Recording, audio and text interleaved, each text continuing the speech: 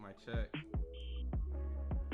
Yo, I was 3 minutes late, which is pretty crucial, y'all. So my bad. I'm on a new setup. I had to add a stream key. Forgot to hit start stream in the YouTube. I thought I was clutch with it. All right. So give me about maybe 2 minutes. Maybe 2 minutes while I get everyone coming in. And we're gonna get this live stream going, man. It's been a minute since I did one of these with my actual nice setup. So be patient. Appreciate you guys as always. We're gonna react to the full Tim Tszyu card. That's right. So while you guys are coming in, like I said, this is a live fight commentary watch party, and I'm gonna throw a little fastball. I believe I got call-ins, video call-ins. So I'm gonna get you guys involved. I'm gonna drop the link. I'm gonna have you guys jump on if you want, especially after the fight is over and we can talk. Like I was trying to keep my word. We're gonna get this thing jumping. So for everyone in the chat, Big George, Rocky Austin, Autopilot, Herman Johnson, Paul Jimenez, Elson, Chevy. Yeah, I was just watching the Cyborg. So give me about, like I said, 1 more minute. We're gonna get this party started.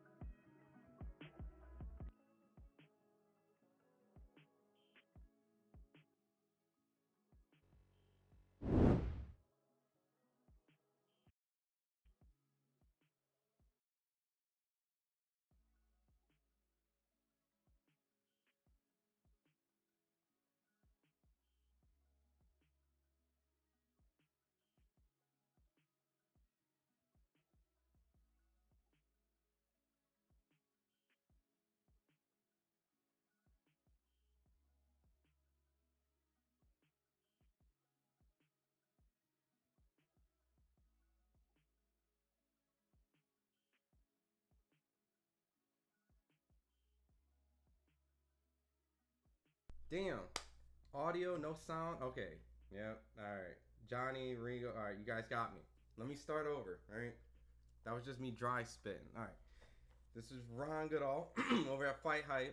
I had to get my new setup. Kind of got everything working a little bit. And like I promised for some time.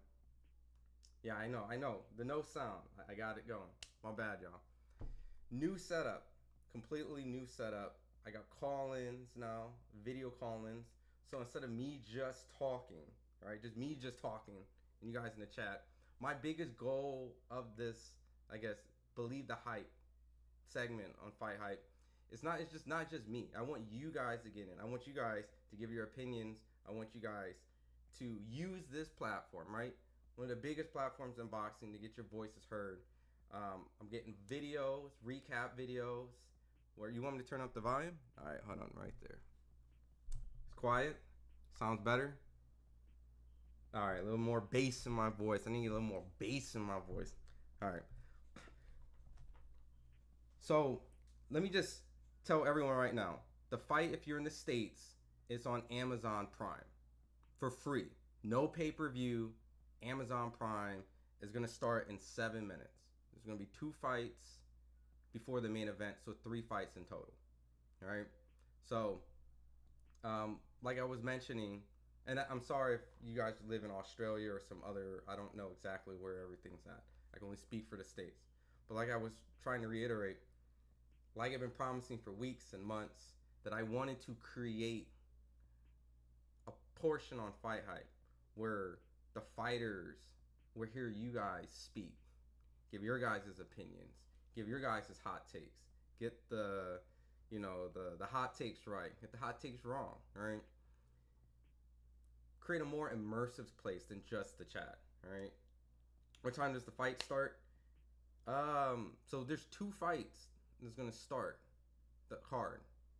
Then it's gonna be the main event. So I'm assuming maybe like 2.5, 3 hours, maybe, depending on how fast the pacing goes. Right? Have the pre-fight started, not for the main card, Banco. So yeah, let me throw some of you guys up here. So yeah, look at the chat. Yeah, you a legend. We love you. All right. So pretty much, I'm gonna have you guys pop up right here. I have totally different screens I'm gonna be switching between, but once the fight's over, right? I want everyone to know, once the fight is over, I'm gonna have a stream link to add to the chat. If you guys want to come on, voice your opinion, jump on here, talk some boxing with me, I got you guys. So only 3 fights. So 3 fights for the main card, correct? Exactly. What up, Angry Casual fan? Tim Tszyu is in trouble. Yo, I just interviewed Tim, I think 2 weeks ago, and I said, look, you went from a Samson Lukowicz fighter, which we all know he has like these hidden gems, to an Igis Klimas fighter, all right? Igis Klimas, whatever you want to call him. He got Lomachenko's, the Usyks, like, he got those type of guys, and this is one of them. So, and I told Tim, you fighting back to back, kind of these unknown tough guys. So, audio is still low. It's just me. It could be me, right? I might not be speaking directly into the mic. Like I said, I got a whole new setup. I haven't had my mic arm set up because I just realized 10 minutes before the stream started that I didn't have my mic up. So let me see if I can fix that. Cool. So 4 minutes to the main card actually starts. I'll answer some questions, and then like I said, once the fight's over, I'm gonna put a link in the chat, have you guys jump on. As long as you guys are respectful, we can talk boxing, we can react together, and I'll put you guys right here on FightHype, right, for the world to see. What got me into boxing? Pretty simple. My dad was big into boxing. It was like a pastime sport. So every week I used to just watch boxing with my dad. Then once I got older, right, I just continued watching it while my dad, would watch as much as he could. I would say like he was like a hardcore that turned into, I want to say like a hardcore casual. Like he would pick and choose his time. Like he was like, man, I ain't watching some garbage. I ain't watching certain fights. Only the fights that matter to him. I just continue to watch every single thing underneath the sun, and then eventually, I just had this big bank of knowledge, and I was just like, you know what? I'll just cover boxing, man. Why not? And that's it. Pretty simple. Put the fighter's name up on the split screen who have fought and who's next. I was thinking of doing some like high edits like that. It takes a little time to create some of the graphics. I did it before, but I would take that in consideration, Colin. Any feedback too, by the way. Like, I want this to be really immersive and like clean. So as you can see, I'll give some transitions. All right. So this is pretty much my new office space. Excuse the baby crib. I got I won't say newborn. All right. He just turned 1 recently, not too long ago. But when I'm working in the office, this is where he kind of sleeps. This is one of his sleeping spots in the crib. You got a whole bunch of other spots. So this right here lets you know I'm doing it more than just me. All right. So, and then this side is just some, I don't know if you guys can see, I got a whole bunch of like nerdy collectible Funko Pops. So, but Colin, I'll definitely get that into consideration. I'll create a flow that if I can do it pretty quick and easy, then yeah, I'll throw it up. Branko, when did the main fight start, and how long, and when will Tim Tszyu fight start? So everyone who's just coming in, pretty much in 2 minutes, the main card is going to start. We got 2 fights. which I'll break down some of the stuff. I'm actually really interested in the co-main. And if you're a hardcore boxing fan, I'll explain why it's actually a pretty good co-main when it comes up. But yeah, let me just make sure I'm reading up to the chat. So I want to make sure my audio is not too low. I can turn my audio up a little bit inside the program. There we go. Let me know if it sounds better right now. So Tim Tszyu fight's probably going to start maybe 2.5, 3 hours, to be honest with you. My boy, Daniel Navarrete. So I'm going to move back to my other $2 super chat. What should, bro? What fight you going to next? Next fight I'm going to is Keyshawn Davis versus Gustavo Lemos in Norfolk. And then Jerron Ennis out in Philadelphia versus Karen with the Bam Rodriguez. That sounds better? Cool, perfect. All right. Like I said, there's a whole new setup. So there's going to be some changes right here. So let me know if there's any little hiccups. I'll fix it right away. Nicole, what do you think about Earl at 154? Yeah, I already answered that. I think it's a good move. I think we all kind of saw how, he's kind of wits end at 147. I just don't know, the activity level. It's been almost getting close to 2 years not fighting. So we need to pick that up, especially if he wants to fight a tough guy like Fedor. All right, so Young Poppy, sup, my guy? What's up? What time is Tim's? Yep, I just answered that. So about 2. So real quick, everyone that's coming in, new setup. I'm going to have you guys jump on. I got live call-ins. I'm going to throw the link in right after the fight's over. Or maybe I might even throw some in right between. But it's all experimental. But I want you guys to jump on. We're going to chat some boxing. We could debate as long as we keep it respectful, right? So I finally got that in motion. I'm really excited to get you guys on board and use this platform for the world to just hear you guys. You guys aren't just comments. You guys will actually be on the video screen. And I'm going to make recap videos and all this cool stuff so that the world will actually see and hear you guys. So, School of Skills, who would Canelo fight next? I don't know if I have my sources that give me pretty good sources, right? That have an idea. Boxing, things can change automatically. So, there's some good opponents out there. One could be, Jamal Charlo, right? Probably not the most ideal opponent, especially after he looked bad against Benavidez. But he does have a fight coming back. It only makes sense. That's a good opponent. In a dream world, the winner of David Moreau and David Benavidez, which I don't think that's happening, right? I'm realistic. And maybe if Terrence Bud Crawford, if he's lucky, right? But there's a lot of options out there. Jake Paul, maybe. Canelo's 2-time champions from getting Floyd's record of beating the most champions. I mean, it's Canelo is 2 champ. Oh yeah, he is, and he'll probably break that. Floyd set records, and those records are meant to be broken, and Canelo possibly will be the one to break that record. What champions he's going to beat? I mean, Jamal Charlo could be a champion that he could beat. Terrence Crawford could be a champion. David Benavidez could be a champion. He has a lot, all right? I mean, dude, I don't know if you guys are following the super middleweight division, but Canelo got his belt stripped, right, recently, and his IBF. And William Skull beat Vladimir Shishkin today.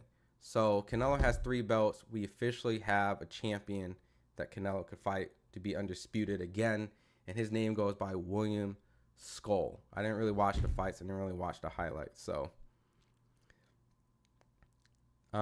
he's running from Bud. What network? Amazon. So let me get this. Let me refresh this. All right, hold on.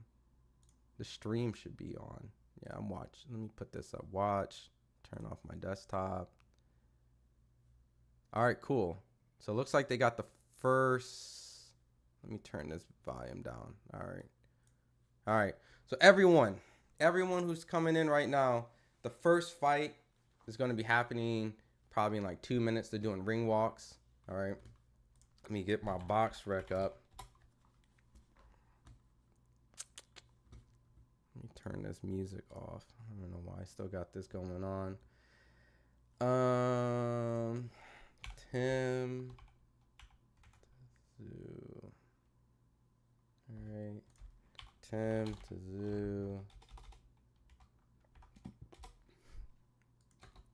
Box rec.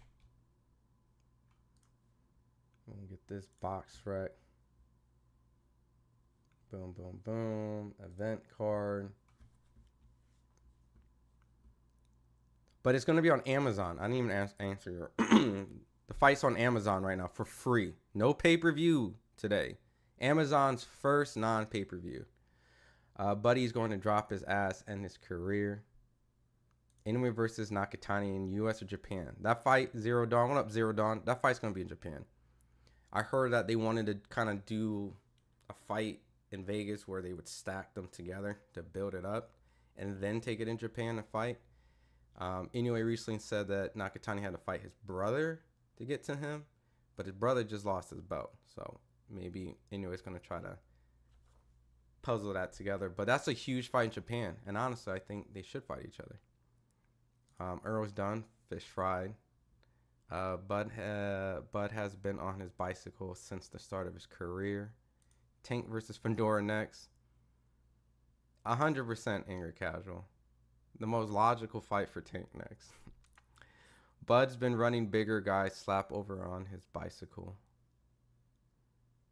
Canelo's fighting Gary Coleman next. Your thoughts on Ryan not joining VADA? I mean, do you want my boxing integrity opinion, or did you want my, I don't know, realistic perspective? All right. What once a year cherry picked sitting on a bike with him. What up, Groper Joe and friends? I didn't even realize. That's your name. What does that even mean? Did I even read that right? Jeremy Chung, he is in Japan, possibly someone from there. Who would he fight? Japan. I did see that, but Tim will end the hyped up Bud in 3. That's a good fight. That's really what we're here for, right? We want to see how Tim Tszyu looks. He's going to get a piece of the pie. He's going to get the 154 belt, right? If he can, against an undefeated fighter. And try to create an opportunity for Terrence to be undisputed. So Thurman needs some real practice in reading a teleprompter. He's struggling. I haven't even been listening to the telecast. Really? It's been that bad? All right, let me turn this up. Bro, Canelo versus Bud is a video game fight. Shit never going to happen like AJ versus Fury. I don't think the fight's going to happen, personally. But if the fight does happen, I would have to say Canelo would be the favorite. And Bud would be, for the first time, legitimately in a very, very, very tough fight. Not saying that he wasn't in tough fights, but I mean, like, he's been pretty much the favorite in almost all his fights, if not all his fights, including Spence, right? I picked Bud. In every fight that Bud's been in, I picked Bud. So Canelo will be the first fight, in my opinion, that I may not pick Bud, just simply because of the fact that that's just a lot to ask for. So, dude needs to fight Boots. What up, TW Surf 1? I mean, you know how boxing business works. I mean, Crawford's at the tail end of his career. As a boxing fan, I would love it, but as a realist, it won't. Why is nobody talking about Tszyu suing Top Rank? It's been kind of quiet, right? It's been relatively quiet. I think it's just because, like, we haven't gotten all the specific I mean, I can't say we haven't. There's been a lot of reports on it. So, I don't know School of Skills. I mean, once we get a little bit closer, we'll kind of get to it. Maybe if one of us gets a chance to get in front of Tio, we can ask him a little bit more about it. But I do know that Tio is trying to release himself from Top Rank. What up, Mr. Quaid? Let's see. MEasyBX. I hope you ain't talking about my stream. Are you talking about Amazon? Come on, MEasyBX. We have an easy night, man. We just chilling, watching some boxing. It's a hardcore night. I saw MMA on point about Bass Rutten. Yeah. Who's your favorite boxer right now? I got too many. I like watching Bud, Inoue, Tank, pretty much everyone you guys like. Prospects, Keyshawn, Abdullah Mason. I like Benavidez, Morel. I mean, there's too many. Like, is this fight free? It is. Fight is free on Amazon Prime. Did you see Boots and Bam Shadow Boxing? Yeah, I wish I knew about that. I would have went to it. What time approximately Tim Tszyu start? Probably like 2 hours from now. Pitbull versus Matias. Watching you from Argentina. That's what's up, man. There's some good food in Argentina, man. All right. So I'm going to do a little bit of calling on the first card. I mean, the first fight on the main card. Just to kind of warm up my vocals and stuff like that. But we got Cesar Matteo Tapia versus Andre Savdra. And apparently, if I'm not mistaken, one of these guys has worked with Tim Tszyu. And I think it might be Cesar Tapia. Cesar Tapia has been around Tim Tszyu for a while. 17-0. And this is for the IBF International Middleweight title. So the middleweight division has been kind of slacking a little bit. Not a lot of big names out there. But he's facing a 16-1 Andre Savdra. So I'm gonna be honest, it's kind of my first time watching these guys together, and so they're on a big card, So hey brothers, can you shout out Wrist Boys from Australia? What up? Is it Wrist Boy or it's RSX Boys? Either or, what's up? RSX Boys.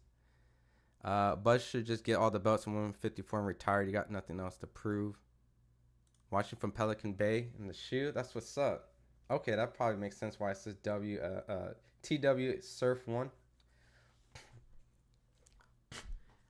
All right, so we have this middleweight bout. Matteo Tapia seems like, as in what I'm seeing, it's just kind of like a calculated, somewhat boxer? I'm sorry, guys. I don't really know too much of these two guys. But as in right now, these two guys look like they're just pretty much getting straight into it.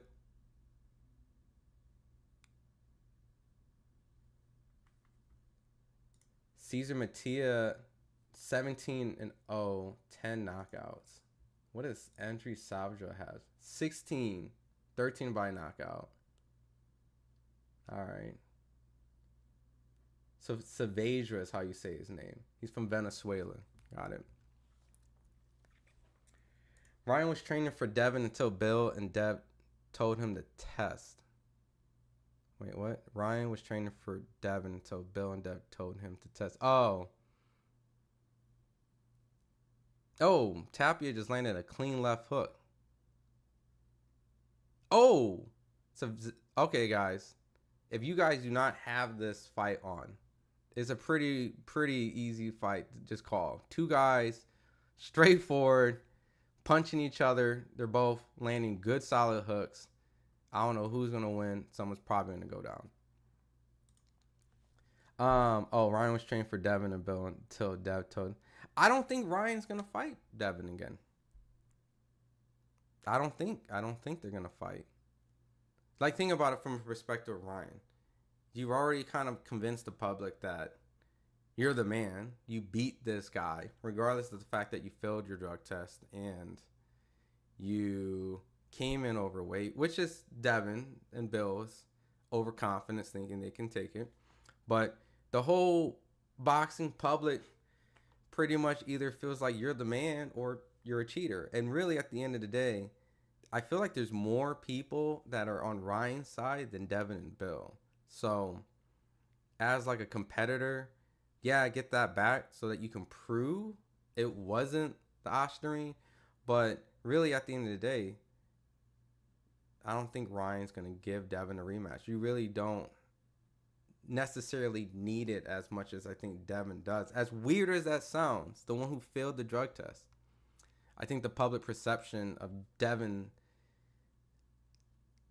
getting knocked down as many times and Ryan's popularity just kind of did it. So Watching from Pollo Pinche 956. Where's that at? Mick Star, what up, Mick? Janabek has renewed my interest in the middleweights. I mean, Janabek is probably the best middleweight right now, hands down. I mean, you still got Lara, you got Carlos Adames, you got Troy Isley as a future contender coming in. This Tapia and Saavedra, these two guys are two middleweights duking it out right now. Second round, 2 minutes in, and they're trying to capture our attention to see if these guys belong in there. And I think record-wise, 17-0 and 16-1 is not bad, really. And looking at BoxRec, Saavedra is number 28, and Tapia is number 17. So you're looking about maybe two guys in the top 30 duking it out. One of them undefeated. So I'm interested in seeing who's going to win this fight. Is Jamel going to fight soon? I don't know. I mean, I would assume so. Reese Mack, what channel is the fight? It's on Amazon. Amazon Prime for free. No pay-per-view. PBC's first free fight. So that lady can hit and she can counter punch. Whew. Caroline Dubois. Did I skip your message? My bad. I didn't even think I even read it. Yeah, Caroline. I mean, the Dubois, man. She got that Daniel Dubois bloodline, right? The Amazon quality is fire. I think it's growing on me. It's a different color. I'm used to like the reds and things like that. So I'll give it some time. I've been at almost every Amazon fight. So it was hard for me to really assess the broadcast because I didn't really watch all of them. The only one I watched was Canelo and Edgar Berlanga. I don't have a Howard Cosell voice. Oh man, you're gonna get me embarrassing myself.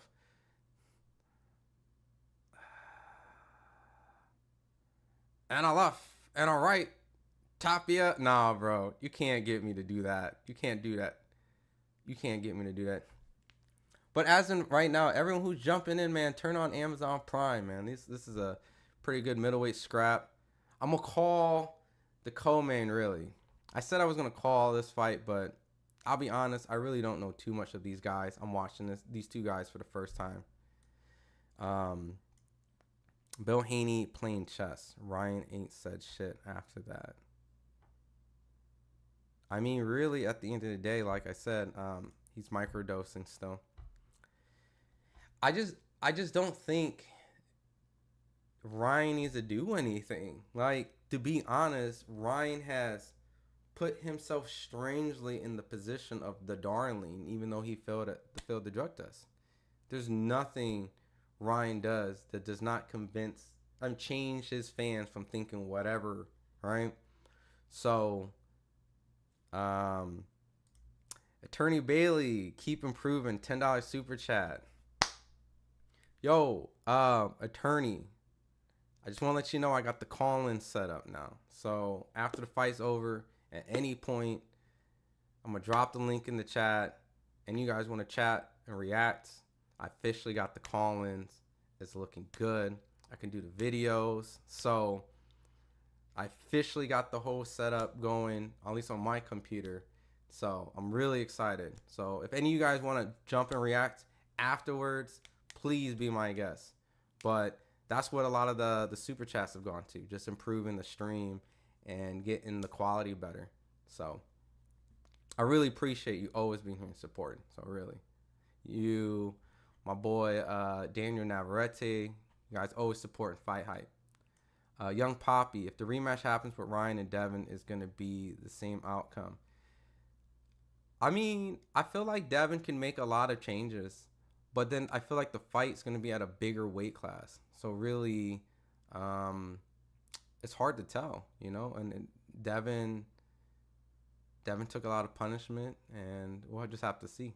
So Conti Scooter set Ryan up. Hey, man, there's a lot of stuff that I would love for a legendary night HBO. Damn, Saavedra and Tapia just duking it out on Amazon Prime. Look, I don't need to explain these two guys' reputation or all this type of stuff because I really don't know. It's my first time watching it, but I'm highly entertained. Tapia and Saavedra is just a good old slugfest. One dude has 16 wins, 13 by knockout. Tapia undefeated, 17-0. Been around, trained around Tim Tszyu. But Saavedra just hurt Tapia. The guy who has 16 wins, 13 by knockout, and he just drops Tapia. The undefeated Tapia goes down. Dude, this is a great first fight on Amazon Prime. 2 middleweights in the top 30 on BoxRec. Tapia goes down in the third round, 42 minutes. Blood is pouring out on the right side. Survival mode. Saavedra is coming up. Commentators saying this is the first time Tapia has been down. He's hurt. If you're from Australia, this better not translate to Tim Tszyu. Saavedra, a tough Venezuelan, putting the pressure on the Australian. He's beating him up to the body. He goes down again. Tapia goes down. I'm impressed. The Saavedra dude is tough. Saavedra, like I said, he's ranked on BoxRec 28. Tapia's ranked 17. He's ranked 17 on BoxRec. Uh-oh. That's a bad cut, Mick. That is a bad. This is a scrap out. 1,000%. Now we're at Oscar 2 is happening. We're on the first fight right now. I'm promoting this to everyone. We need more people on boxing. Don't worry, Mo Reacts. They coming. I appreciate you coming in. Like I said, the call-ins, man. I'm really excited to get the call-ins. So if you stick around, I'm going to throw the link. We going to rap. We going to chat. I want you guys to give me your thoughts. I think regardless of public perception, Ryan would struggle to find fights because no one wants to fight on an uneven playing field. Devin, man, sanctioned boss.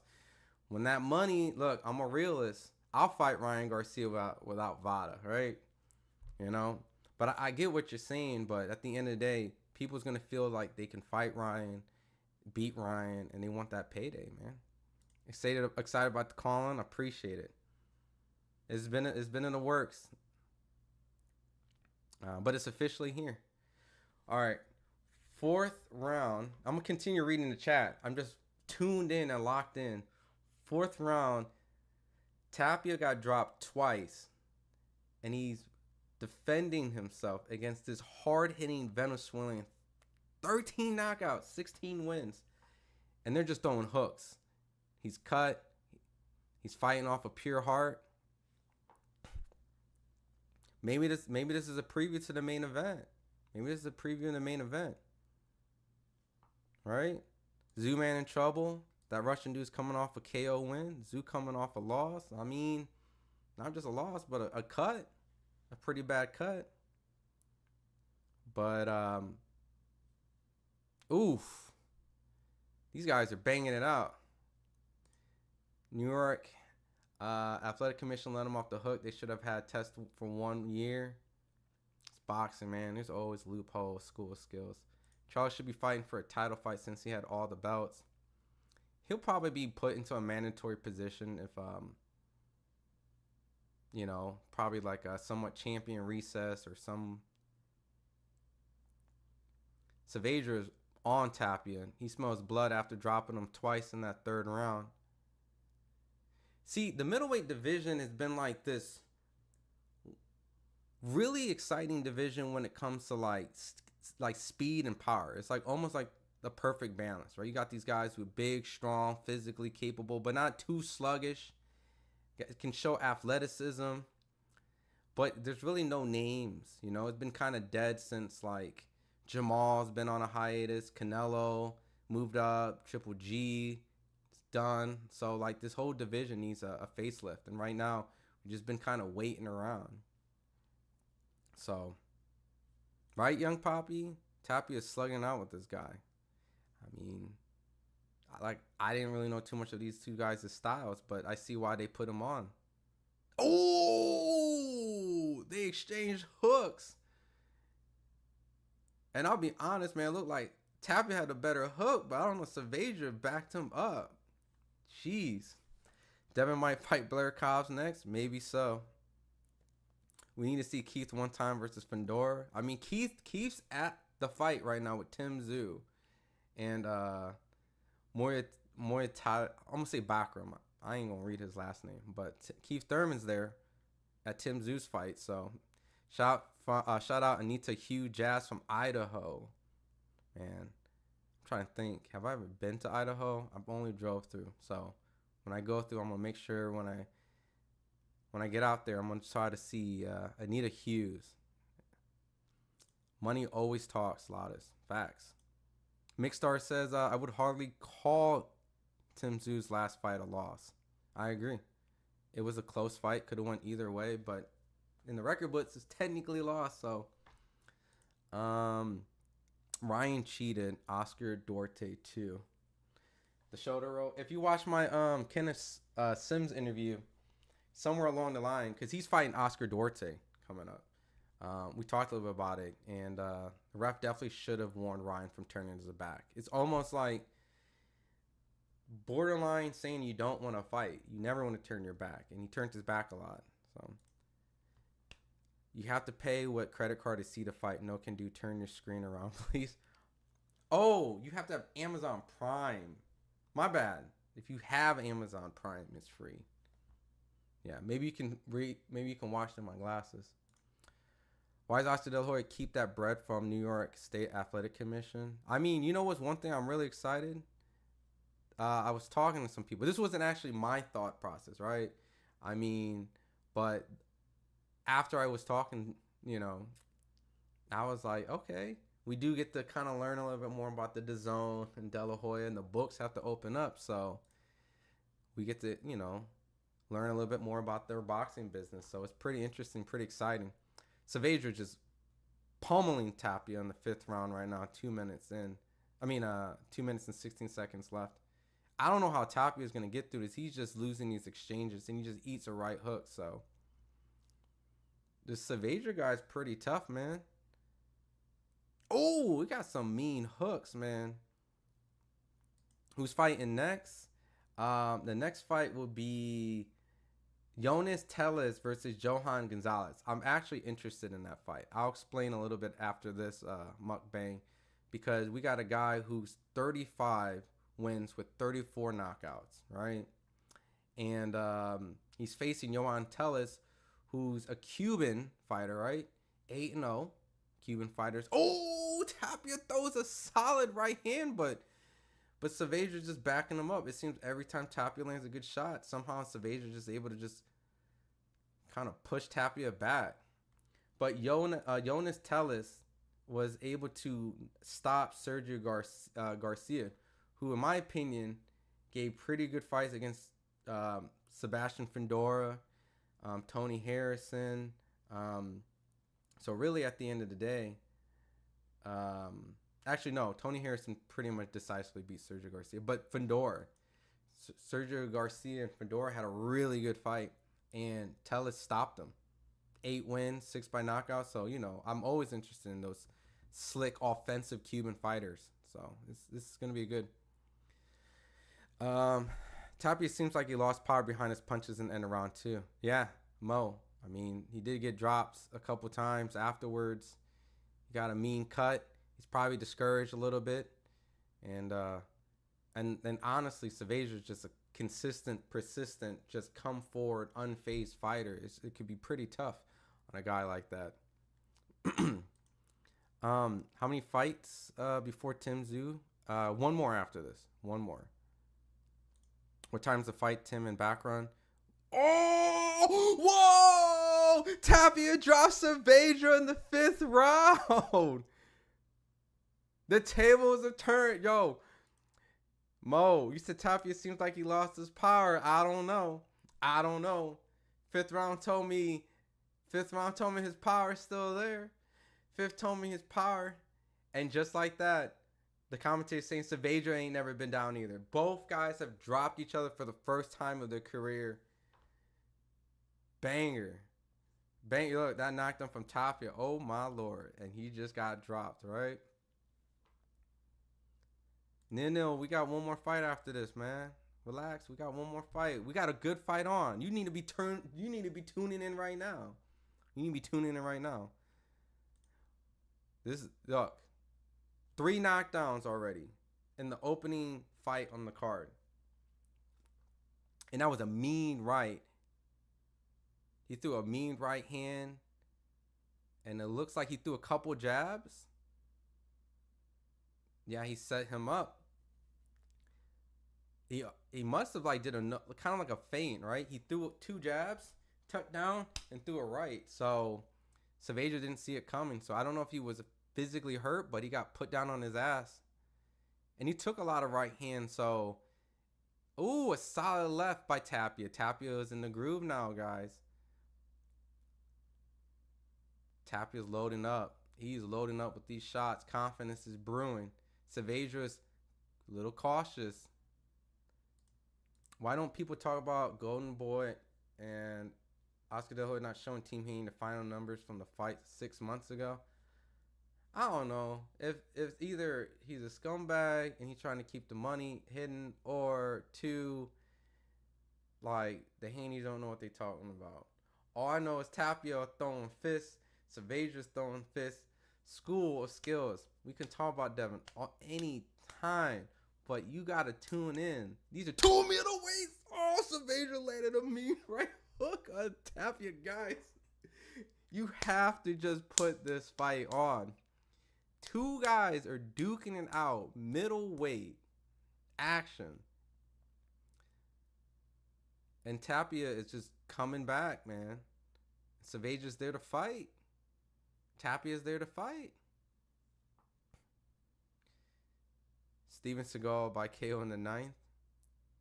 This is a great opener. Damn, that landed flush as fuck. Al Heyman's still dropping classics. Yo, Saavedra's still putting that pressure on, man. Landing a mean right hook. Even though Tapia dropped him, man, he's still got to be just as creative like he set that shot up and not just wing random shots. Because, ooh, sneaky uppercut in the clinch. Tapia showing a lot of heart, man. He's fighting a lot better in this round right after that knockdown. Pure confidence boost.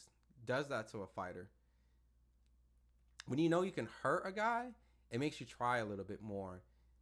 You know, if you feel like you throwing mean shots and this guy keeps coming forward, you kind of start going like, man, what's the point?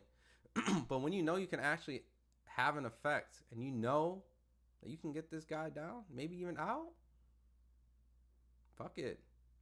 Come on, Saavedra. Bring that shit on. 6th round. 25 seconds left. Both guys have been down. Saavedra's still there in action.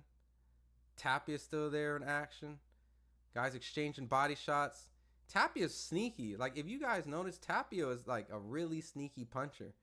Like, he's not this one punch knockout artist, but his shot selections are clean. His combinations are good. To be honest, the little sneaky uppercut, he needs to do that a little bit more on the inside. Those no-look hooks are good.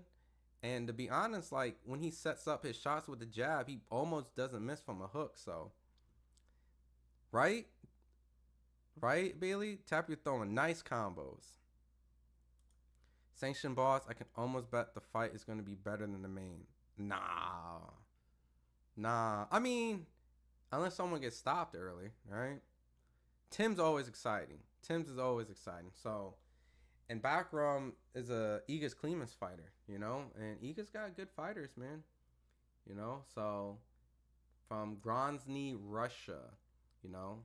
Dude has 16 knockouts. He was able to stop Jack Kulke. I wouldn't say his resume like is impressive. All his fights are in Germany mostly, but you know, he's Jorge Fortia. Yeah, that's the guy that Xander fought. So I'll be honest, I mean, we'll see. We'll see. I can't say Bakhram has a good resume. I can't say that. We need to see these middleweights so we can revive the division. Exactly, right? Oh, man, well, if anything, man, this middleweight fight is great. Whoever wins this fight, I want to see them fight fucking any of these middleweights, man. Put one of these guys against Laura. Laura's been fighting, and no disrespect to Danny. You know, I get it, but Laura needs to step up his competition, people he's fighting, man, because I think he had like a mandatory recently, but these Gary Spikes and Canelo's brother and Danny 140, 147 pounds, this ain't it. Put Laura in one of these guys, you know. Not saying that Laura wouldn't, you know, box their heads off, but Saavedra putting on a lot of pressure. Tapia shows that he has a lot of heart, takes chances, those good combinations. You know, put one of these guys against Carlos Adames. Make it happen. Can't put on a fight like this, man, and just not. We got to get the middleweights to have some good fights. 7th round, 1 minute and 16 seconds in. Man, Saavedra's just still coming forward. He just threw a mean right hook that just landed right on top of Tapia's head. The undefeated fighter from Australia. 17, what was it? 17-0. Been down twice on the canvas in the 3rd round. Returns it by dropping Saavedra in the 5th. These guys really want to win this fight. A lot of opportunities in this division. There's a lot of opportunity in this. Those shots are thudding. I mean, I don't know how Saavedra's actually eating some of these shots. Because Tapia's just landing some clean shots. Oh my God! That right hand from Tapia just didn't even drop Saavedra. What the fuck is going on? What is going on? That was like one of the meanest shots all fight. And how did Saavedra not go down? Dude, Saavedra's chin is crazy. Saavedra's chin is crazy. Give that chin a round of applause. I don't know how the fuck he ate this right hook that sent him flying to the sky, and he still was there. What the? Tapia needs to be careful. We'll get timed by a right hand. I mean, I see openings for both. I mean, it's hard because Tapia just landing these clean shots, and it don't even do anything. He just sent him flying. Tapia sent Saavedra flying to the sky, and he just kept coming forward. Saavedra is a machine. I don't know what the hell. His corner is telling Tapia, work harder, work smarter. Okay, great advice. That boy Tapia threw the cleanest right hook in the fight, and Saavedra was just like, is Tapia Mexican or Australian? He is from Australia, but I don't know his ethnicity. So, I'm just going to say Australian right now. Birthplace Mexico. There we go. I just box wrecked it. He's from Mexico, but I think resides and trains maybe in Australia. But I'll be honest though, Tapia is doing great. Like honestly, Tapia is doing great. It's just you feel this consistent pressure from Saavedra where you're just like, damn dude, is Tapia going to break purely off the pressure and the output he has to consistently, or is he able to just endure it and just keep landing these vicious shots? Tapia figured him out. I mean, to be honest, I think Tapia figured him out kind of for a while, but he did get hurt in the 3rd round. You know, he got dropped. Those are 2. I mean, he knocked him down in the 5th to neutralize 1 knockdown, but still, another knockdown deficit he had to overcome. So, and bro, I don't know how he was standing after that. Tapia throws another mean left hook. This is crazy. Face made of granite. Winner takes Eubank Jr. Man, Eubank wants counterband. man. This is not one of those blockbuster fights after like star-studded, two no names, but I want to see both these guys fight again. And Saavedra just going to the body of Tapia, putting a lot of pressure on Tapia, trying to break him down, even though I think Tapia's momentum is great, and I think he's probably winning a lot of these late rounds. You still get this constant concern for Tapia that at any moment in time, he might tire out, and he really needs to really win these last couple rounds because there were some close rounds in there. Nice work on the inside by Saavedra. May have stole the round. I mean, 1 minute left. Did a lot of great body work. But Tapia can maybe steal the last round by some clean combinations, some pretty right hands. Tapia always has a mean left or right hook ready to just hit Saavedra at the end. Shoe shines to the body, Tapia. Yo, I'm impressed with both these guys.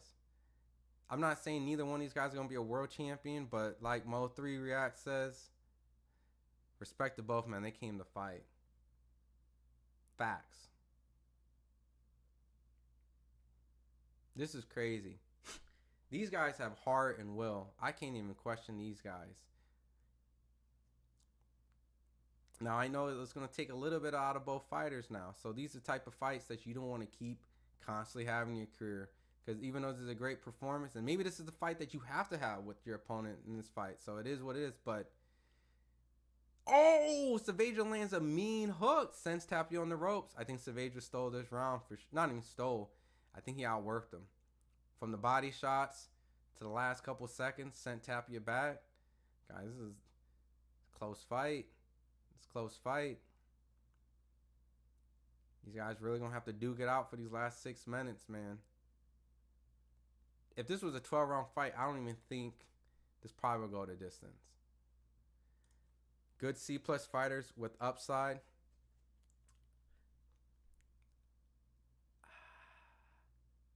Do I praise all these guys for 8 rounds just to call them C-plus fighters? I'm going to give them B-, only because BoxRec computed the fact that these two guys are in the top 30 in the middleweight division, and Tapia is in the top 20, 17 to be specific. So, did Jukins fight? Who's Jukins? You talking about? The next fight is Tellis and Johan Gonzalez, and then after that would be the main event. So if it's, yeah, so I don't know. So we're in the 9th round, 2 minutes, 38 seconds. These guys are fighting straight in the middle of the ring.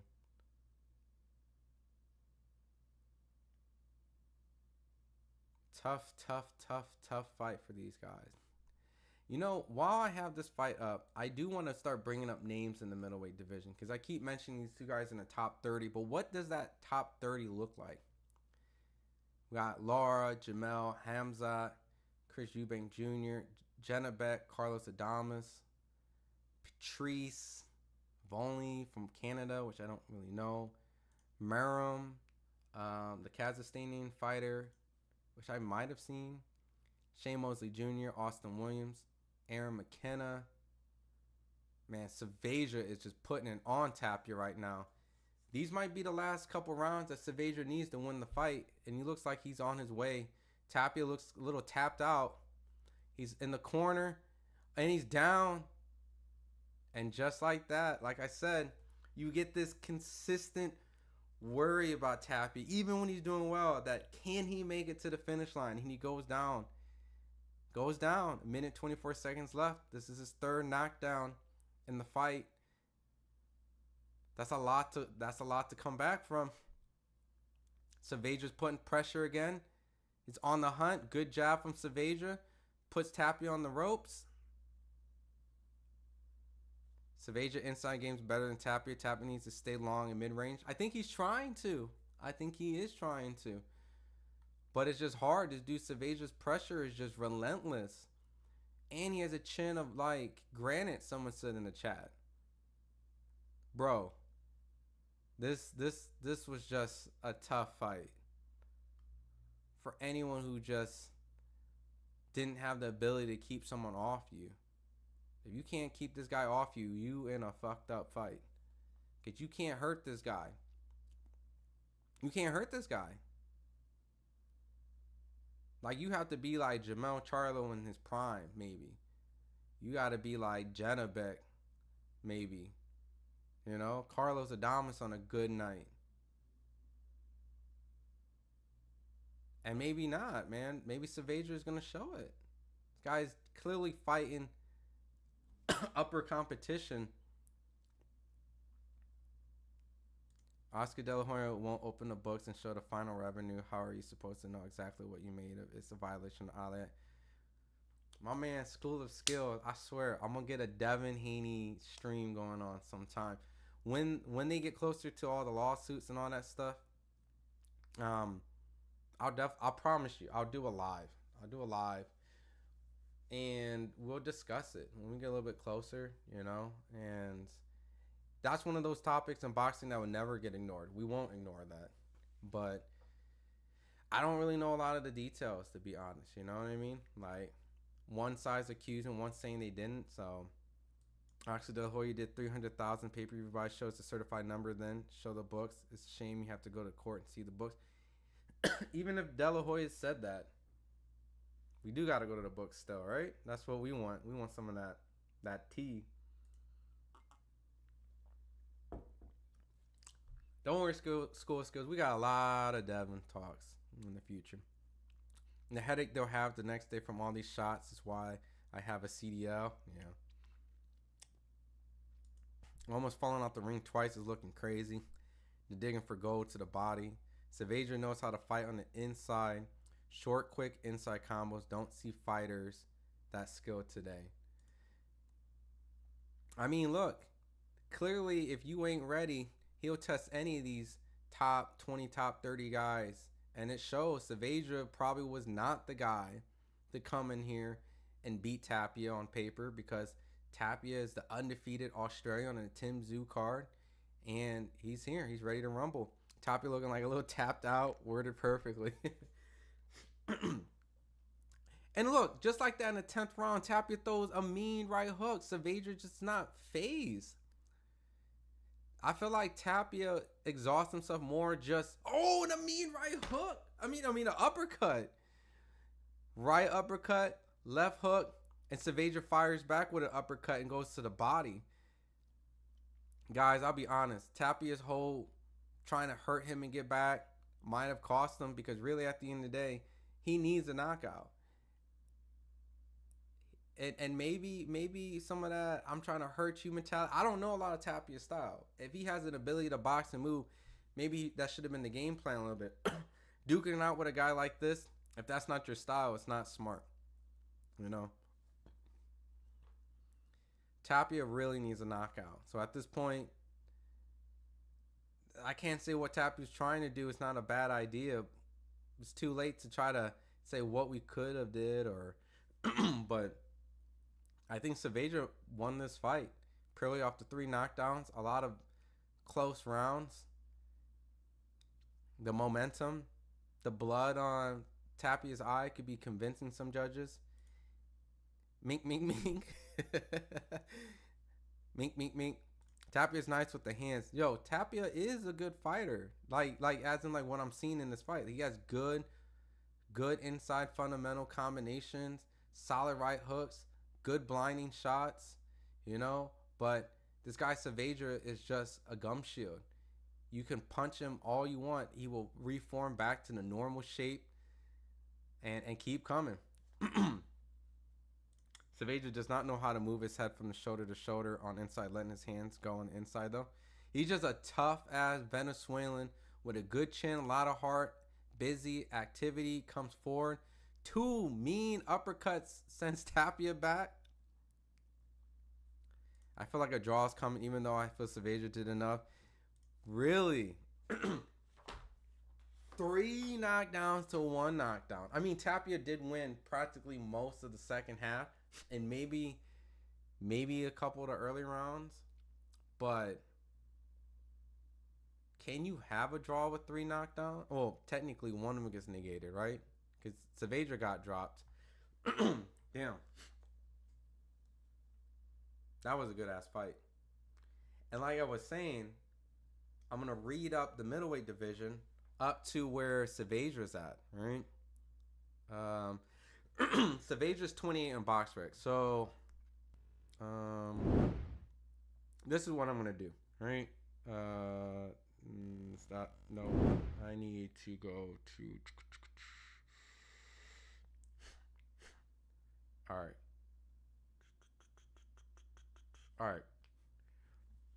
Here's what I'm gonna do. My camera's off just for this screen. Let's do some matchmaking. All right. So this is BoxRec. Right. I'm gonna go where Saavedra is. Saavedra is 28 right here, and Tapia is right here. This computer calculator, right? So it doesn't really determine who's the best at middleweight. But if you look at some of the names that we can probably match these guys up, we got Kyron Davis, Denzel Bentley, Troy Isley, Marcus Taylor. There's Tapia right here, Michael Zarafa, Aaron McKenna, Austin Williams, Shane Mosley Jr.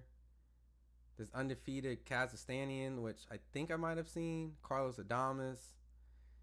Now this is where, you know, we got Janabek, Jamal Charlo, which it's not gonna be at 160. Hamzat, Chris Eubank Jr., Lara. So that's kind of like the middleweight division. Eric Priest is an up and coming golden boy middleweight. Needs a lot more fights, in my personal opinion, but up and coming. Joey Spencer is, I guess, a middleweight. Thomas Lamana, Andre Mikhailovich. This is the guy that just fought Janabek. Maybe Mikhailovich. Maybe we can get I mean, he's 45, but he did go through war with Janabek. So that's the middleweight division. So very, very interesting division. Needs a lot more reshaping. But I think we can get some of these guys, winner and loser, Tapia and Saavedra, to face some of those guys out there. I would love to see maybe Mikhailovich. We can probably, I mean, shoot, we could put Troy Isley. Troy Isley is there. Shane Mosley Jr. could probably duke it out. Austin Williams can probably get a comeback fight. Yeah. Tapia is a better boxer, but Saavedra is the tougher guy by far. Would like to see both again. Facts. Laura and Charlo. I don't even think Charlo's not even in that division anymore, from my understanding. But yeah. So one gave it a Tapia. We're at the draw. Uh-oh. Y'all said draw, right? Wow. The chat called it a draw. Damn. Fuck it. Bring them back, right? I had a good time. Make it a 12-round fight. Make it a 12-round fight. Leave it out the judge's hand. I mean, that won't probably be ideal for Tapia. Tapia probably does not want to go at 12. But to be honest, I think we should do a run back. Run that back. Put it on the next Tim Tszyu card. If Tim wins, Mo3 reacts says, I knew the draw was coming. I wouldn't mind a part 2, but Saavedra should have won. I feel like I didn't score it, but I felt like Tapia with 3 knockdowns, he kind of probably won the last round or 2. I mean, that's already in favor of like winning. I know Tapia dropped Saavedra, but run it back, right? me personally, I think that was going to be a really hard fight to actually match. That was a lot of action. We had 4 knockdowns, both knocked down for the first time. Someone in here said it might be fight of the night. Might be right. Yeah, I had a feeling. I think Saavedra edged out slightly with those knockdowns. I agree. Knockdowns need to have more weight, especially if you have more than one. Yeah, I mean, he had 3 knockdowns, right? Like, let's do like a boxing scorecard, right? Boxing. We're going to do some boxing scorecard math, right? So,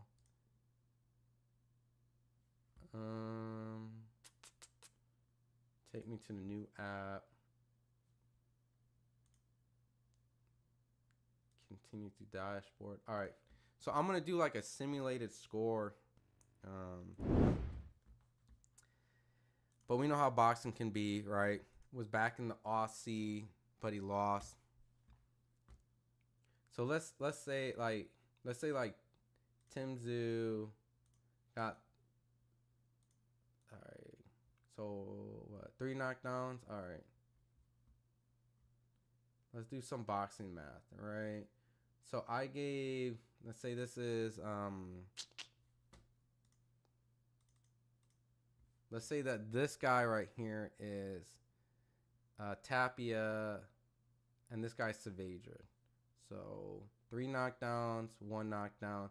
And let's just say we gave Saavedra, which I thought it looked like the last 2 rounds, right? My bad. I got to make them 10-8s. They're knockdowns. Then last 2 rounds, I thought Saavedra got. And then let's just say we gave Tapia the remainder, right? Because Tapia was getting busy for most of the fight. Ring the final bell. The fight went the distance. How do I calculate this? Ring the final bell. You haven't finished the scoring? Oh, this is a 12-round fight. Shit.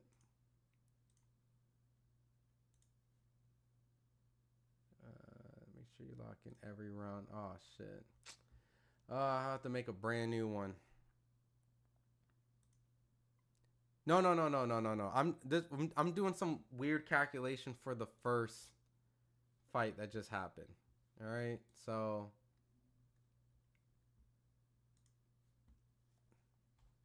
it was the first fight. It was Tapia and Saavedra. Right now we're passing time. Tim hasn't fought yet, so don't panic. Don't panic. All right, I'm gonna put names now so that Saavedra, Tapia. I'll just do an actual scorecard so that I don't get this confused. All right, so let's say that off the top of my head, let's say we gave Tapia the first 2 rounds. He got dropped twice in that round, right? Then Saavedra was putting pressure on him, I think, in the 4th round. The 5th round, Tapia did drop Saavedra. Then he started boxing well the next. And I think the last 2 rounds, he got dropped, right? He got dropped in the 8th. And then I thought Tapia lost the last 2. Ring the final bell. You haven't finished scoring? What do you mean? Oh, I gotta lock it. Sorry, guys. I'm trying to figure out this app. No. We're on the first fight. First fight. Fight's not over. All right. So based off what I can think off the top of my head, right? The first round, let's just say we gave it to Tapia. Let's say we gave the first 2 rounds to Tapia. Tapia went down twice in the 3rd round. Oh, I fucked up right here. Edit. Okay, hold on. I did a 10-10. Right, because let's do that. Saavedra got dropped. Tapia. Right? Okay. That's better. So, okay. Okay, guys. So Tapia, let's say Tapia won the first two. Let's say we just gave it to Tapia. Then Tapia went down twice in the third round. Wait. Another 10-10? Did I do that wrong again? The fourth round. I did. Tapia. Oh, shit. This is close, guys. This is close, guys. This is close. So Tapia won the first. Let's say we gave Tapia the first two. Got dropped twice.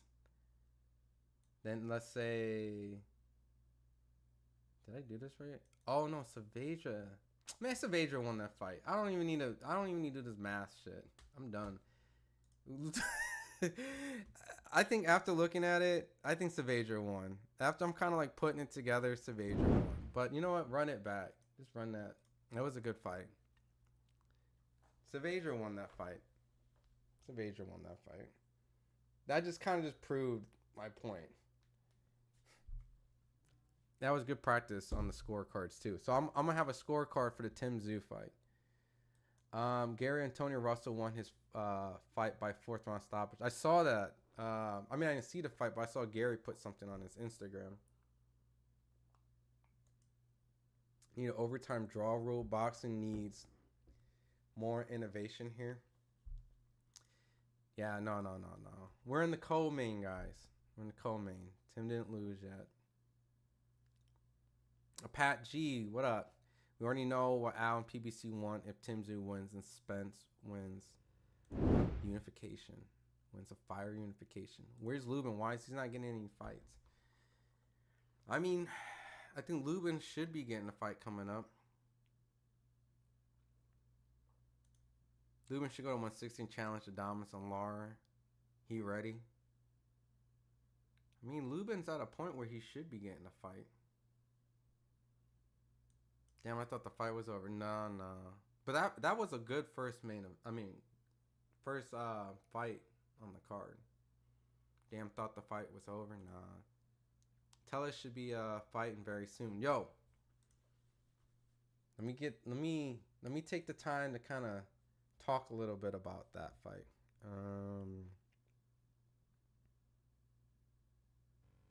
I think I need to fix my screen capture, right? So my display capture's on the wrong screen. There we go. This is really supposed to be like this. All right, cool. Perfect.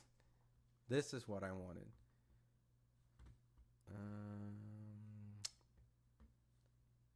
So let me sell you guys on the co-main real quick, all right? Pat G, I'm gonna talk about the co-main right now. Guys are jumping on him on the rankings. SMH, EJ ranked number 1. After the fight, I'm excited for the rest of the card. Let Tim warm up in the back and enjoy the show. Till then. Inactivity kills. Plus, he ain't close with Al as Spence, and the rest, it seems like maybe he injured. I don't know. Weird. I don't know. I think Lubin definitely deserves a shot. You know, come into this picture again.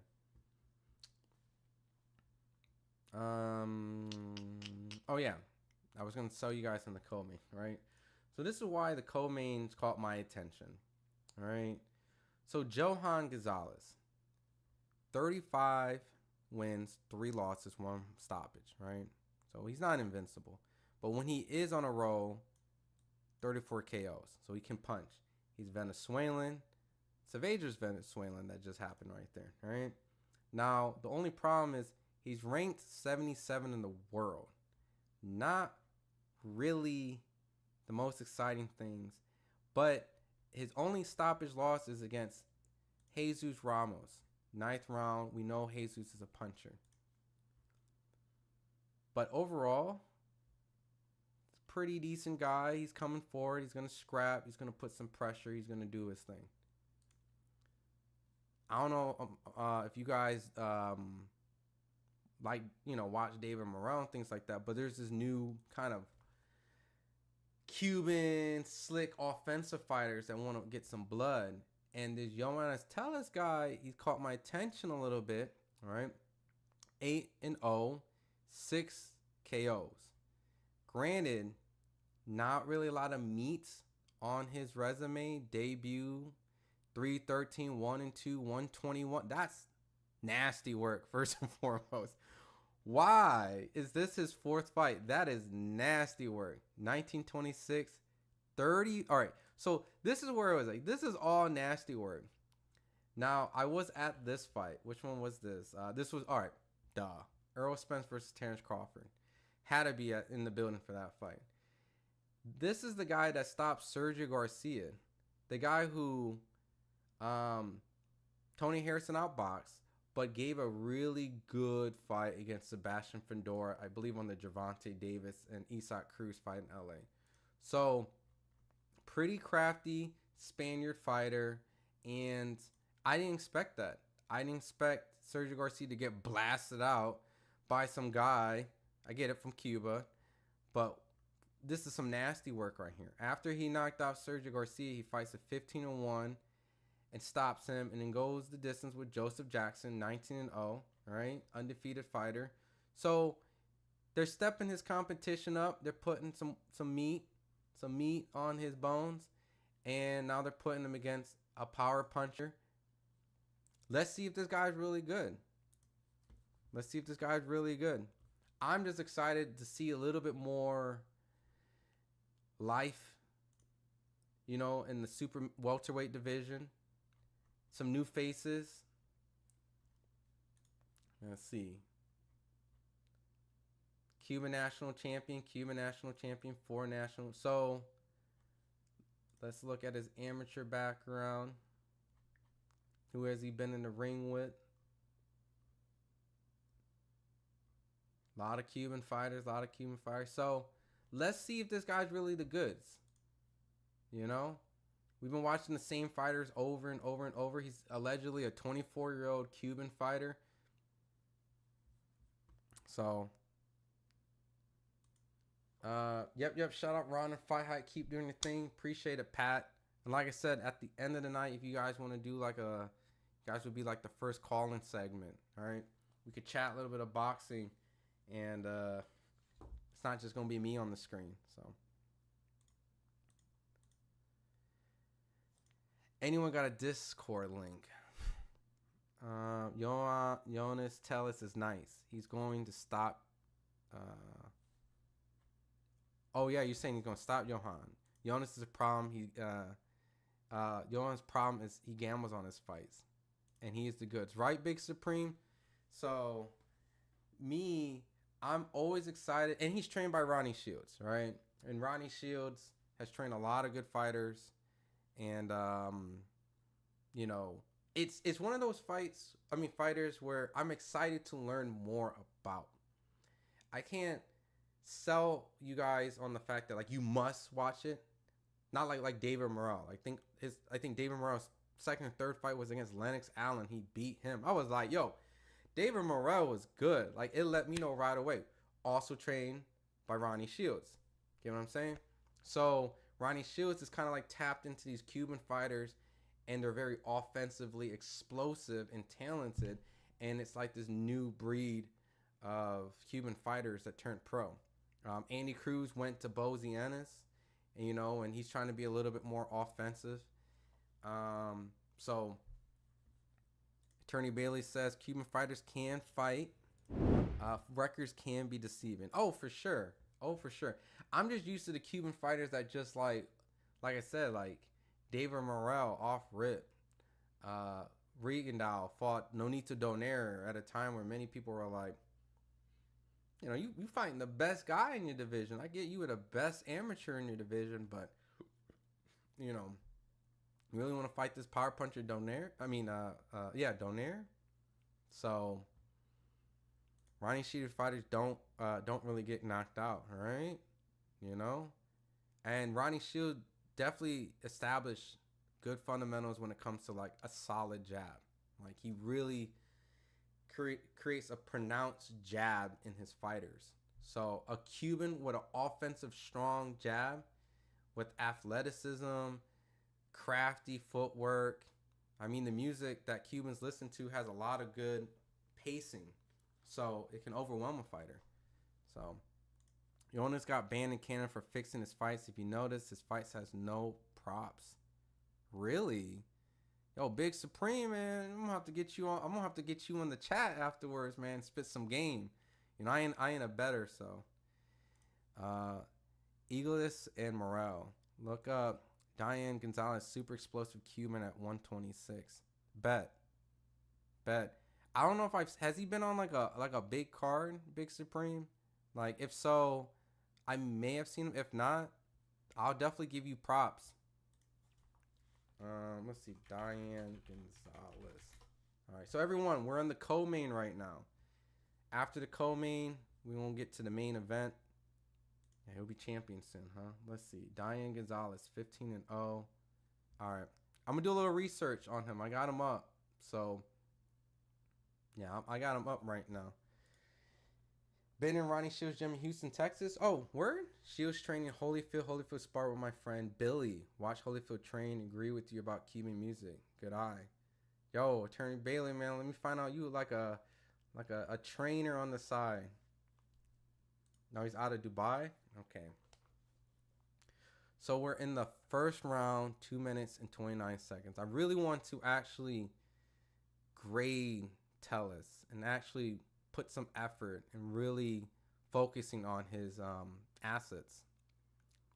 You know, watching his stance, he's a southpaw, looks like. A lot of Cubans are southpaws. You know, if you're right-handed, you know, a lot of people who do choose southpaw as a right hand, their theory is like, hey, I hit you most with the jab. I should be hitting you most with the jab. That's my dominant hand, so why not use my strong hand to constantly punch you in the face? So I don't know if Tellus' strong hand is the jab, but you've seen him, he's working that jab, keeping solid distance, being a lot more active than Gonzalez.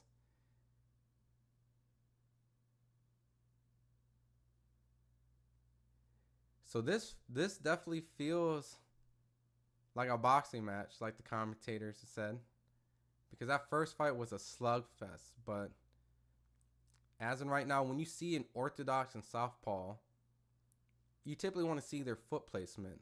You know, you usually want to see if they can keep that lead foot on the outside. They get a lot more control of their opponent. But at the same time, while you're fighting for the lead foot, feet tend to trip and headbutts tend to happen. So, leaping right hook from the lead hand from Tellus around the guard. Smooth, slick fighter. Very early in Tellus' career, fighting a guy who has almost 100% knockout ratio on all his wins. And a good jab, a stab jab to the body. Good defense from Tellus. You know, I'm thinking about this division. You know, the Crawfords will be gone. You know, the Fedor, Tim Tszyu will probably be like what's around. I mean, Fedor will probably move up.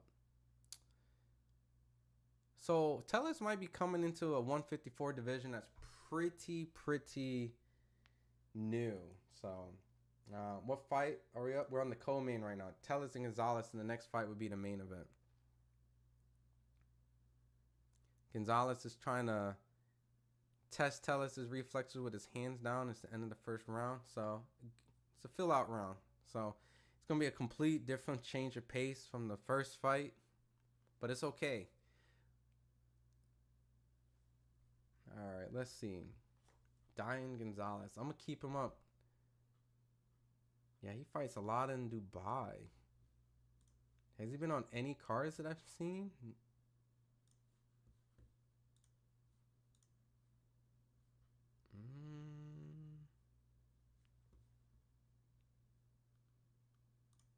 Boots will be at 154. Okay, yeah. Virgil, Boots. So Tellus might be walking into that division. Like that. That might be a good... Gonzalez is powerful. 15 wins, 13 knockouts. I can tell. I'm going to do some research on him. So the co-main event, second round, 2 minutes and 52 seconds. Tellus now is an orthodox. Is this guy a switch hitter? Let me find out Tellus a switch hitter. Some of my favorite fighters are switch hitters, man. Andre Ward, Terrence Crawford, Marvin Hagler. Find out he a switch hitter.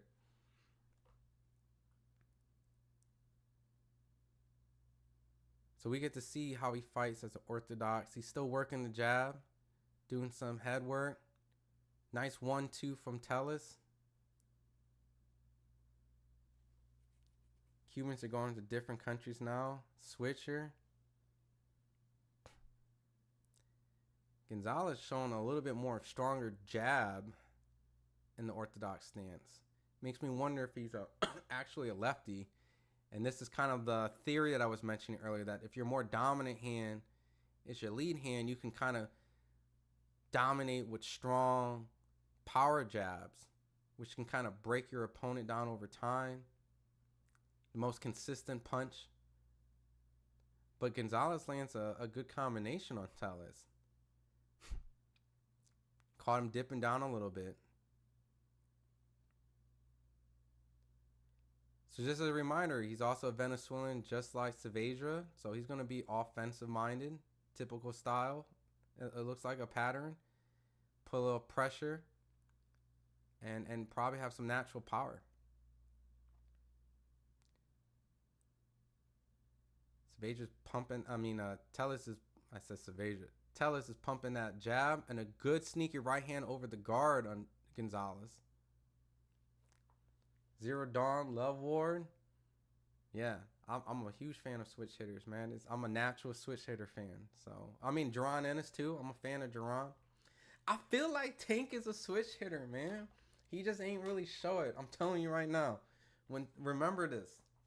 When Tank starts switch hitting, this not because of me, but I've seen Tank switch in the Pedraza fight. When he dropped him, he actually was in an orthodox stance and threw a hook from there. So, and to be able to throw a mean hook, they're boxers. He's a power puncher, but I think Tank is a secret switch hitter. He just ain't really had to show it. Gonzalez is putting a lot more pressure in, and Tellus is throwing some hooks. I need some little more defense from Tellus.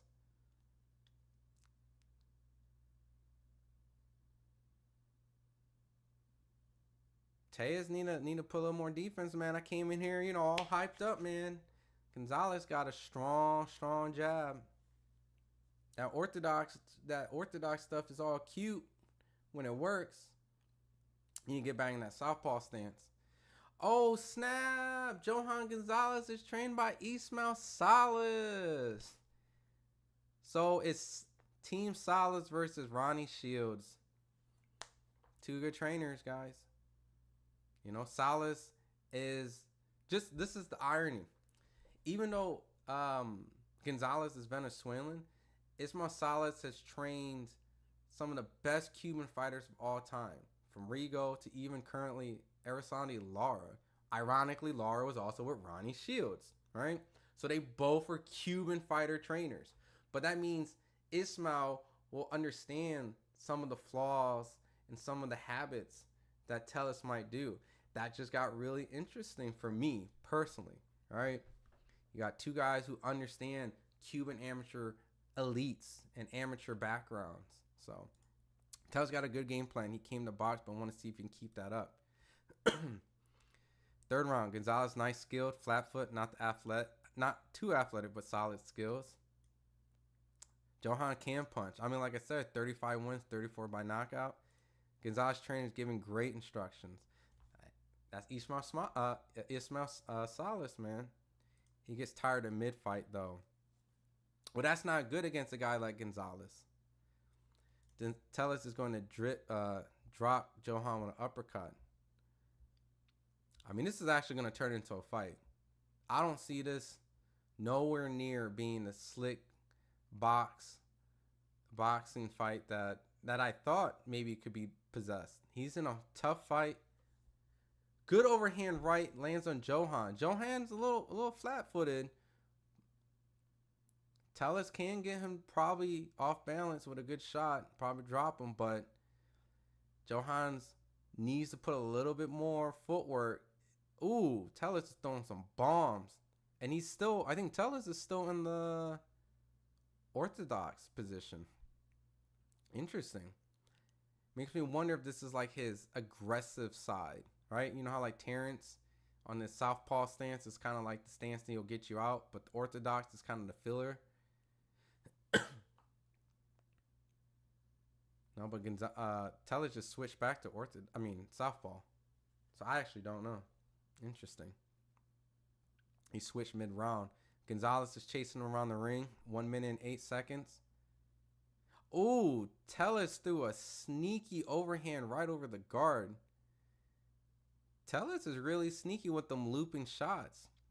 He follows a hook over that jab. Does a little too much.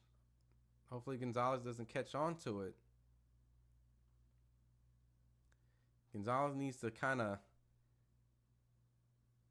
work that jab a little bit more like he did in that second round. Like he's doing right now. He's getting Tellez off rhythm, off beat. This is definitely a battle of the jabs. These guys are pumping those jabs out. Respect. Great info on the trainer. Who did you say he trained again? That makes a difference. Ismail Salas. Here, I'm going to do a whole book report on him for you.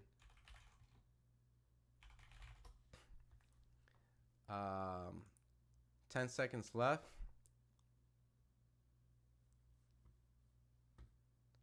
What up, Red? What's up? The half Asian is back. Bars. What's up? All right, so Ismail Salas, right? I'm gonna give you. This is who Gonzalez is trained. Ismail Salas, boxing trainer. All right, so these are the people that Ismail Salas trained.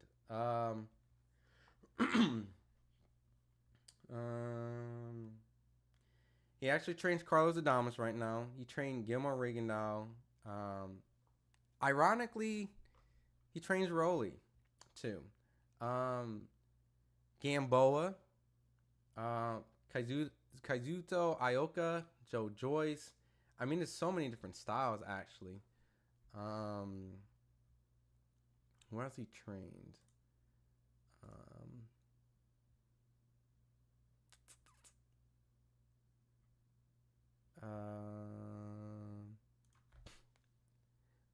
Brian Mendoza, who knocked out Fedora. So yeah, no, Ismail Salas is a good trainer.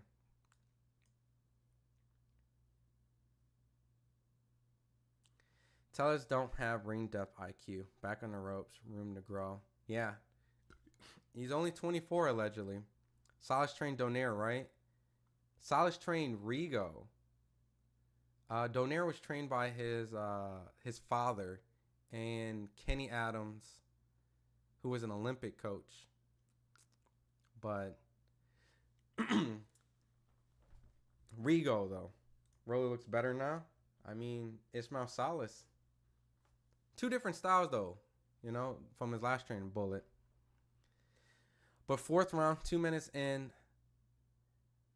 Johan's footwork is not that great, but he's putting pressure on Tellez. He's strong. He's flat-footed. He has a great chin. Tellez is just landing these bombs over the guard. Tough guy, Gonzalez.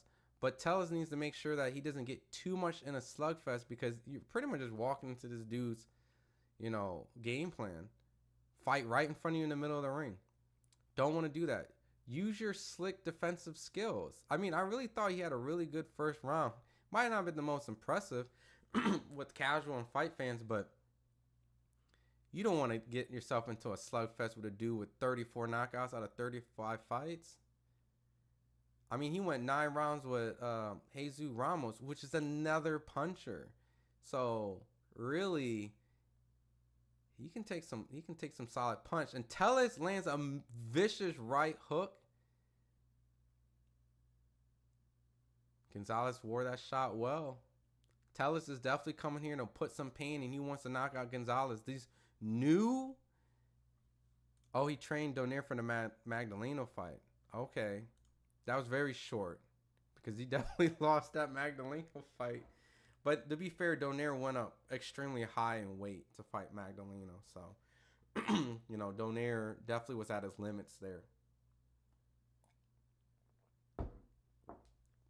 Makes sense. I mean, at the end of the day, Ismail's a good trainer. Great trainers on both ends. Future Hall of Famers, without a doubt.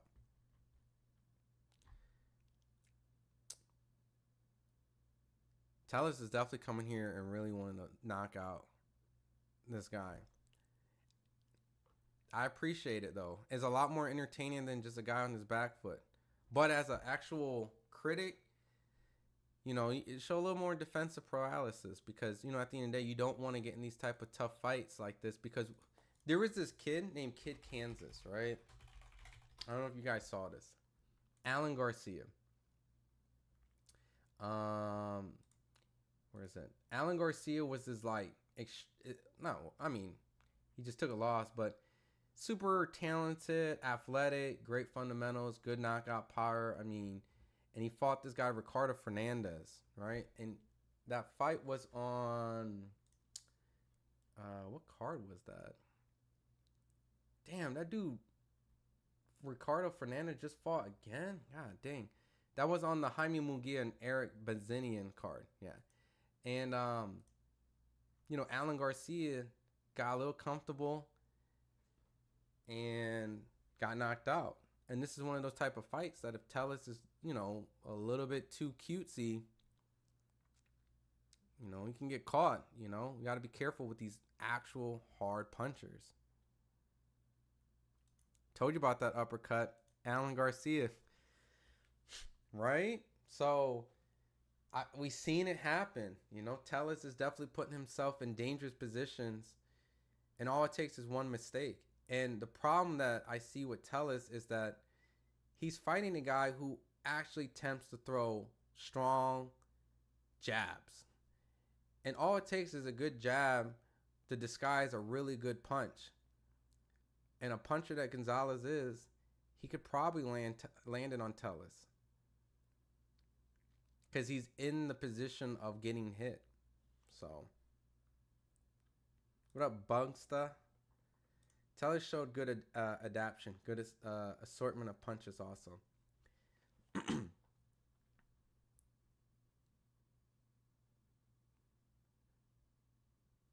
He's in the he almost got caught with that jab combination.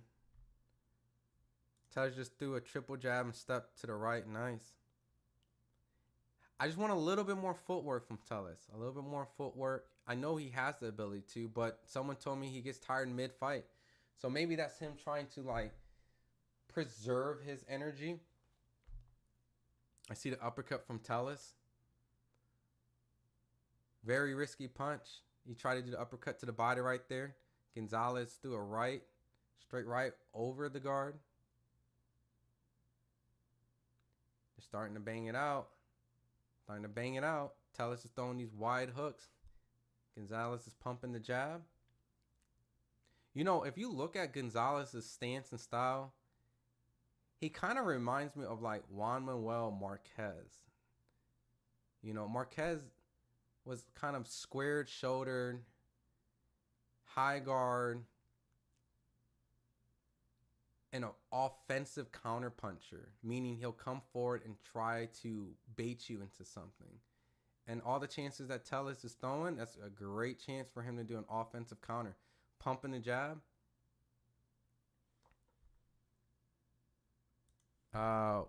Where we can watch the fight at? Paul, if you're in the U.S., Amazon Prime, if you have it. It's free. You said I'm a little quiet? Here. Is that a little better? Right? You sound a little low even at full volume. Just, okay. Yeah, just let me know if I sound too low or too high. I'll turn it up. Maybe it's me going away from the mic. Tellus a good fighter, good upside, young, something there. 24. Just 24. Yeah, and for everyone who's a diehard boxing fan, the father of Tim Tszyu is there. Costa Tszyu. I don't think he's been in the States for quite some time. I think 4 or 5 years. Right? Angry casual fan, he has a Marquez posture. Okay, that's better? Good. All right.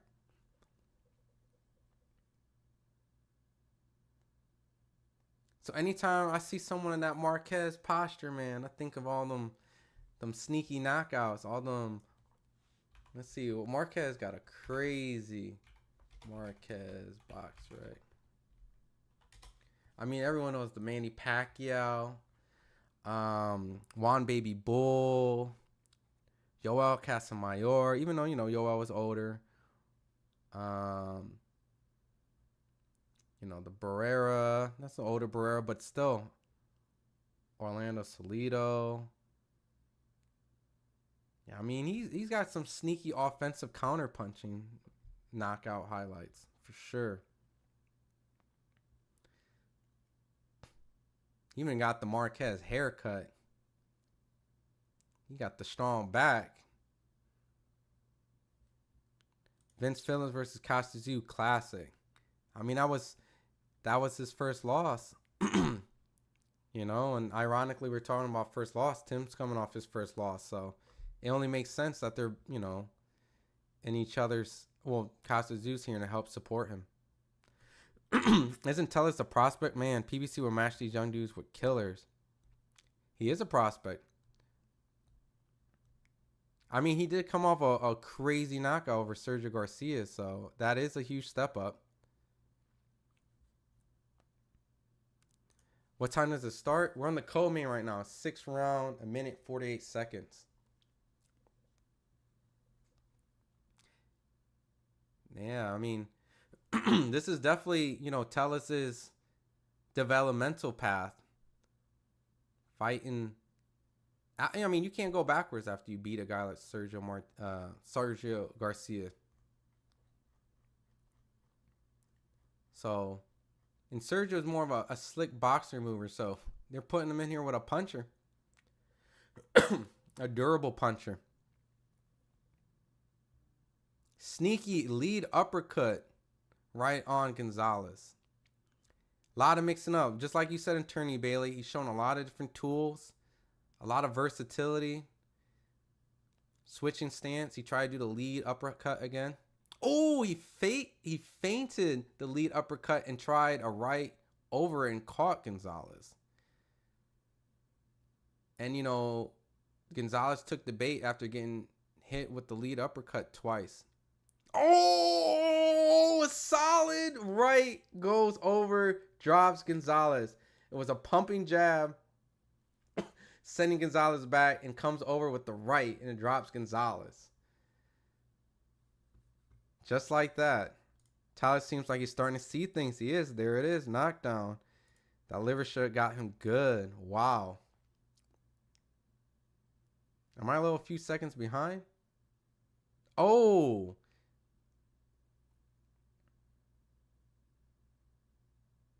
Gonzalez, man. Show some heart. Got up. But he's definitely hurt. Tellus is in the zone right now. I don't even know what to tell Gonzalez after that. There we go. I seen that 30 seconds ago. Am I Amazon Prime tripping? No, I'm on the live broadcast part. Really? Oh, you in the corner? You work in the corner? Gonzalez tired. Man, dude, that was clean. And this is why I appreciate both of the fighters, because they definitely use their jabs. And if you watch the replay, he did 2 pumping jabs, right? Blinded him. He didn't see the right come over the top and caught him. Flush. And the problem with Gonzalez is he was going backwards with his hands down. So even if he was starting to, read whatever Tellus was trying to do, he didn't have his defensive hands up. Like, he couldn't It was perfect. Tellus was catching him, going backwards, hands down. Fundamental flawed. Maybe he is getting tired, but regardless, the double jab with the right will always give fighters a problem.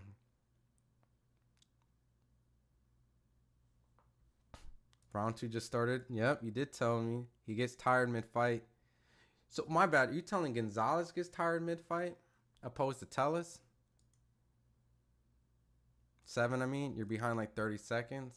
Yeah, I might have to refresh my broadcast after this. He's trying to do that uppercut. Yo, Big Supreme, I might have to have you come on the pod right now after give some good breakdowns. Like I said, after the main event, I'm going to drop a stream. We're going to chat a little bit.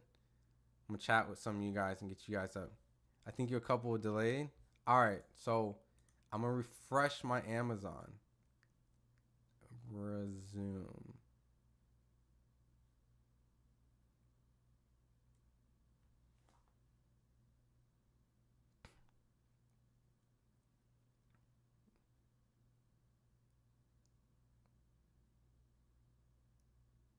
Ooh, sneaky Lee left hook.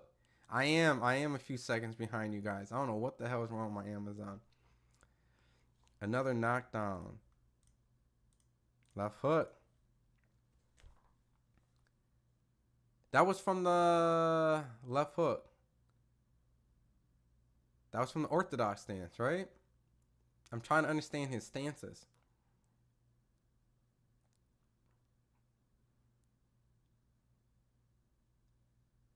Oh, man, he's putting the pressure on. It's done.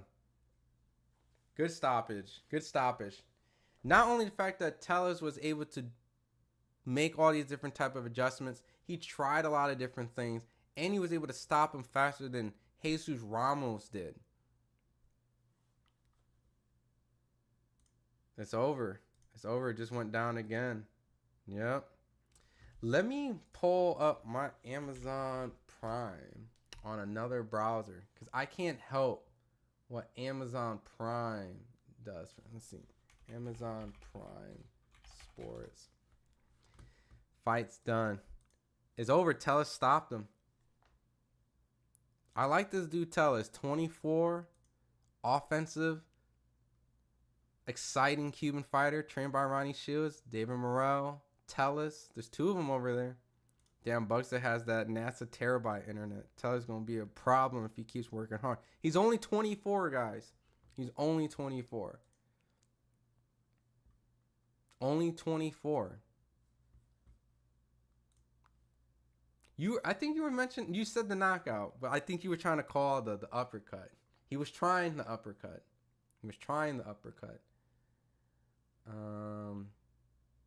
Let's see, Prime Video. All right. I'm going to pull it up on another watch live.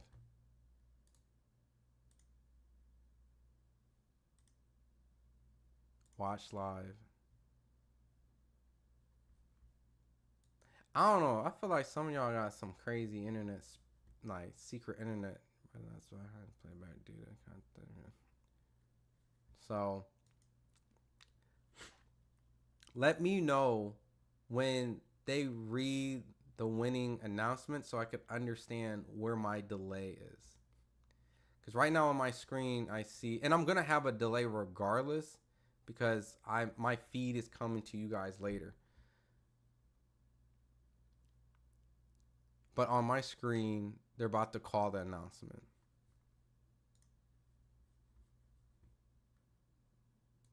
Very indigenous people. What's up, brother? What's good, people? Salute from Australia. Tim Tszyu got this one today. As we should, man. I think Tim's a dog. Ronnie's such a good trainer. Future Hall of Famer. If not, he should probably be getting into it sometime soon. I mean, train a lot of great fighters. Thought that dude was in the black was Victor Conti. You know, it's funny. I saw him too. I know exactly who you're talking about.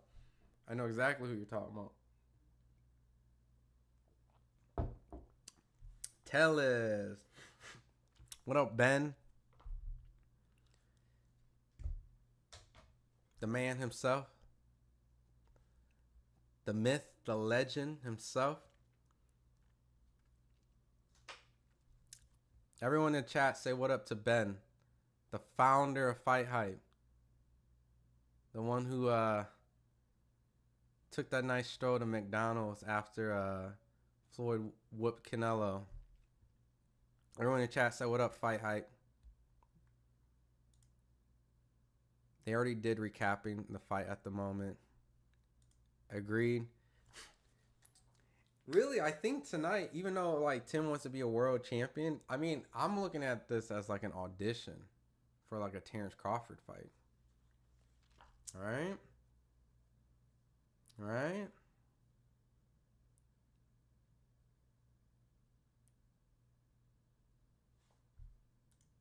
Yeah, everyone say what up, Ben. You a legend, sir. What's up, Ben? Ben, the man, the myth, the legend. We gotta do like a Ben Thompson appreciation day. Me, I'm gonna do it. I'm gonna pull up all my favorite Ben Thompson interviews and we're gonna go down memory lane. See how FightHype fighter like how fighters were on FightHype versus fighters are now on FightHype.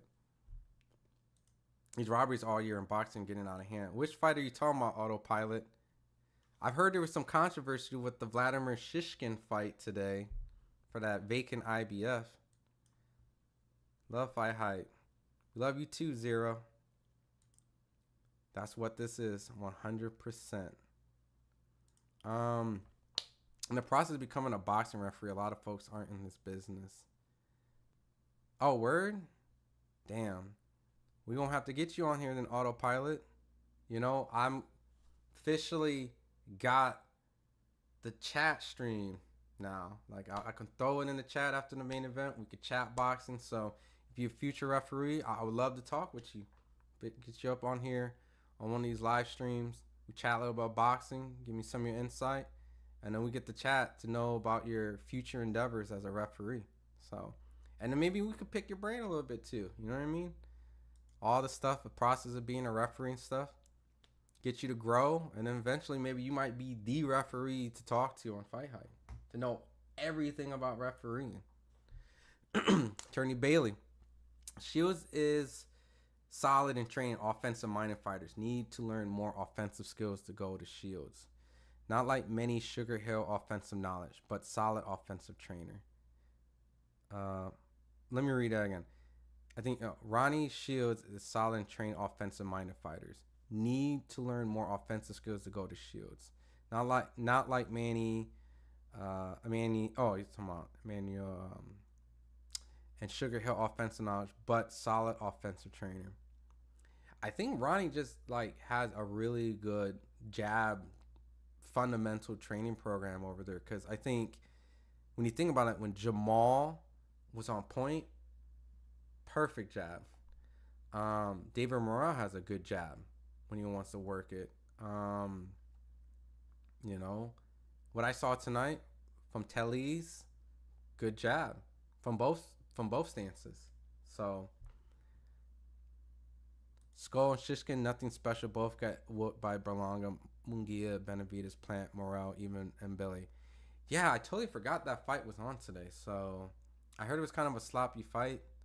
A little disappointing because I've heard Dmitry Slita for years tell me about Vladimir Shishkin, and I watched him, I think, in person 1 or 2 times. So, and a lot of people, I didn't really know who Skull was. So, I want Skull versus Charlo.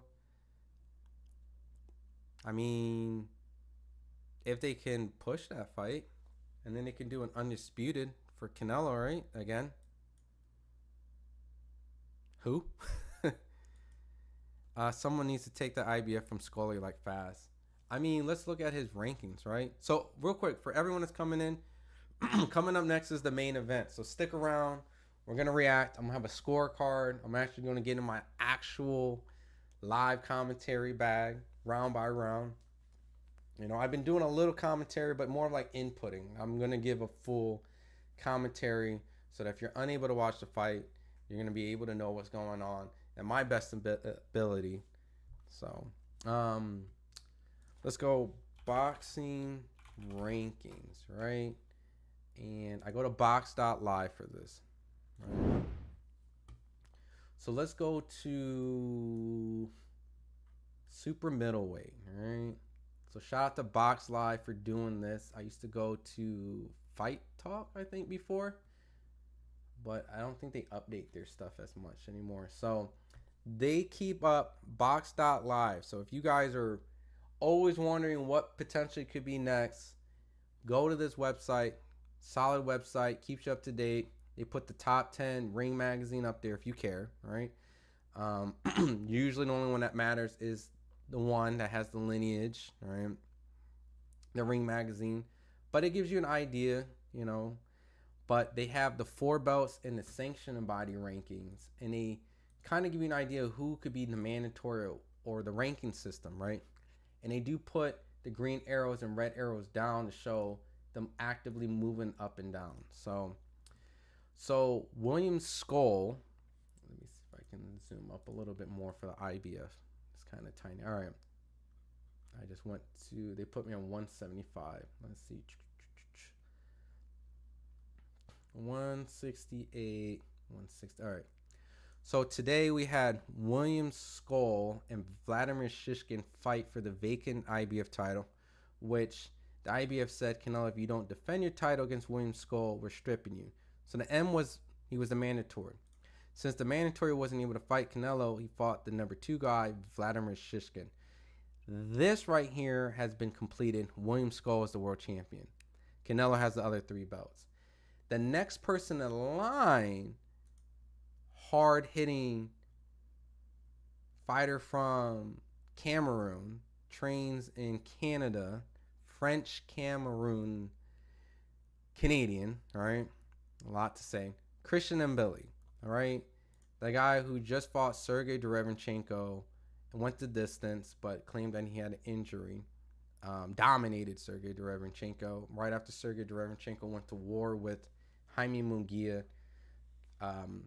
Diego Pacheco, something Christian Mbili, Jaime Munguia. These are 3 guys without a title. 3 guys highly ranked in IBF. It's going to be 1, 2, and 3. That's how it's going to look. William Skull didn't watch the fight, so I can't actually give a legitimate assessment. But going off the ranking system that IBF has produced, thanks to Box.live keeping us up to date. I'm not sponsored. I just want to show them love because I do go to this website a lot. So I don't want them to go under because I have to go somewhere else for all this information. But Christian Mbili, Diego Pacheco, Munguia, from what everyone's telling me, sounds like that belt might be in the hands of one of those 3 guys. So that's probably what's going to happen. So sounds good. Love to drop some insight for the people. Absolutely. So stick around, guys. I'll get the link in the chat. We'll chat. Totally love the chat boxing. Just keep it respectful, right? We can have fair debates, right? I don't want all the name calling and all the, you know what I mean?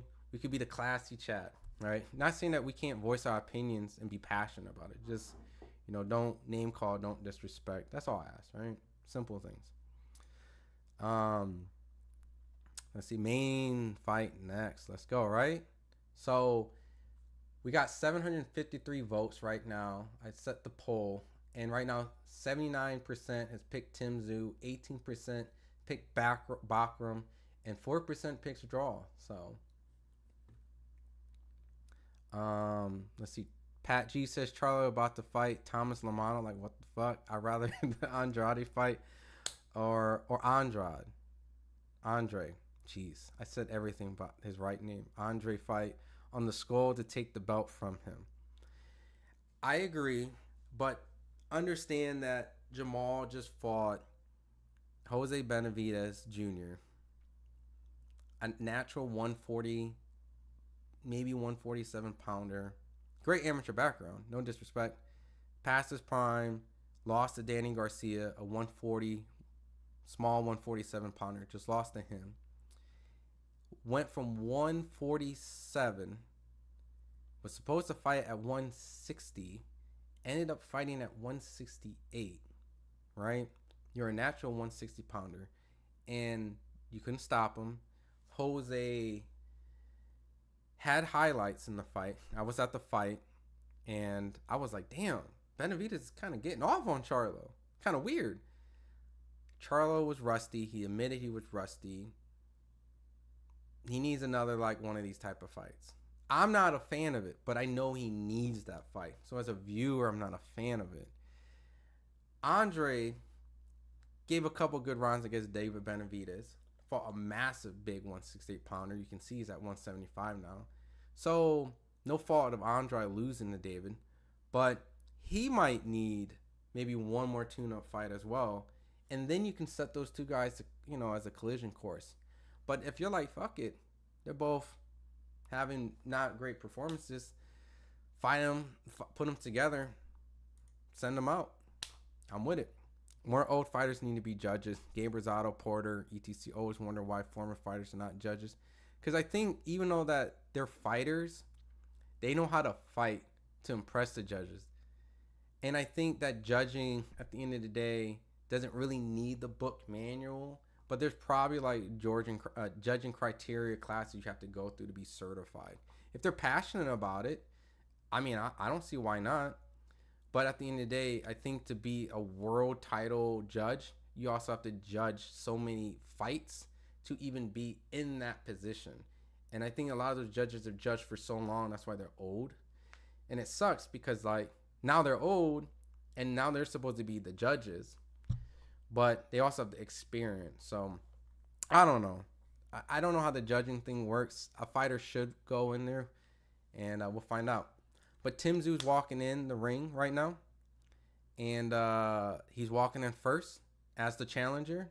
So respect for the whole entire proper challenger comes out first, champion comes out second, regardless of A side, B side, or this name or that name.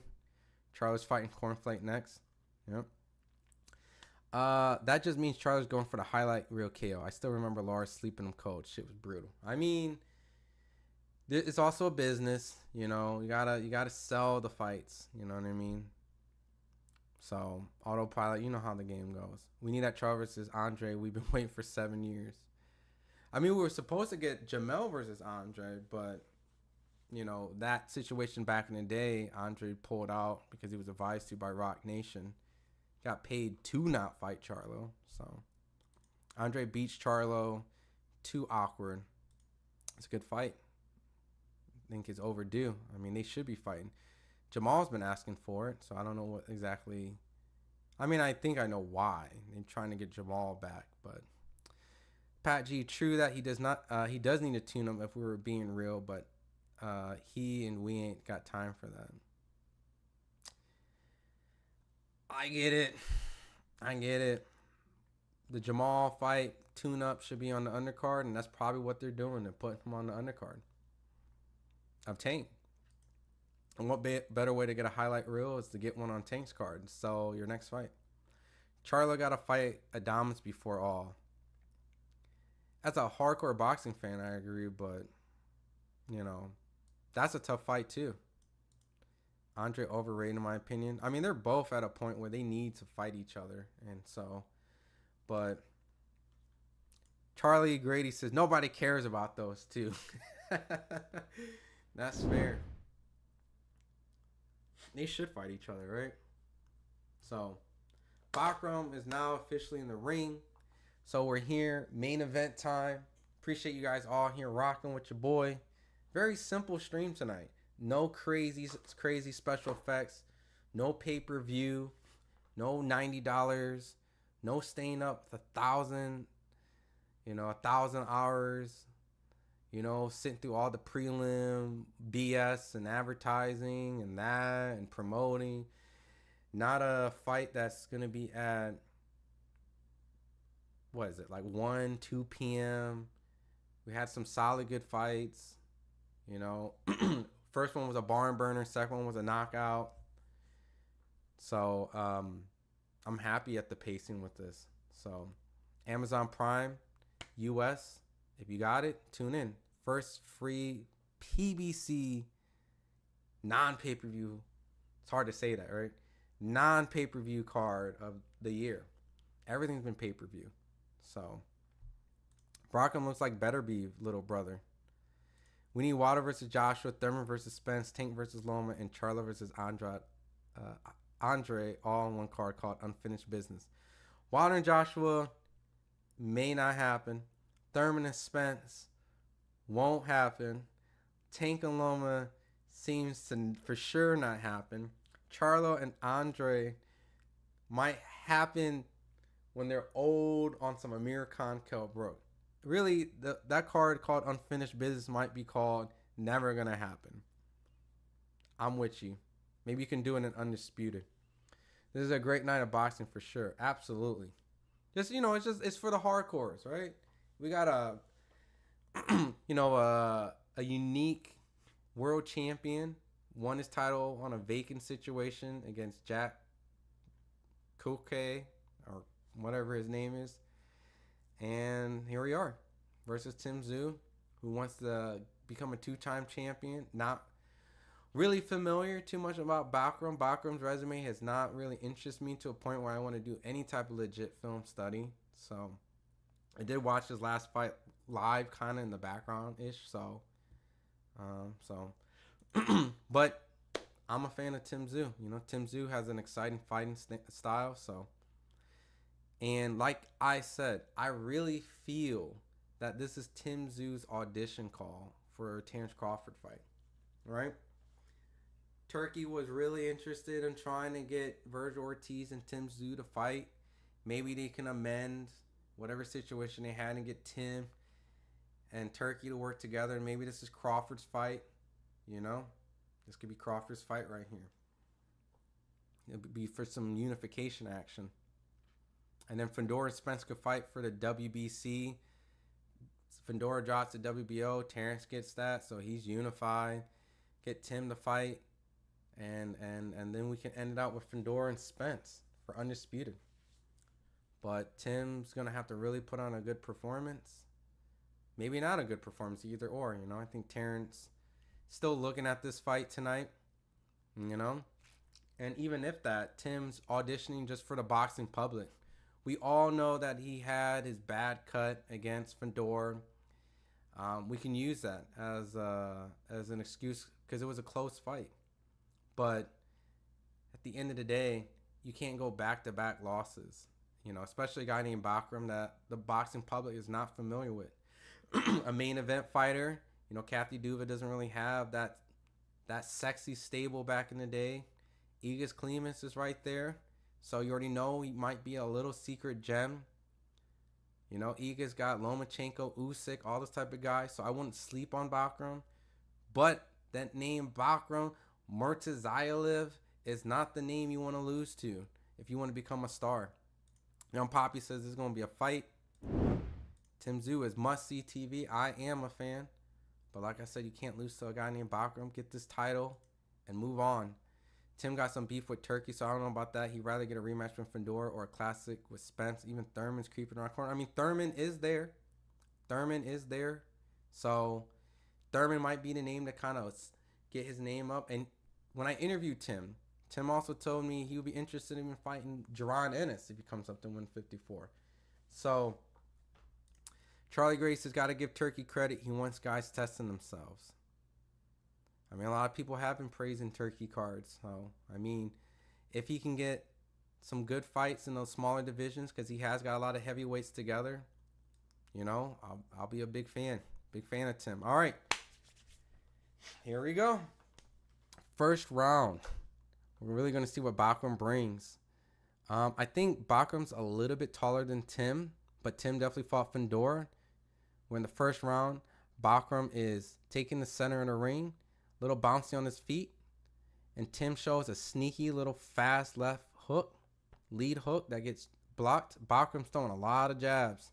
Wide, super wide right hook. And Tim goes straight with a lead jab to the body. One thing about Tim, if you notice, he has really insanely fast twitch reflexes. Almost like a pullback reaction, kind of fast, where he might bait a jab to come in, pull back, and strike. So very fast, very twitchy. Nice jab to the body again, Tim. One thing that I want you guys to notice about Tim, good defense, slips Bakhram's back right. Bakhram's throwing some looping wide hooks. One thing about Tim, ooh, good. Is that a headbutt? He reaches on top of his head like he wants to make sure there's no blood. Doesn't want to see that again. One thing about Tim, I want you to see level changes. I mean, speed changes. Tim will throw kind of at a tempo that's kind of like blase, like here you go, but then kind of speed up and throw a little fastball, slow ball, fastball. Now, these guys are showing a lot of different looks, a lot of jabs, a lot of action, a lot of hooks. Tim is starting to walk Bakhram down a little bit. Sneaky little left hook by Bakhram. This is going to be a tough fight, maybe. Tim lands a solid right hook over on Bakhram. Bakhram's throwing some lazy jabs. These guys are going to throw a lot of speed changes, a lot of hooks. Man, I don't see this fight going the distance. The way these guys fight, a lot of baiting, a lot of speed changes. You can hear Tim's shots thud. Bakhram's definitely throwing a lot of punches. And a sneaky right lands on Tim. Tim needs to make sure he keeps his head off the line. I know Tim has a lot of great reflexes, like I said, about the kind of twitchy, pull counter-esque behavior, but he needs to not walk into anything that Bakhram just throwing out there. Be patient. You know, he's kind of forcing a little bit some of the action in the first round. Bakhram on his back foot. Good fight. Good round already. How would you guys score that? I might be maybe a little fanboyish on Tim right now, but I'm probably going to say Tim probably landed maybe close round. I think maybe Tim might have edged it. All right. What you guys got? Kind of word for Tim. Those pesky Russians are built different. We still got Jamel Charlo and Champ and Recess. You're going to be ready soon? I mean, we're going to see. First round down in the Tim Tszyu fight. Tszyu's bleeding. Oh, man. So there was a cut. He touched his head. A little flashback of the Fedor fight.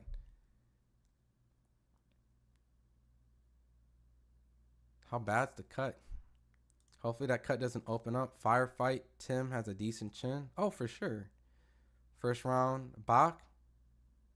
It was a close round. You got Bach on the first round? Okay.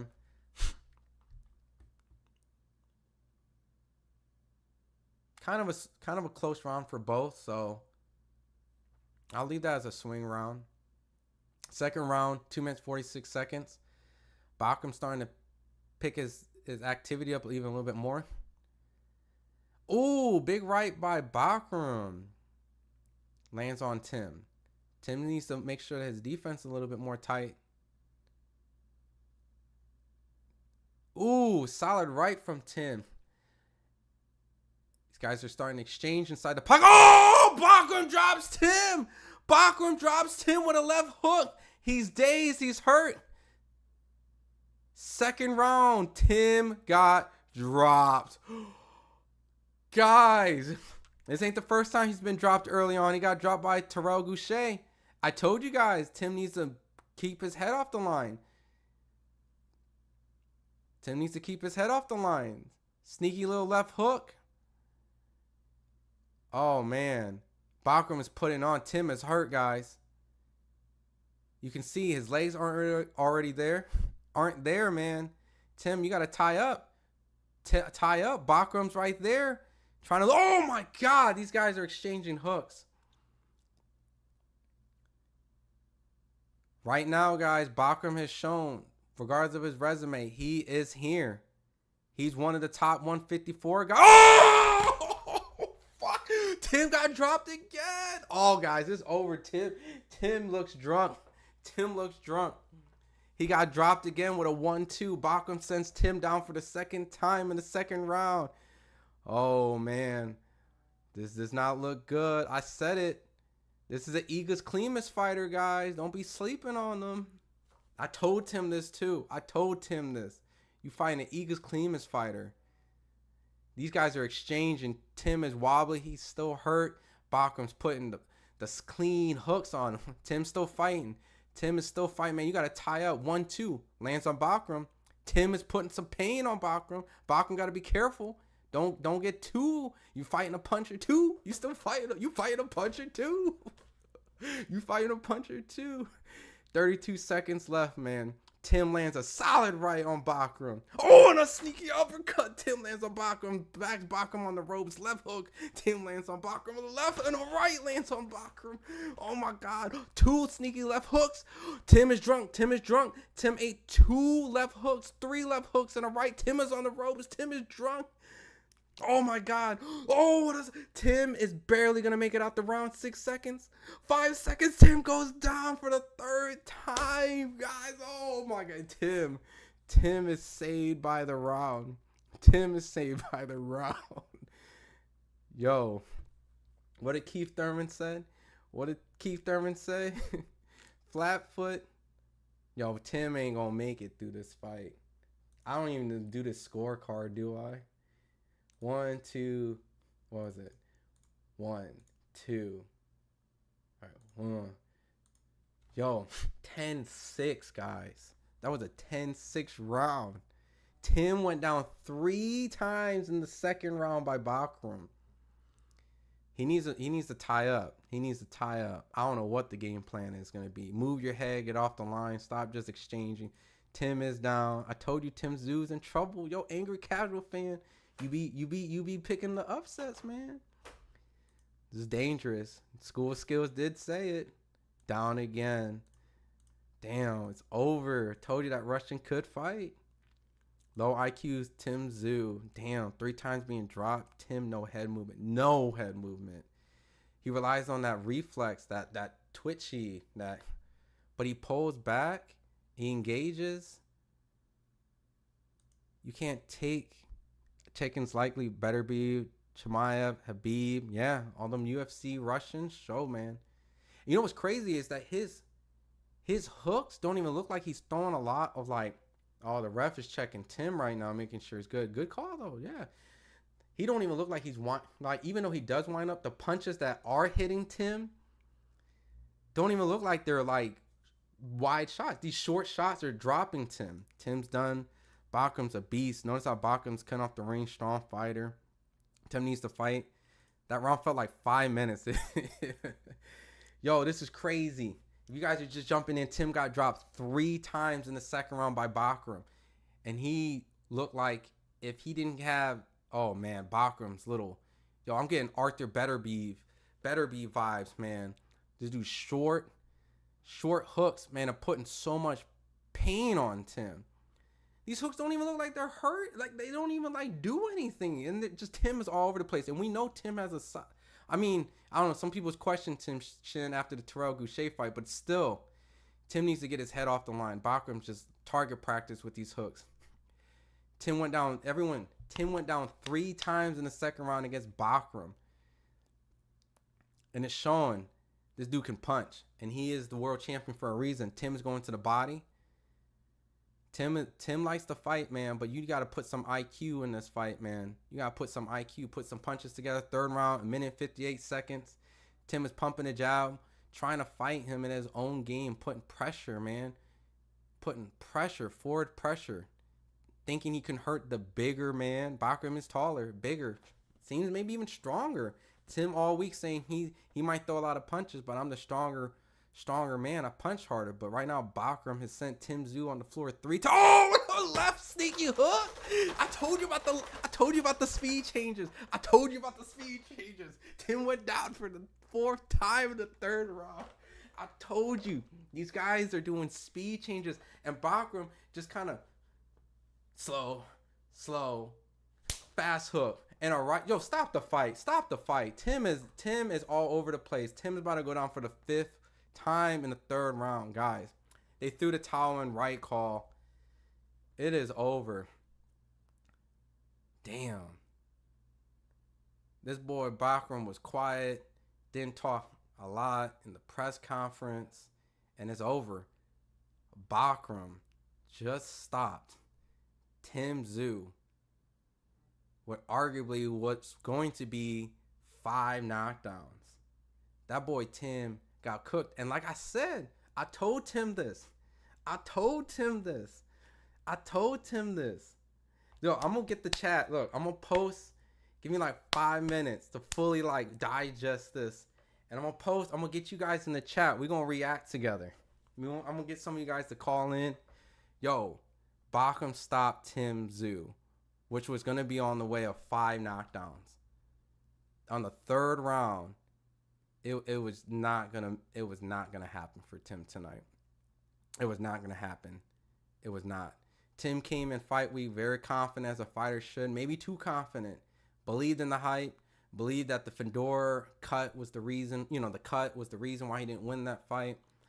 Went straight from Fedor, tried to do Virgil Ortiz, and then came into this dude Bakhram, which, personally, I didn't really know too much about Bakhram. I'll be honest. I looked at his resume. I watched the fight with him and Jack a little bit in the background. You know what I mean? Like, so I can't really say, like, oh, Bakhram's going to be a problem. Like, I knew this was going to be 2 offensive guys clashing it out. But I'm going to keep it real. I didn't expect Tim Tszyu to be all over the place and drunk like that. Now you know why Crawford fought Madrimov the way he did. These 154 East European fighters, man. What was that? Checking a fighter? No, they giving Tim extra time. Yo, it's over. It's over. Tim just got stopped. PBC Classic. Wow. Tim needed a tune-up. Bud may not want this dude. I ain't see Tim losing that early. Yo, let me know. Y'all wanna talk about this? Y'all want to talk about this? I'll put this in the chat. Let me see. Hold up. They advertising 1 championship? Oh, man. Nah, I want to ride the high. Hold on. Who's Bakhram's trainer? I don't know who Bakhram's trainer is. I just know he's Igis Clemens fighter. So, here, let's get some callers in here, all right? This is going to be the first call-in reaction, all right? We're going to have some fun. The one thing I want everyone who's reacting right to Tim getting stopped by Bakhram and a major potential upset, right?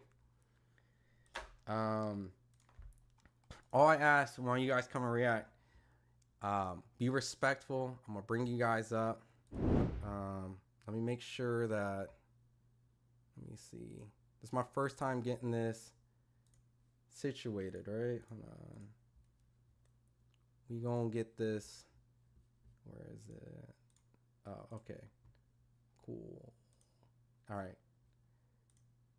Give me 1 second. Hold on, I'm doing some technical difficulties. I'm gonna put the stream in. Hold on, give me 1 second. Speaker. All right, I don't want to hear my audio.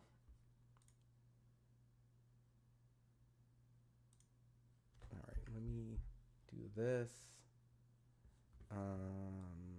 Check.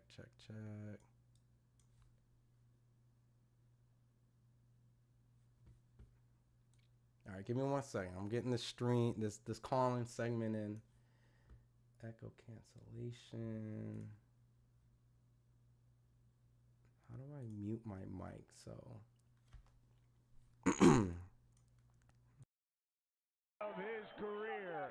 You guys can still hear me, right? All right, that's what I need to do. I gotta mute myself. All right, cool.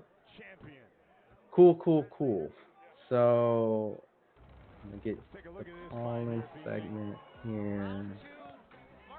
All right. Like I said, keep it respectful. I'm gonna pin the message. I dropped the link. All right, hold on. There we go. Cool. All right. So while I'm talking and reacting with you guys, I dropped the StreamYard link in.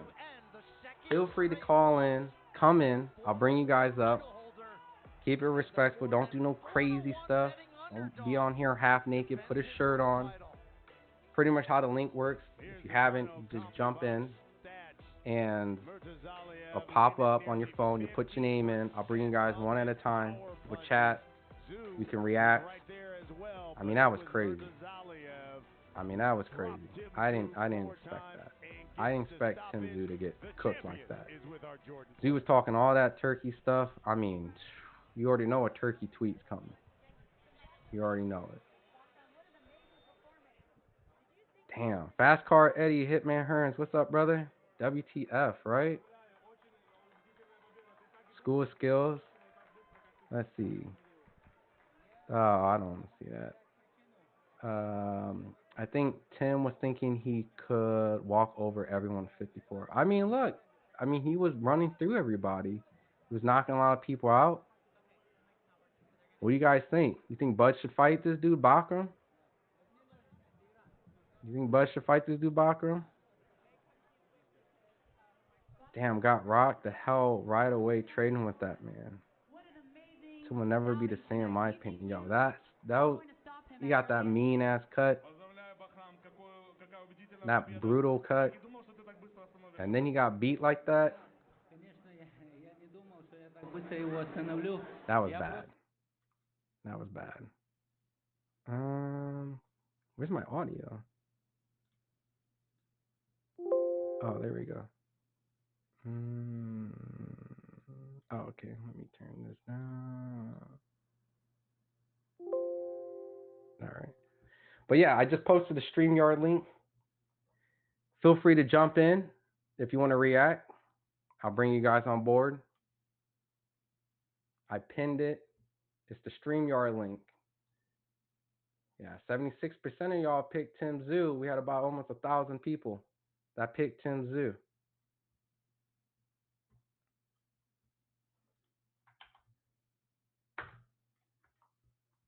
So feel free to jump in if you have an opinion. If you guys think, yo, should Terrence Crawford fight? Should do fight Bakhram, man? Let's see. 154 is stats. Madrimov wants his rematch. Bakhram versus Madrimov. I mean, two stylistic different styles, but that might be a style that might beat a Bakhram. I do Bakhram was clean with it. Solid hooks, different speed changes. You can't even tell the punches hurt. Now you know why Bud fought Madrimov the way he did. I mean, I feel like Madrimov and Bakhram are two different fighters, low key. Like SMH, Tim got not silly, yo. Let me see what social media. Y'all don't be shy too, man. Roll up in here, man. Hold on. I know. Let's do something real quick. Madrimov's a bomb. I was expecting Hagler and Leonard, but got Hearns Duran. That shit was bad, bro. How much stock do you think Bakhram just got right there? You think Earl Spencer's gonna want to fight him? You gonna think Terrence Crawford gonna want to fight Bakhram? You think Virgil Ortiz want to fight Bakhram? That's a tough man. Hold on. Let me see. Open this.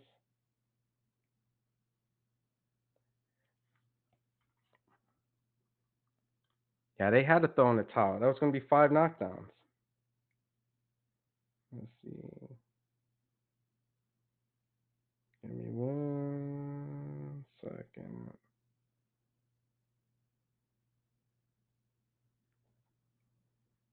Hold on.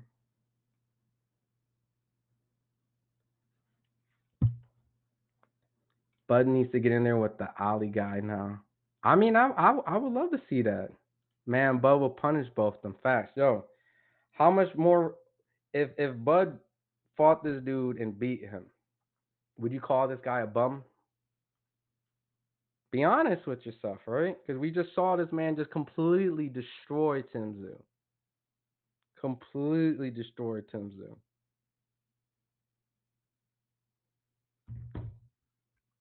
Let's be honest. Be honest. Would you give Bud his credit if you fought this dude Bakhram? This is the reason why I do it. You know, things didn't go to plan.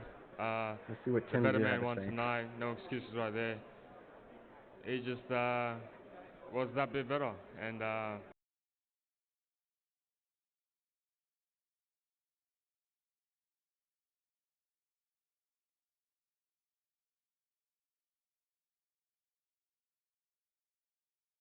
Damn.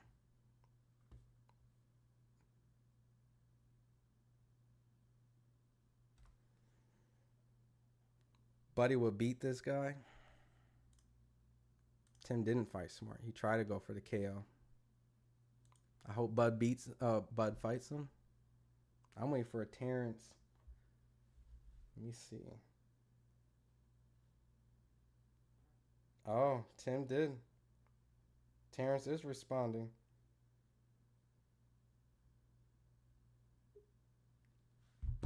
Uh-oh.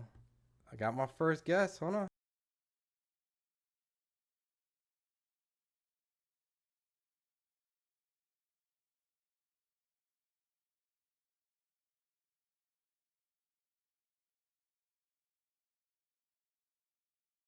Desktop. Okay. There we go.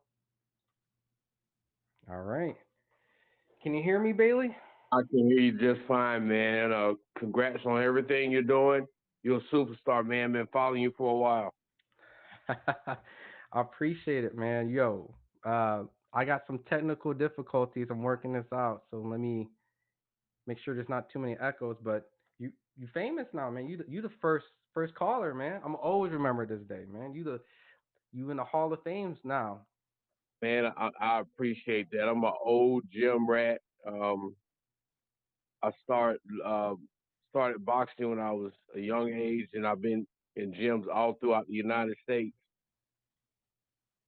And I'm just feeling your show, and I'm proud of you, young man. Look, I appreciate it, man. We can get to the whole sentimental stuff, but I gotta ask right away, man. What do you think about Tim Tszyu just getting completely sparked out, just Well, I completely down? believe that, in looking at him, he always had some technical flaws, and sometimes you can be built to be something that you're not. You can be built to be something that you're not. I believe kept getting hit with those with that European stand-in style, kind of that European Roberto Duran counter style. Stay close, fight from the core, throw punches from the core, just bust that tissue up. He wasn't ready for that. He wasn't ready for that. But when he did fight this guy, ironically, this guy was kind of Tim did well in fighting him, but he wasn't strong like this guy. Those Eastern European fighters are strong and they don't punch from angles, but they punch from the core. Their punches come from the core. The strength comes from the core, and that's my view on that. Now I do have a view on him fighting Bud. I thought that was gonna be my next question, man. The Terrence versus Bakhram, man. That's what everyone's gonna talk about tomorrow. That's gonna be the show we're gonna create tomorrow. Man, let me tell you something. Bud is a generational style fighter. He goes back to Ray Robinson type guys with those killer instincts and the boxing knowledge. Bud is just on another level. And people don't understand that. He's incredibly strong.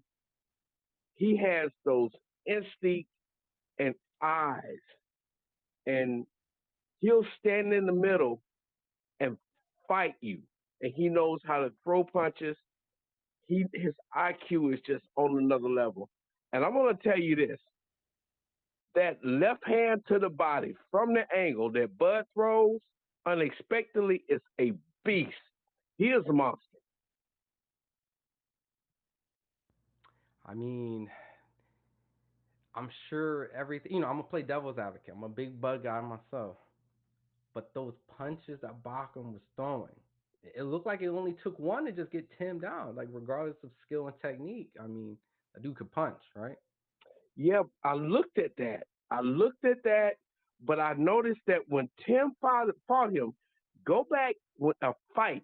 When you in a fight, sometimes you shell shock. Like, remember how Aaron Pryor used to come out boxing and then he would get knocked down or get shook, and then Aaron Pryor would just go in. That was his specialty.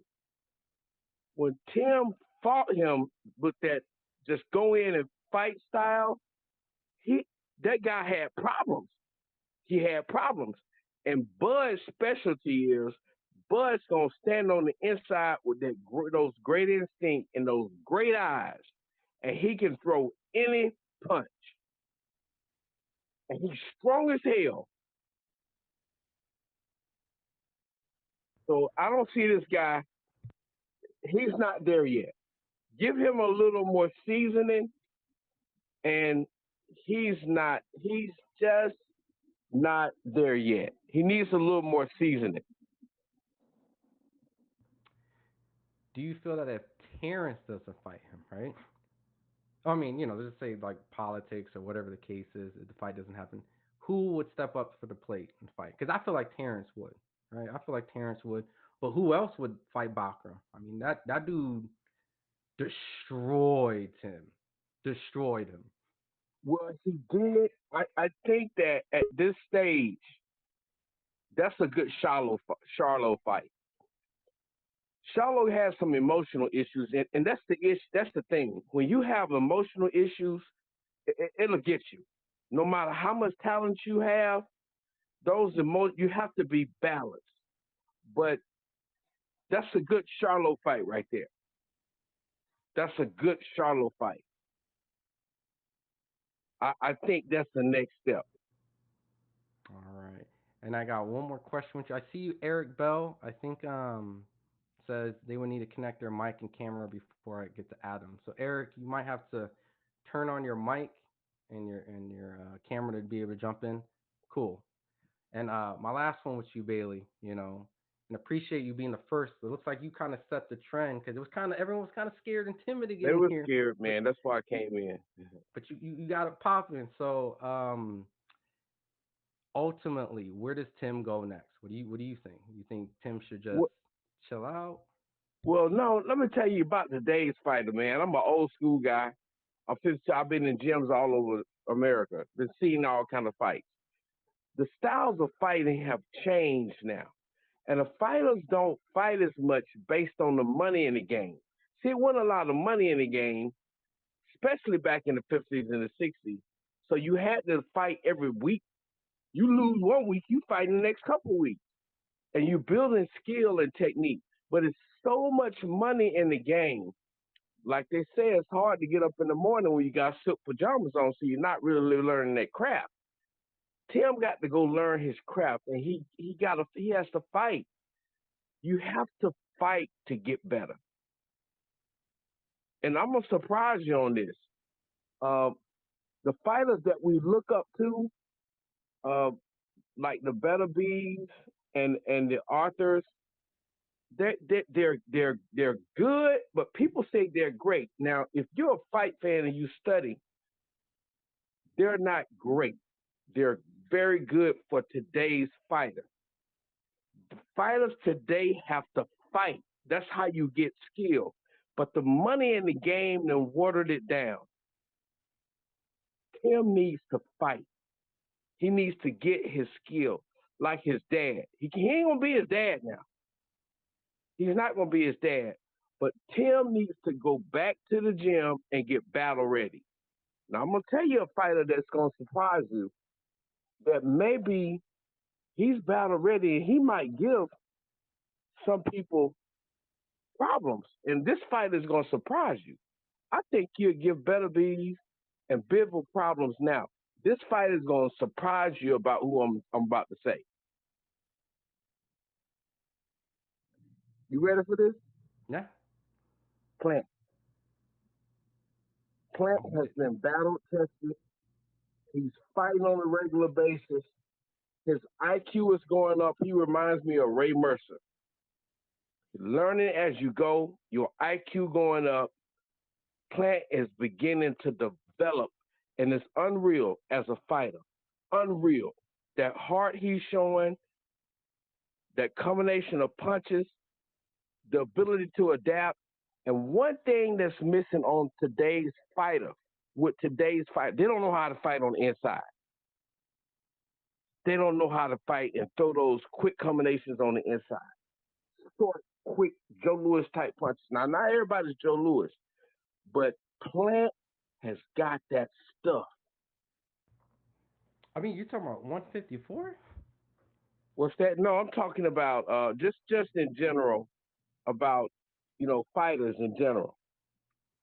But when you if you look at 154, I believe that when you were asking me about the fighters of today, they just don't have that. They don't fight enough. They are more. How can I say it? They are more built by their brand instead of creating the brand with their talent like Crawford. Crawford wasn't built by the brand. ESPN got a knack for going out and eyeing talent. They had some of the top fighters in the game. Crawford is special, like Inoue. Those are two special fighters. They don't need a brand to carry them. Tim had a brand carrying him, so he didn't have that skill set. Those guys, Inoue and Crawford, and now Plant, they're building their fight knowledge and skill. That brand that's carrying you will hurt you. And that's Right, when Bailey. it comes to 154 fighters and those other fighters. You got to look at, are they actually built by the brand, or not? Are they within the brand? Do they make the brand, or they built by the brand? And I believe Tim was built by the brand. He just wasn't that fighter. He just not. He'll keep working on it. Now, Bailey, I'm gonna hold you real quick. I'm gonna let Eric come in for a sec. If you want to stand by, I know he's been patiently waiting. I'm gonna give him an opportunity just to say him, but I appreciate you starting this because I feel like everyone was scared without you jumping in. So let me bring Eric in right now. I know, and I'll bring you right back. All right, Eric, are you there? Unmute.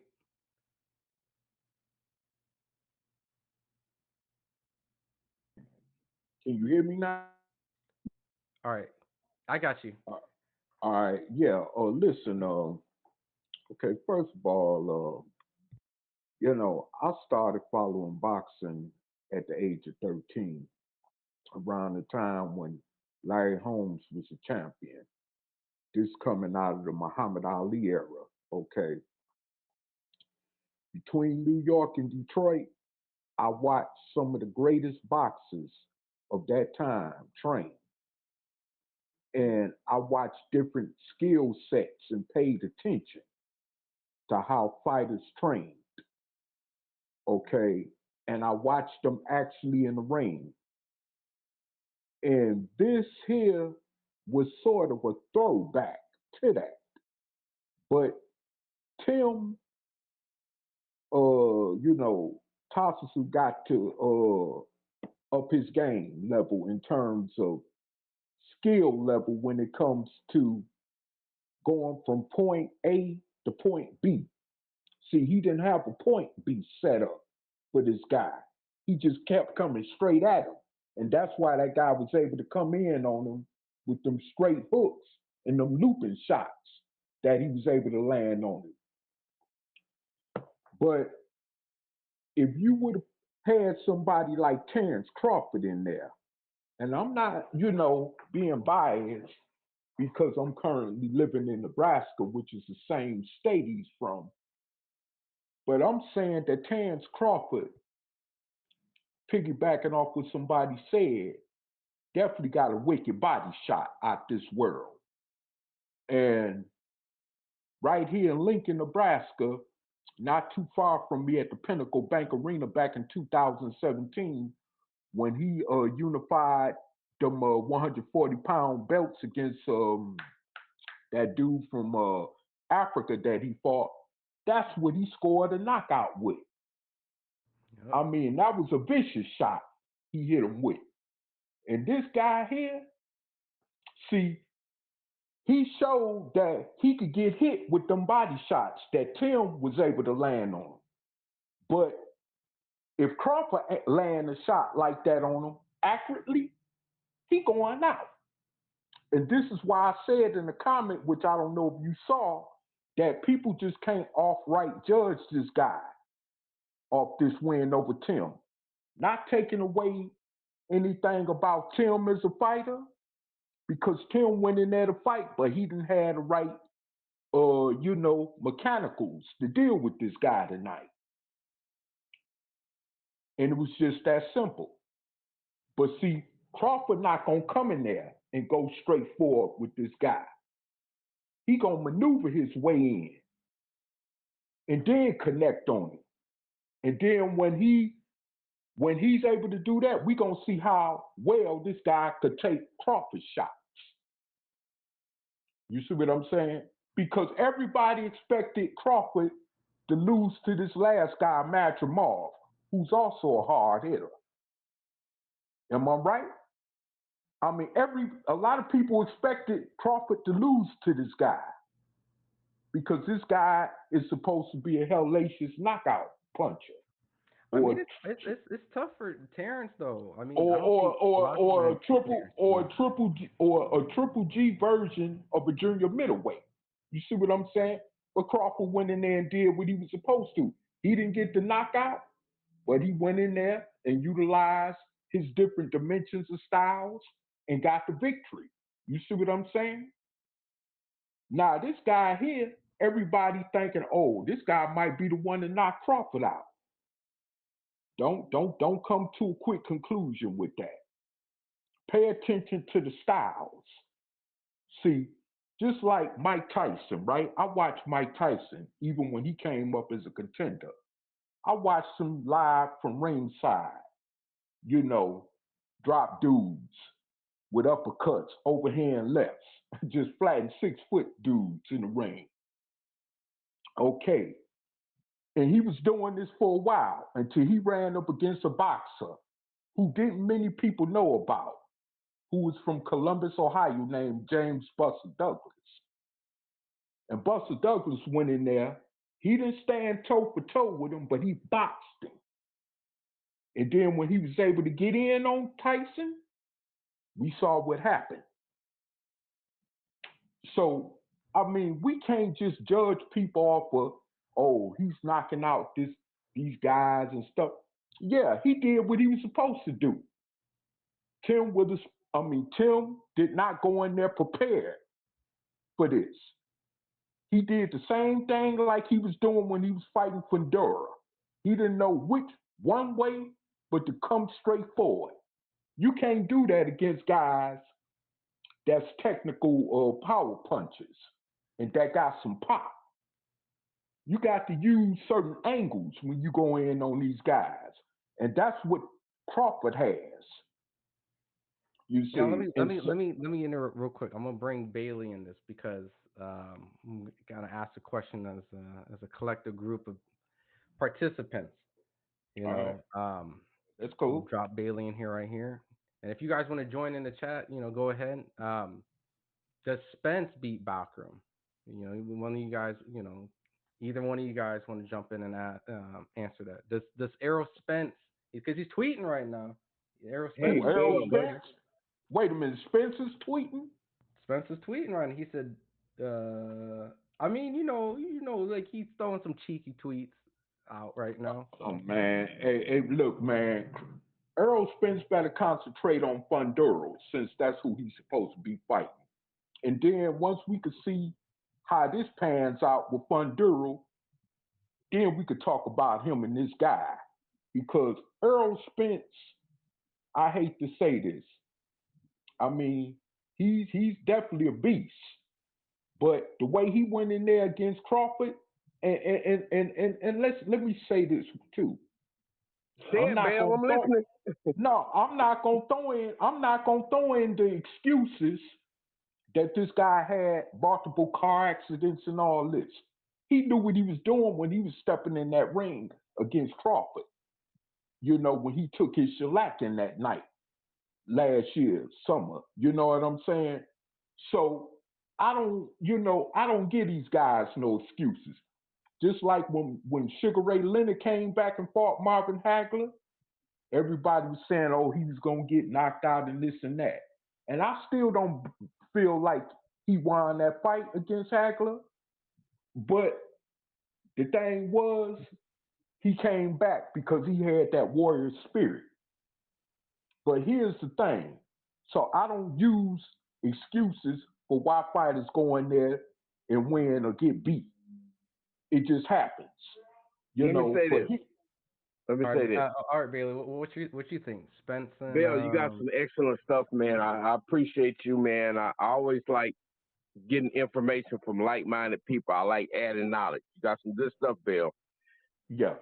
All right. But I will say this.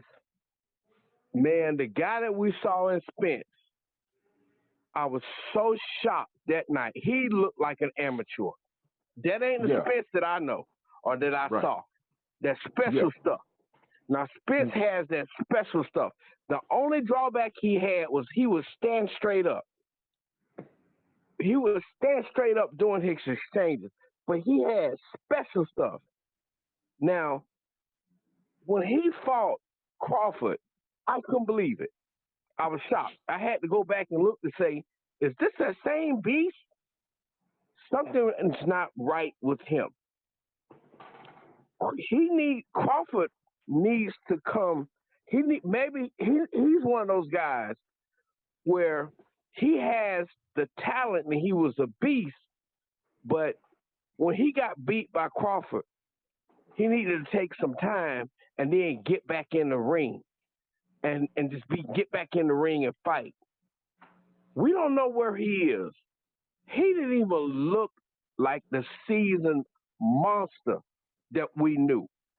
He didn't. When I went back and looked at the replays, he looked so amateurish. It was unreal. Wouldn't bring him back. Just not that great guy. Not that great guy. You saw every punch coming. You could see Crawford was just, and you know Crawford's a beast.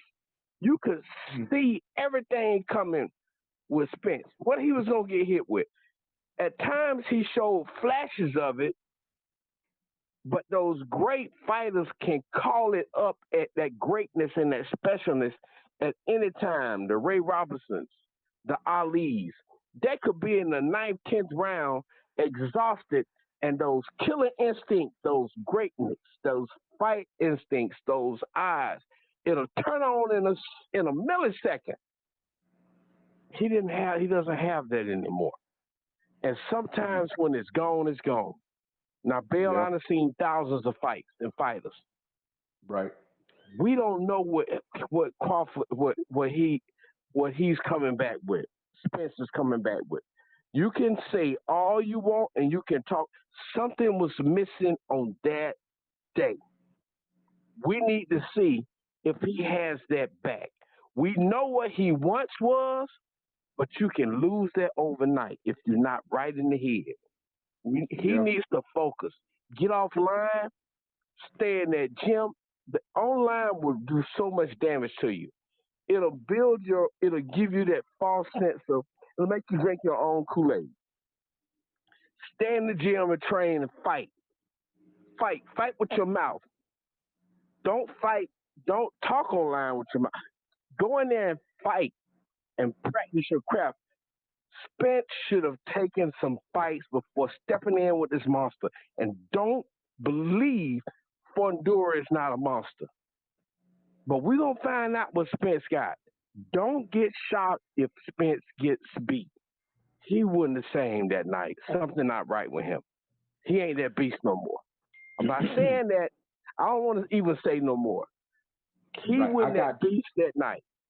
And any fighter, I want guys to never forget this. I've seen thousands of fights. A D fighter can be great on any night. Look at Tyson versus Douglas.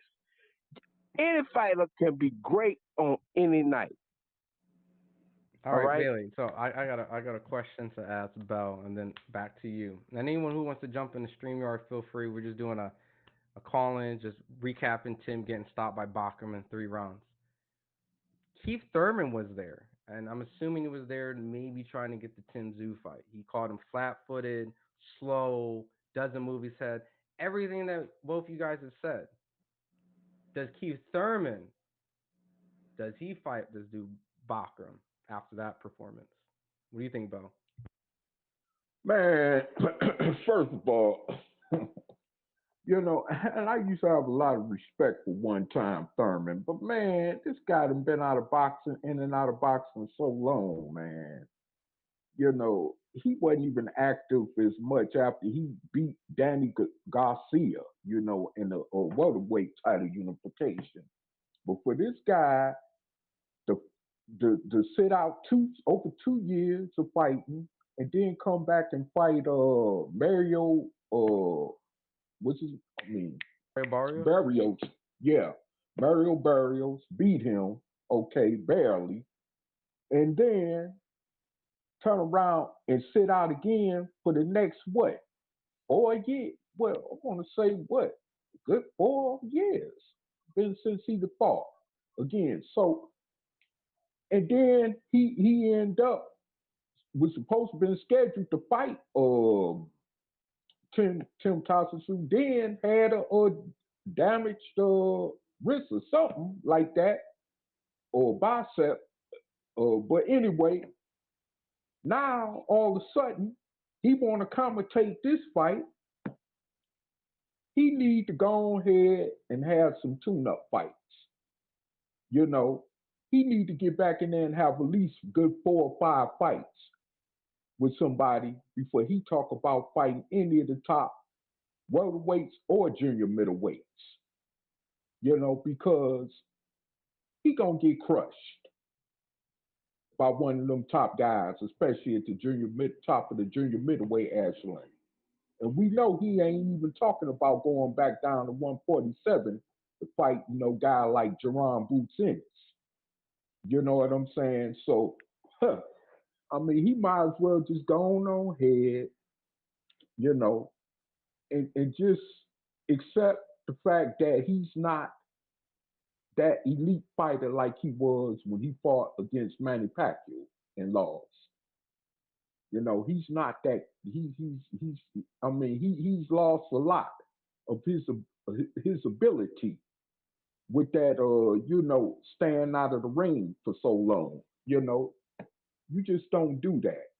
I mean, we've seen how that affected guys like Sugar Ray Leonard over his career, with all them years of retiring and then coming back out to fight, then re-retiring. You know, we saw the same thing with several fighters we know about, you know.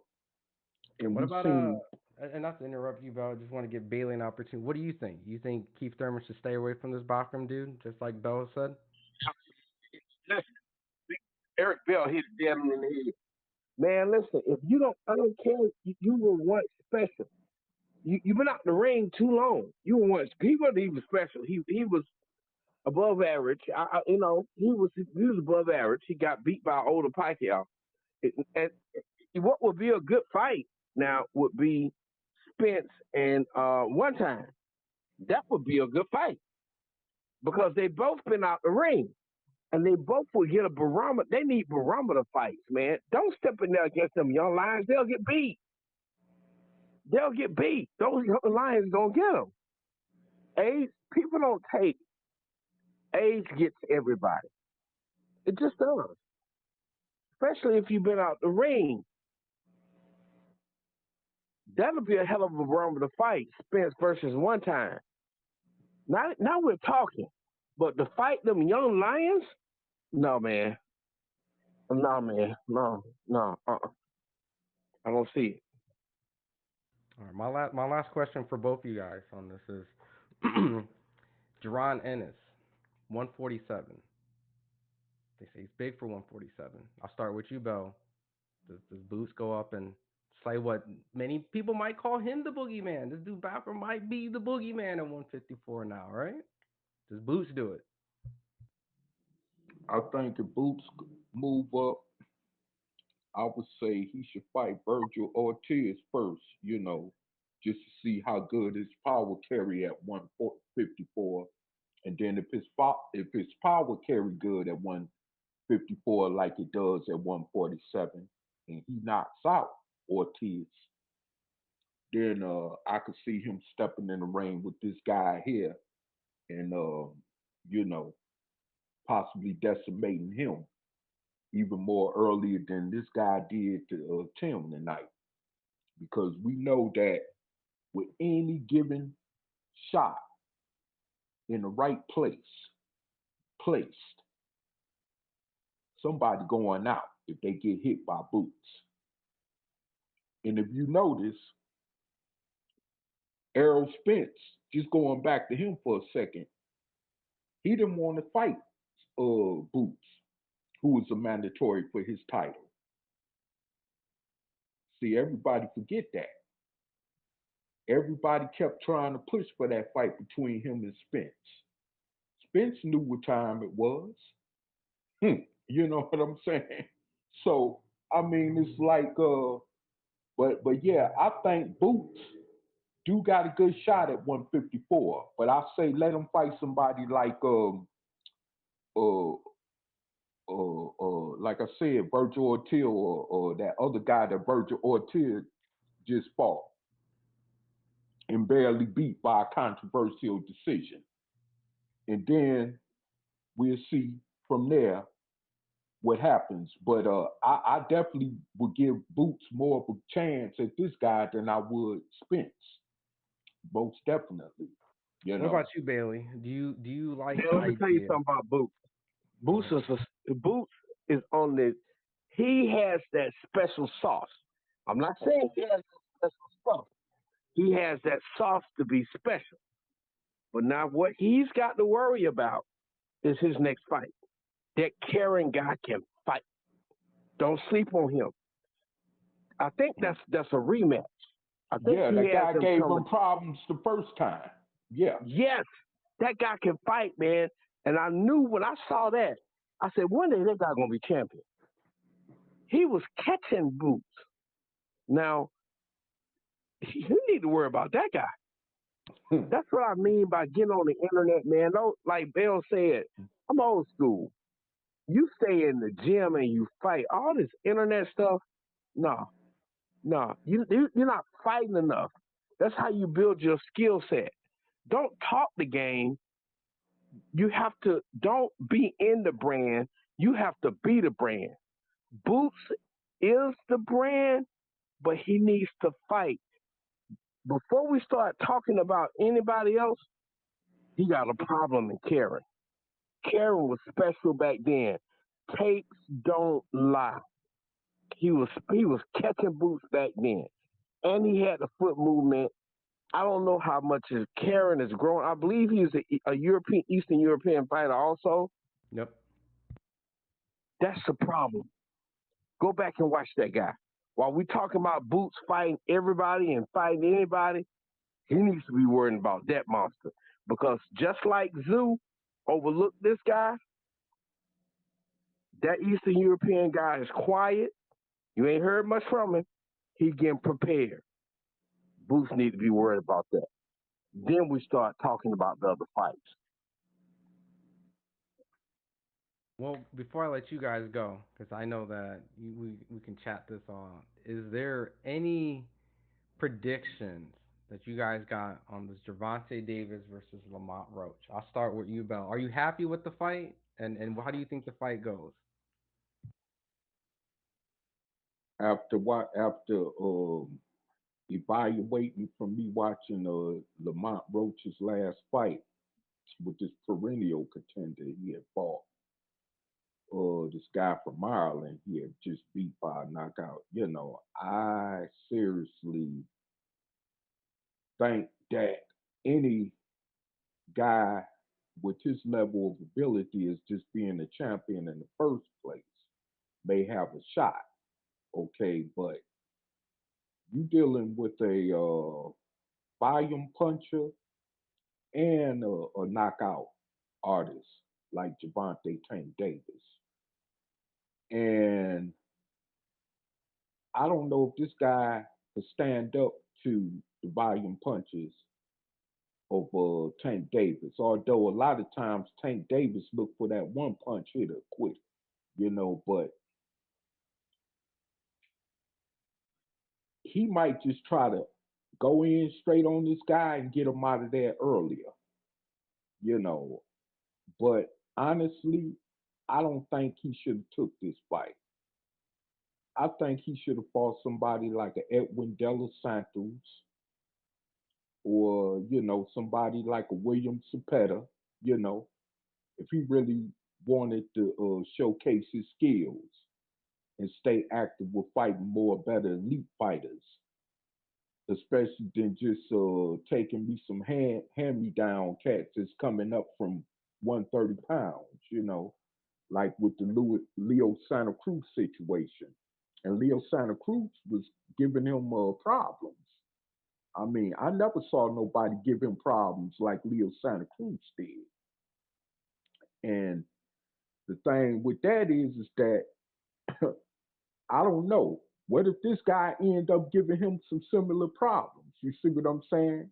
Because people are already tired of Tank Davis going around doing this cherry picking.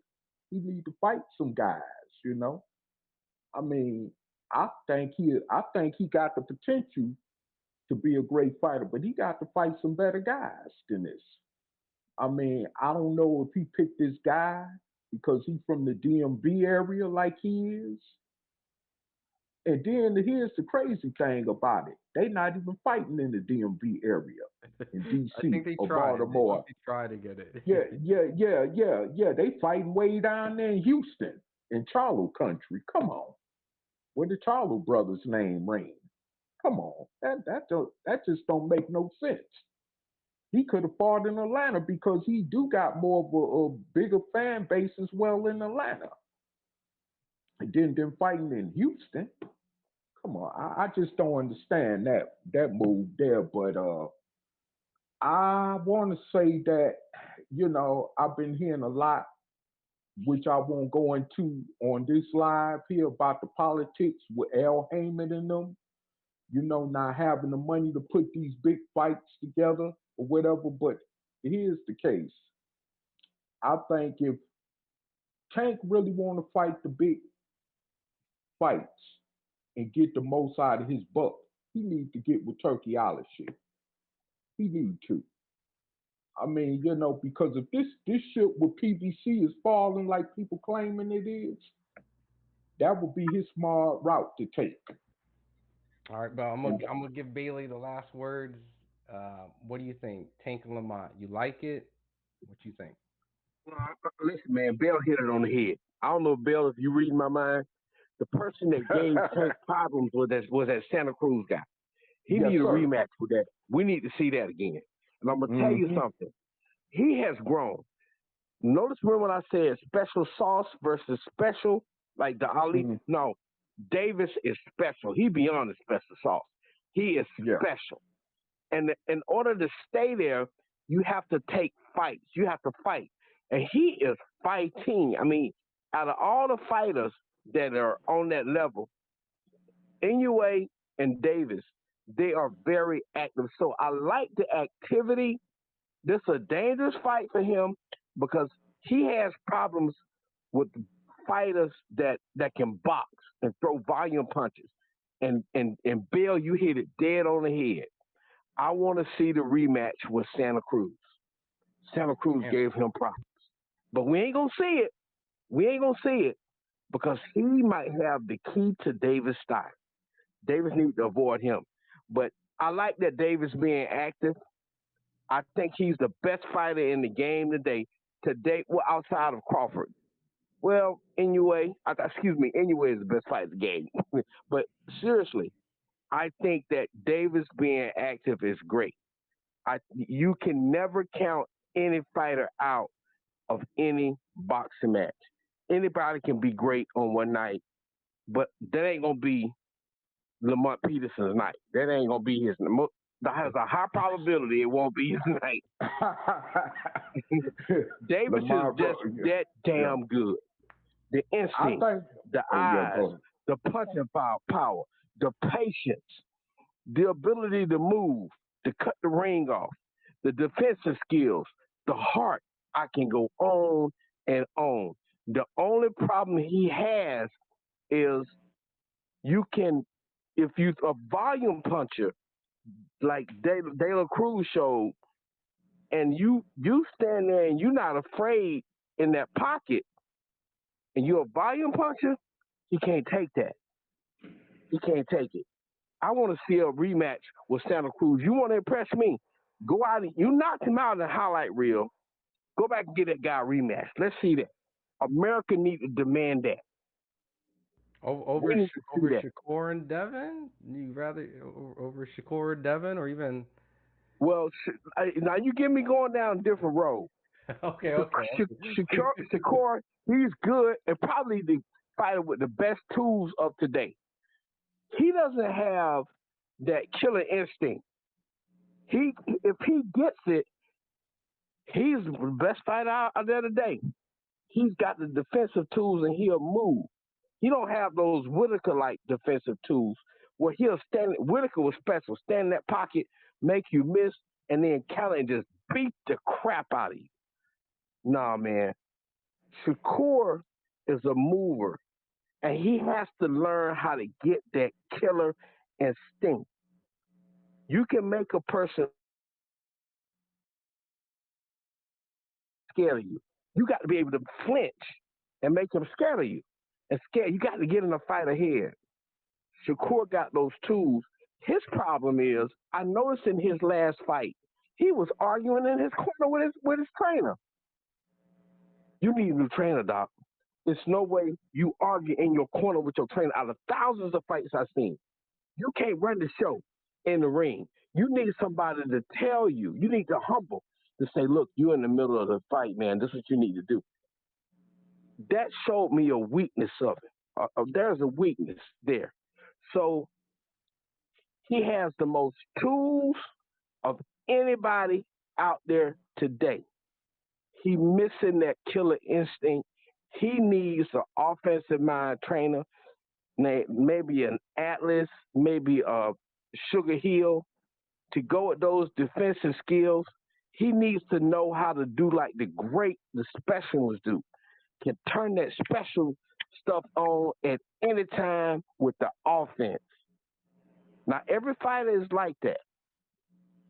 But Shakur is, and Shakur, don't get me started on Haney. Okay. Well, don't even get me started on Haney. Haney got good tools. But he can be shaken. It's something in his training. He can be shaken on the inside. He can be shaken.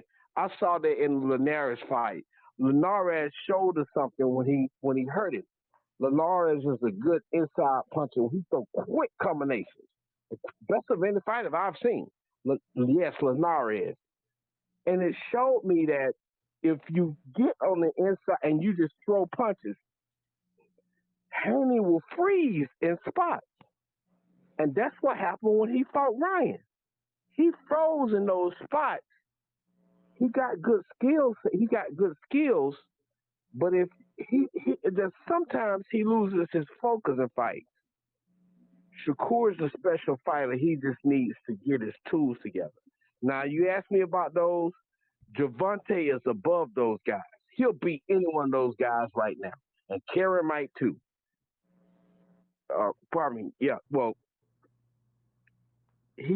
Gervonta just a special fighter, man. Those guys not even on his level. Shakur is close, though. All right, y'all. I know we can talk boxing all night, which I'll continue the segment tomorrow. I'm gonna create like a show where we pretty much go who fights Bakhram does Crawford dispense kind of a little bit what you guys did as like a preview show. So first and foremost, I appreciate both of you guys coming on and being the first two callers, and if anything, hopefully you guys jump into the next lives, the next streams tomorrow. I'm going to make this a consistent thing, so you guys can probably get callers of the month, callers of the year. You know what I mean? You guys weren't scared to jump on here. It was a very mild night tonight. The Tim Tszyu, even though it was a big upset, essentially in a lot of people's eyes. But overall, we're gonna keep doing this, and the bigger the fights, the bigger the nights, the more callers that comes in, and you guys get your veteran stats. So I really appreciate you, Eric Bell and Attorney Bailey, for coming up here and being the first two. I invested a lot of time getting this stuff together, and hopefully a lot more people in the chat comes in. And I'd be a little scared. I know not everyone wants to come in, but I definitely need you guys to come back more, and appreciate both of you guys. So oh, definitely. Hey guys, study fights. Study fights. Right now I'm studying the two careers of what's the guy got knocked out by Foreman? What's the guy that Michael Moore? Knocked out by George Foreman. I'm studying the two careers of Michael Moore. Once when he was with Manny Stewart, Yeah. and the other fight when he fought Michael Moore. I'm studying that. Studying fights, you get better. Thanks a lot for giving me this opportunity, man. You're special. No, I appreciate both of you guys. Without you guys on the platform coming up and just being supporters, this would be an empty ass chat. So thanks. Yeah. I'm gonna knock you guys out right here. All right. Thanks a lot for allowing me to come on your platform, brother. I'll be looking forward to being on it again. Of course. Anytime we drop the stream, or you guys are soon pretty simple, right? Jump in. Feel free to give any feedback too. I'm not opposed to any criticism. You know what I mean? So if there's certain things that make things turn easy, we just want to make this fun and easy so that, and the fighters will hear you guys too, so we'll recap and do all this stuff. So I'm going to drop you guys out. Appreciate you guys. Let's see. Boom, boom. Yep. And then pretty much all you need to do is just drop out of your phone, and it's just pretty simple. Let me see. I'll put this back to the intermission. Let me get this right here. Boom, boom. All right. Cut this out. All right. Cool, man. That was a pretty cool... Man, I like this call-in thing, man. I appreciate, once again, Eric Bell and Attorney Bailey coming in. And I appreciate also, keep in mind, I'm not just saying those two specifically. I appreciate everyone in the chat, all right? Everyone who came in here. Pretty much just showing love, right? We pretty much had a nice show. Like I said, pretty simple. A lot of technical new aspects we're adding to the stream.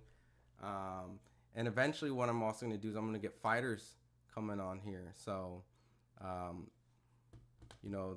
the big thing is just trying to create an immersive experience where you guys can engage, call in, chat, talk, the whole 9 yards. And we'll get a lot of feisty debates.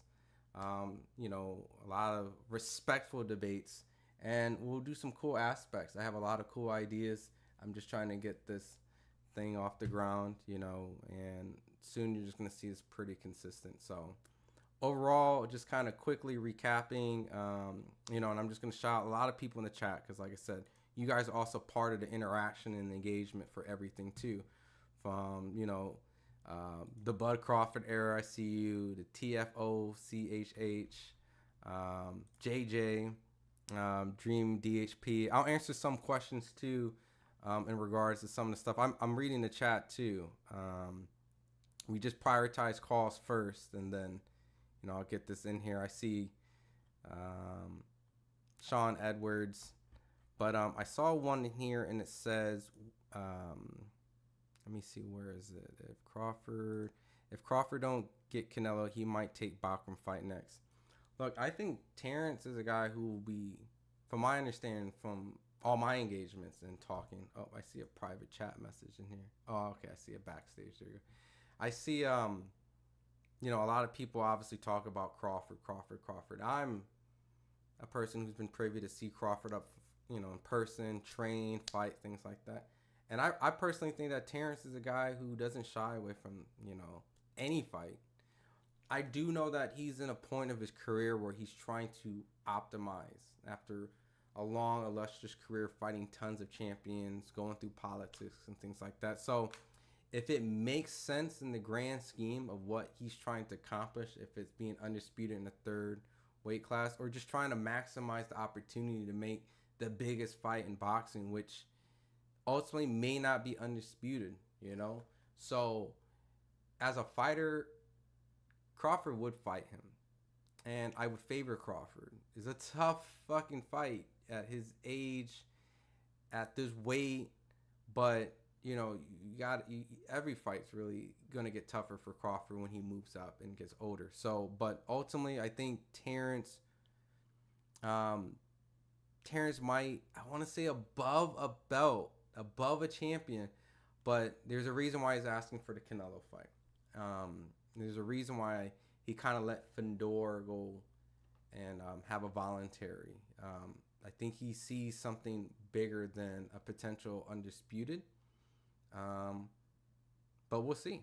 We'll find out. But I think Crawford would fight him. It's just, would he fight him now for some of the opportunities that might land in his lap? We'll see. Errol Spence, he needs to get back and, fight someone. I think Fedor is probably the most lucrative opportunity. I don't think a Russian fighter brings that right now. I think Fedor has a pretty good fan base. You got that whole Tex-Mex effect. And I think they've been setting that up for a while. And maybe something Spence sees in that fight.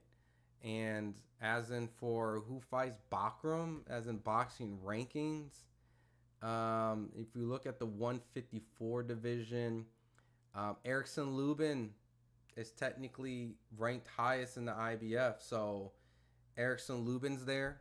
I'm going to play some reactions because we got my guy Kevin, the Puerto Rican kid KG there, and we have Nick Newton from Australia. So I think Lubin's there. Yep, we have Lubin. So we're going to play Lubin's reaction to this, right? And let's see. Yo, Erickson, reaction, bro. So he's there wanting this fight. He wouldn't just be here if he wasn't the highest ranked IBF fighter and not want to fight. So let's see. What do you think about this new knockout? Oh, don't play my boy Kevin. Oh, don't do that.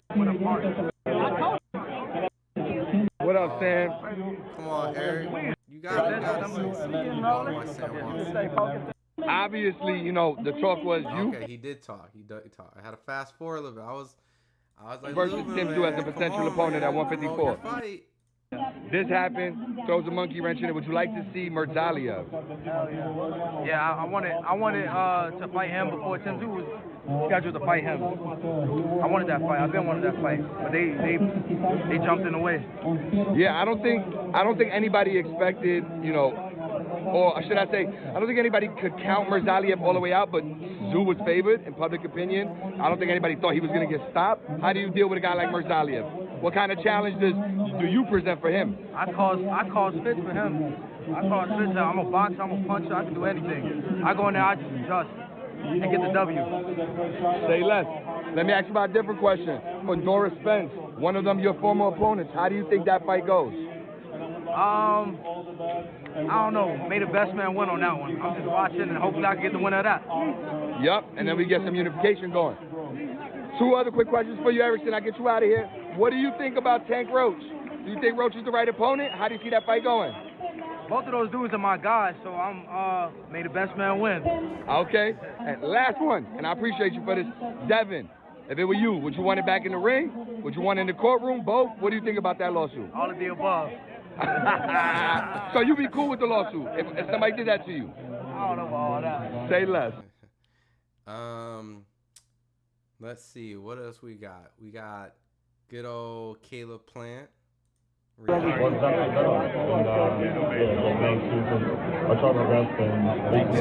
might be the Bakhram, the next opponent Bakhram might fight.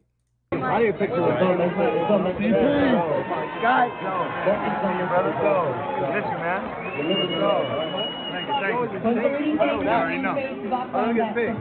Let's go this way. Let's look this way.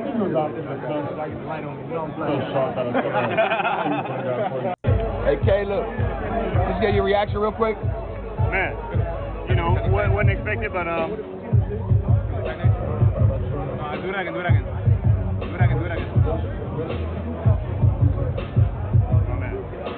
yeah, not expected, but you know, it's boxing, a lot of highs and lows, so. Yeah, for sure. Crazy, right, Caleb? I don't think anybody gave Murtazaliev a win by knockout. I mean, maybe not that fast and that early, so. Yeah. But both are great fighters, so I knew it was gonna be a tough fight. No doubt, no doubt. Thank you, champ. Peace, Charlie. All right, we got Caleb's reaction, right? So what we see? Shakur hurt his hand and then he landed on it. Tank ducking top competition. We got Tim post. All right, we got a couple more I can watch. We can post up. I got Costa Tszyu, Tim's post, and then Bakhram. So let's see.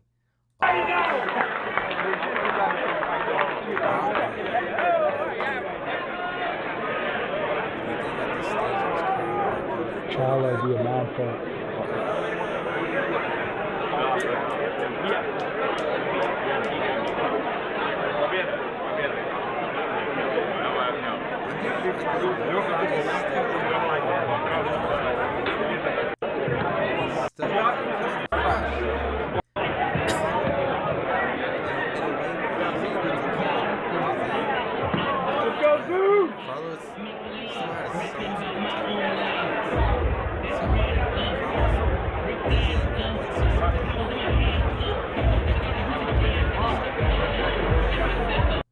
I don't have a face-to-face, and I've talked to Carlos and Laura, so I haven't really put them face-to-face, like in my mind.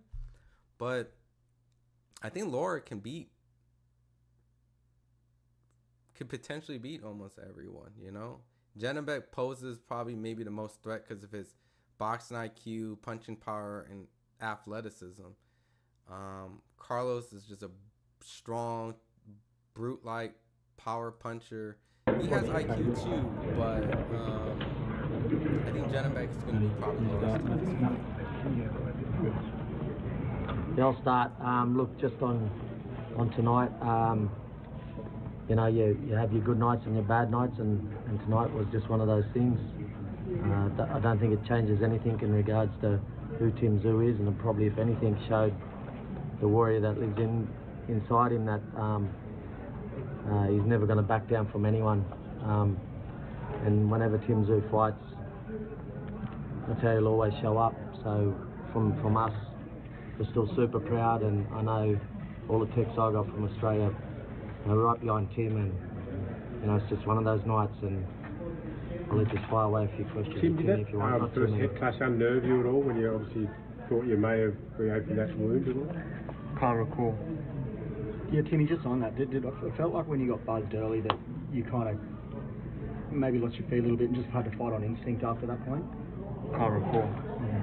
Honestly, can't recall. Tim, Kevin Garcia with FightHype. Here's my question. Just explain whatever you're thinking about right now after that.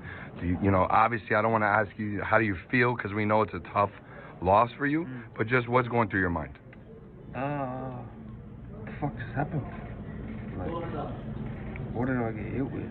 And couldn't regroup, and I don't know, man. Just, shit doesn't go your way, and you just have to bounce back, you know. Like, I was positive after the Fondora, but I got to find more answers with this one, you know. Like, this didn't go according to script.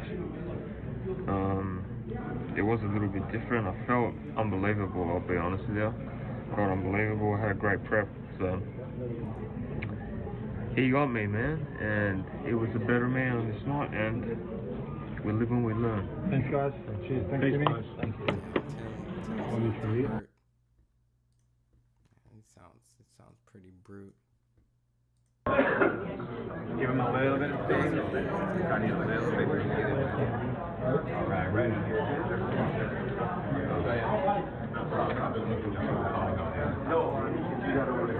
Okay, I was about to.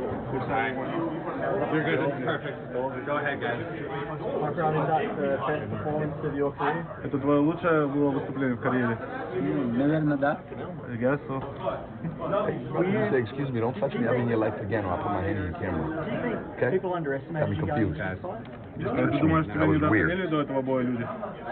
Если честно, мне вообще без разницы, кто меня оценивает, недооценивает, я иду своей дорогой. И все, для меня это не имеет никакого значения. Сколько здесь, столько мнения. Honestly, it doesn't matter to me who thinks what. I have my own path and I walk with my own path. As many people, there's so many opinions, so it doesn't matter to me. Your team all week said that you were coming here to knock him out. Did it go exactly the way you thought it would go? Твоя команда сказала, что ты придешь и ты его досрочишь. Так было, как планировался? Ну, мы создавали причину, а там на все воля Всевышнего, значит, так должно было быть, да. We were just creating the purposes and everything just for God's willing, and yeah, I guess. Did you think when you fought him that first time that if he was gone after that point, it looked like he really never got back in the fight? Как думаешь, что после первого нокдауна вот тогда все получилось, ну, у него перестало все получаться, потому что такое ощущение было, что он уже не смог вернуться после этого нокдауна? Наверное, это, скорее всего, надо спросить него, но этот левый боковой был очень сильный, и он не ожидал его, а когда ты удар не видишь, он вдвойне сильнее становится. I guess you gotta ask him that, but that left hook was very, very powerful, and he didn't expect it, and when you don't expect it, it's double, it gives you double impact. Can you reveal anything about the strategy that you implemented against Tim Tszyu? Можешь что-то нам выдать по стратегии, которая была до этого боя против Тима Тszyu? Да, была работа посмотреть первый раунд, присмотреться, как он бьет в первую очередь, какой сильный у него удар, и уже ловить на его ударах, потому что люди многие говорили, что я очень размашисто бил, но Тим тоже бьет очень размашисто, поэтому это было видно и заметно именно его удары. Well, I was thinking to, in the first round just to feel him out, feel his power, see how hard he hit. A lot of people saying that, you can see my shots, I hit sloppy, but he was hitting like that too, so I could see everything, so I wanted to counter him on that. Who would you like to fight next? The world is your oyster now. Я думаю, это понял. So yeah, I guess you understood that. Объединение поясов с любым чемпионом было бы интересно подраться, потому что было бы хорошо провести пару боев с чемпионами, объединить пояса и подняться на весовую выше. I'm just interested in unifying my title, fight any champion there is there. I want to fight few champions and then move up division. Was that easier than you expected? Было легче, чем ты думал. Да я, если честно, не думал. Я, как и на интервью говорил, если будет в первом раунде закончиться, я готов буду закончить в первом, в третьем, в 12-м. Да, бой не получился слишком сложно, потому что он прошел очень быстро. Но я был готов к любым исходам. Мы готовились на все 12 раундов. Honestly, we didn't plan anything. If it ended in the first round, just like I said in the interview before, it would end in the first round. If it ended in the third round, I would not expect anything. I was ready to go all 12 rounds. Yeah, it was not that hard because it ended so early and I didn't get hit too much, but yeah, so I was ready for all 12 rounds. He refused to defend himself. Did he impress you the way he kept fighting back instead of defending himself? Тебя очень сильно удивило то, что он вместо того, чтобы защищаться, он пошел вперед и начал с тобой драться? Я не знаю, может быть, он просто не пришел до конца в себя и не особо знал, что он делает, но он очень храбрый парень. Он очень храбрый парень и продолжает драться. И судья ему давал продолжать, чтобы он мог себя показать после 4 таких жестких нокдаунов. Y'all really want to talk about Tank and Shakur? I mean, I know it was brought up earlier. Он дрался реально как мужик. Maybe he didn't recover well, so he didn't really quite understand what he was doing. But he was so brave out there, fighting after all those 4 rounds. Even the referee gave him so many opportunities to fight. And after 4 rounds, he fought so brave, and I give him a lot of respect. He's a real man. And just before he got out of the ring, he went over to you to say something. You spoke for a little bit. What did he say to you? What did you say Before or after? No, just after. Сразу после боя он подошел к тебе, чтобы что-то сказать. Что он тебе именно конкретно сказал? Он просто благодарил меня за бой. Это всего лишь спорт. Бокс — это всего лишь спорт. После ринга но после войны уже мы пошли на мировую, как, ну, перед боем он там говорил какие-то, ну, не особо хорошие слова насчет меня. В принципе, я ему особо повода не давал, но бой закончился без обид. Мы пожали руки как воины, и на этом все закончилось. Yeah, he just came up to me. At the end of the day, this is just a sport, you know, and I had nothing personal against him. Before fight, I guess he was promoting and he was saying some stuff that, you know, was kind of bothering me, even though I didn't give him any reasons for that. But after the fight, we just shook the hands. We have peace with each other, and, you know, he just congratulated me and say thank you for the fight. Right here. So I know you mentioned, Champ, that obviously you're down to fight anybody in your weight division, but a name that fans here in America will be calling for sure is Charlo. Any interest in fighting Jermell Charlo? Ты сказал, что готов со всеми чемпионами драться, но вот в Америке очень популярен в твоем дивизионе Чарло, который не является на данный момент чемпионом. У тебя есть интерес именно с Чарло подраться? Там, я говорю, мне без разницы, с кем драться. Если же не получится договориться, у кого есть пояса, мы будем выбирать из более лучших доступных бойцов. Поэтому будет это Чарло, будет это Кроуфорд, будет это Фундора, Спенс. Не имеет никакого значения. Приоритет это пояса.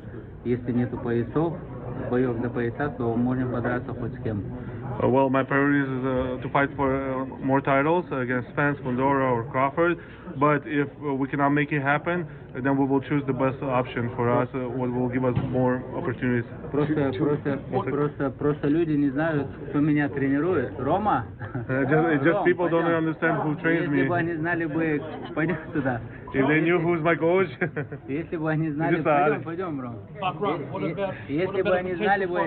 Если бы они знали бы, как он меня тренирует, я думаю, бы никто не. If they only knew how he trains me, trust me, nobody would have taken the fight with me. How about Crawford? How about Terrence Crawford? Как ты думаешь про Кроуфорда? Что думаешь про Кроуфорда? Рома, как ты думаешь про Кроуфорда? What do you think about Crawford? If we have enough time, we can be ready for anybody. They don't surprise us with Ramadan fights. They don't surprise us training at night. They don't surprise us sparring at 3 in the morning because he's in Ramadan. He's a very religious person. He's very nice to everybody, but sometimes they push us in a corner. This time we had all the opportunities to train, right? I've been telling everybody, it's going to happen. They didn't believe me. There's so much hype on the internet. People calling crazy stuff like bomb, who's this guy, who's that guy. Well, now you guys know who's this guy, what's he capable of, you know? So thank you. If we have enough time, thank you for hyping up this fight so big for him, and now we stole all the hype, right? We come, we see, we conquer, and we go home. That's it. That's what happens. People don't even understand how much I suffer during trainings with this guy. It's a love and hate relationship. He hates me, but now he loves me.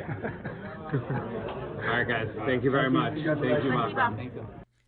All right.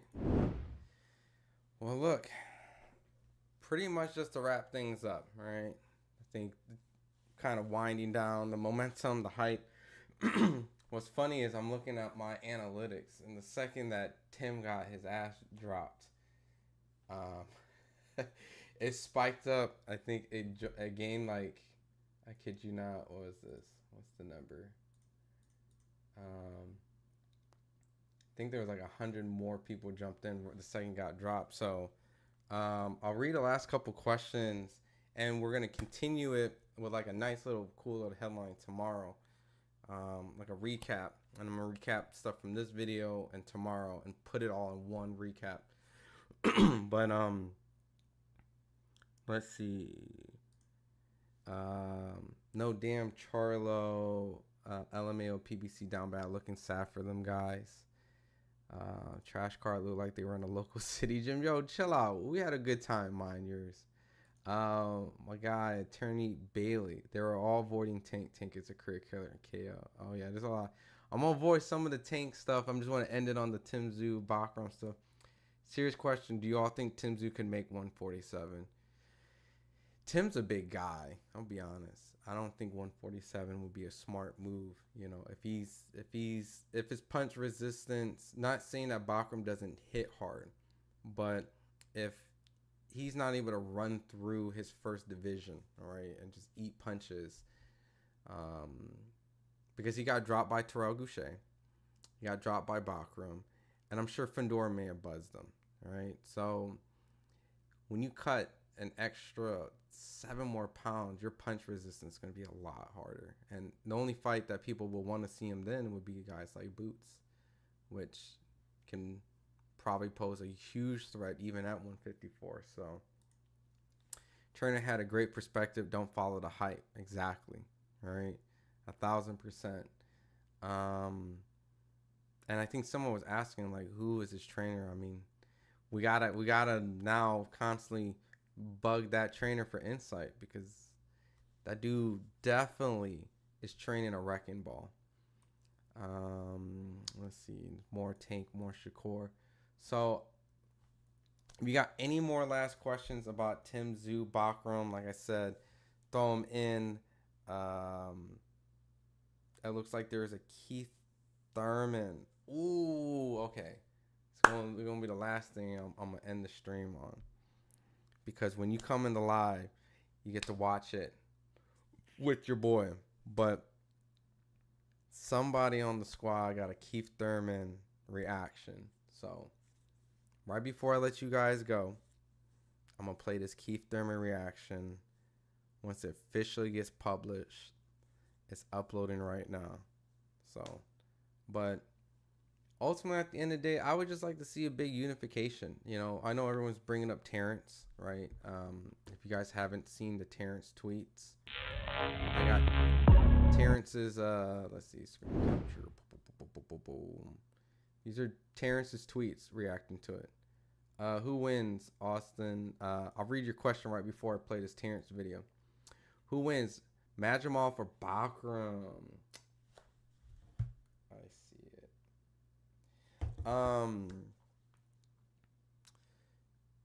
Interesting style matchup. I think Madrimov does have pop. I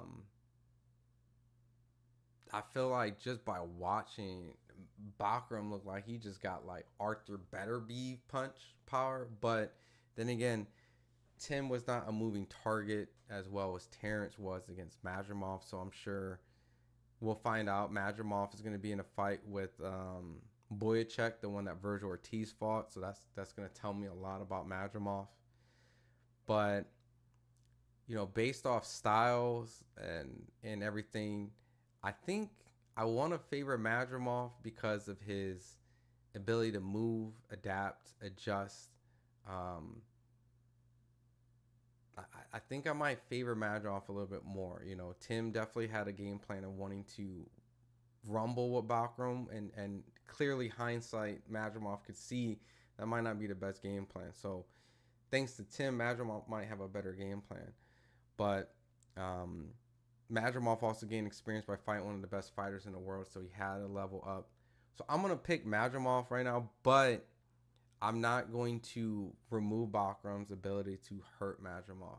You know, if Bakhram would beat a guy like Madrimov or another top 154 and you visibly see him hurt and shake him up like that, then I'm just going to start slowly probably favoring Bakhram in most of these matchups, just because of the fact that that dude can punch, at least from that. But right now I need one more just to see if that was just Tim just fighting, I want to say unintelligently, just because I haven't really seen Tim Tszyu box, but you know what I mean, right? So that's just my only perspective.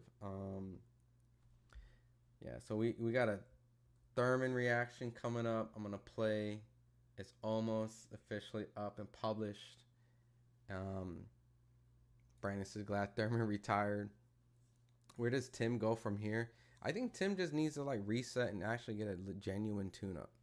Like, I was gonna play Terrence's reaction, but since we're on here, let's see.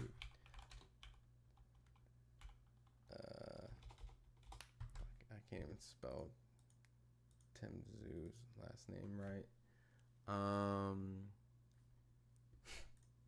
If you actually look at Tim's resume, it's been pretty consistently solid. Terrell Goucher, Tony Harrison. This was kind of like a little warm-up-ish. I mean, Carlos Ocampo did pretty well against Fedor. Brian Mendoza, who did knock out Fedor, and then Fedor. So, I mean, he's taken on pretty tough fights consistently. So maybe get like a tune-up, relax. You know what I mean? Like, don't go so hard in the paint. I mean, he literally just went from a guy who arguably could have been a champion to the champion to another champion. So, but that's what happens when you're at this level. You start fighting. So, Thurman missed out on his belt. I think he could have stopped him. Damn. I don't know. Bakhram's a big 154, just thudding. So, Bakhram versus Madrimov versus Boyacek. My opinion, Madrimov probably has the weakest chin between him and Boyacek and Bakhram. Really? Why do you think that? Tim goes back to Australia and rebuild. Yeah, it's going to be a long flight. But better not fight another no-name, especially considering how stacked 154 is now. I mean, people still going to think Bakhram's a no-name at his level, you know? I think you're right, but it's lit at 154. Yo, what up, round one? Yeah, we wrapping up here. I'm going to play this Keith Thurman joint, and then we're going to switch and pretty much do a live tomorrow recapping and kind of just rehashing out. Tim doesn't back down from anyone and wants all the smoke. Love that. He does want all the smoke, so I give Tim that. Tim versus Castano would be a good comeback fight. Dang, forgot about Castano. I mean, that would be. Both those guys need to rebuild. But isn't a big punch at 154, and he was hurting Madrimov. Brandon, I don't want to say this, man. I don't want to say it like this. Bud is a big puncher, like, in general. I think it's just Madrimov is a irky-jerky kind of fighter, and I think that he's not going to allow you to land, like, a flush shot. I think Terrence methodically broke him down a little bit, and it took a little bit, but I'm not going to say Bud isn't a big puncher. He's probably not the biggest puncher, right? But Terrence is naturally strong, naturally physically intelligent when he places those shots. I don't know if that makes sense. He's intelligent when where he places his shots. He's a counter puncher, an offensive counter puncher, so he's going to catch you on the button when you're not expecting it. So great placements. So tell me a time where you haven't seen Bud hurt someone. Like, when's the last time you seen Bud not hurt a fighter? Like I'm trying to think. A time that Terrence Bud Crawford did not buzz or hurt his opponent. So it's clear as day that Bud is definitely a big puncher, an intelligent puncher. If you don't want to feel like he's the biggest puncher in 154, so I wasn't surprised that Madrimov got hurt, you know, on that. Virgil was throwing bombs at Boyacek and couldn't drop him. Now Boyacek got a chin of hell, right? So this is Keith Thurman officially out. Download this. Tim needs to have more fights and fight more often. Tim was not bringing his hands back. Tim was losing exchange. I just think that there's a lot of different type of skill sets when it comes to boxing, and some people haven't, how would I say, had the experience of being hurt and knowing what to do or practice that enough. And I think Tim, when you saw he got hurt, his natural ability was just to fight. And I'm sure everyone, I mean, I said it, you need to hold. And as much clowning, people make fun of that idea of, oh, he's hurt, look at him holding. Yeah, duh, you're supposed to, so you don't get knocked out in the next round like that, or the same round you got hurt in. Terrence got hurt by Gamboa, you know, intelligently, you know, maneuvered and then he reset, and then he got busy. Floyd got hurt, buzzed by Shane Mosley twice. He held intelligently. They got busy by the end of that round and took over the whole fight. Holding is a huge fundamental of boxing, especially when you're hurt. And so that just shows, like, you may have practiced it, but you didn't resort to that when you were hurt, or you just didn't really necessarily thought that, hey, I'm hurt, you know, like, enough to hold. No, you gotta sometimes reset, the whole type of rhythm that's going on in the fight. And Tim didn't do nothing like that. He just fought. So he went out, like D said, he went out on his shields, guns blazing. And as honorable that is, there's a lot of times where he could have stole the momentum. It's not like Tim wasn't a big puncher. You saw him catching Bakhram. You saw him landing good shots.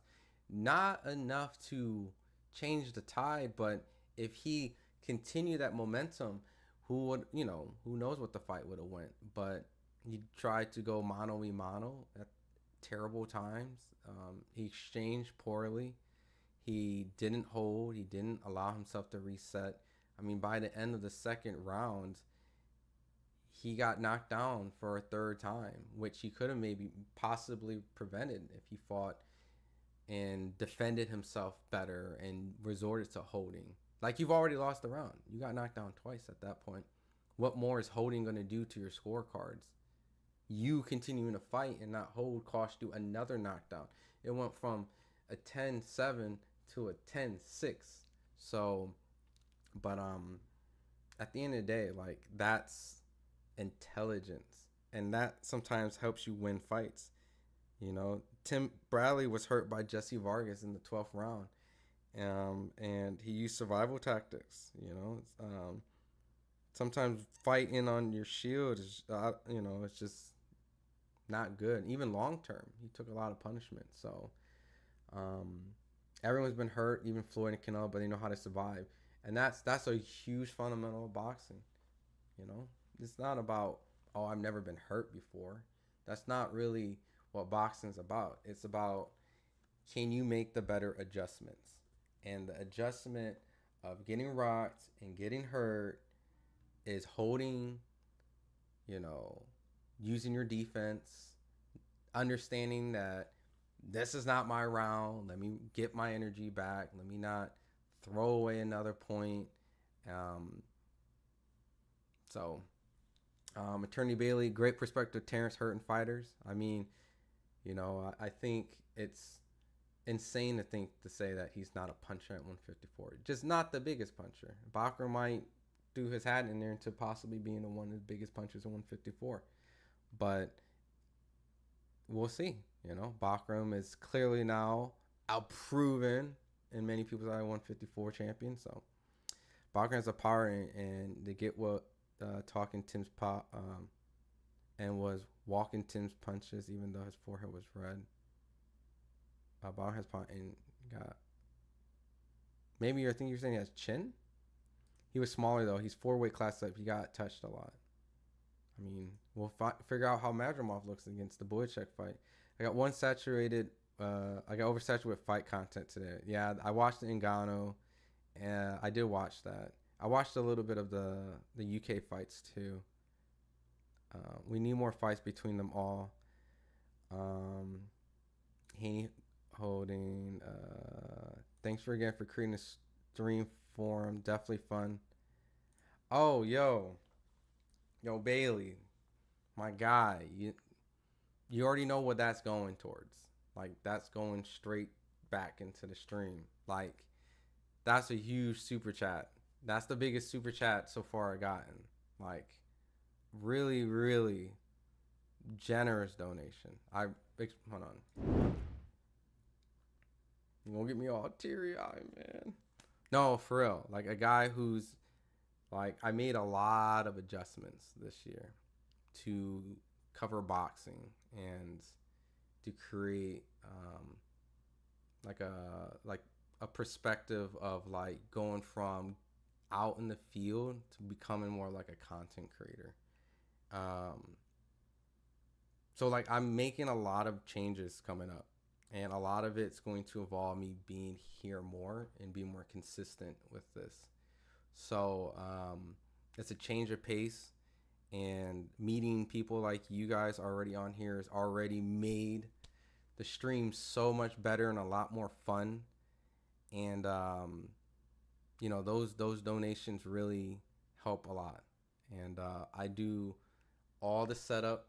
Like, I pay for my layouts, I pay for the streaming programs, I pay for all my equipment. So I really appreciate you, Attorney Bailey. Like, you really are going to be, like, in the Hall of Fame of this whole thing. So once this thing pops and becomes the biggest boxing stream, you know, out there with the most consistent viewerships and just live crazy, you know, like I'm always going to remember you being like the foundation of building it up. So thanks for being like the first caller. Thanks for the generous donations. And when I do cover fights and they're out by your way, we have to link up. So appreciate it. And I hope to see you all the time. You know, one of my biggest supporters. So I appreciate it, you know, just off of pure boxing, you know. So I'm going to take that. I'm going to put that back into the resources and really appreciate you a lot.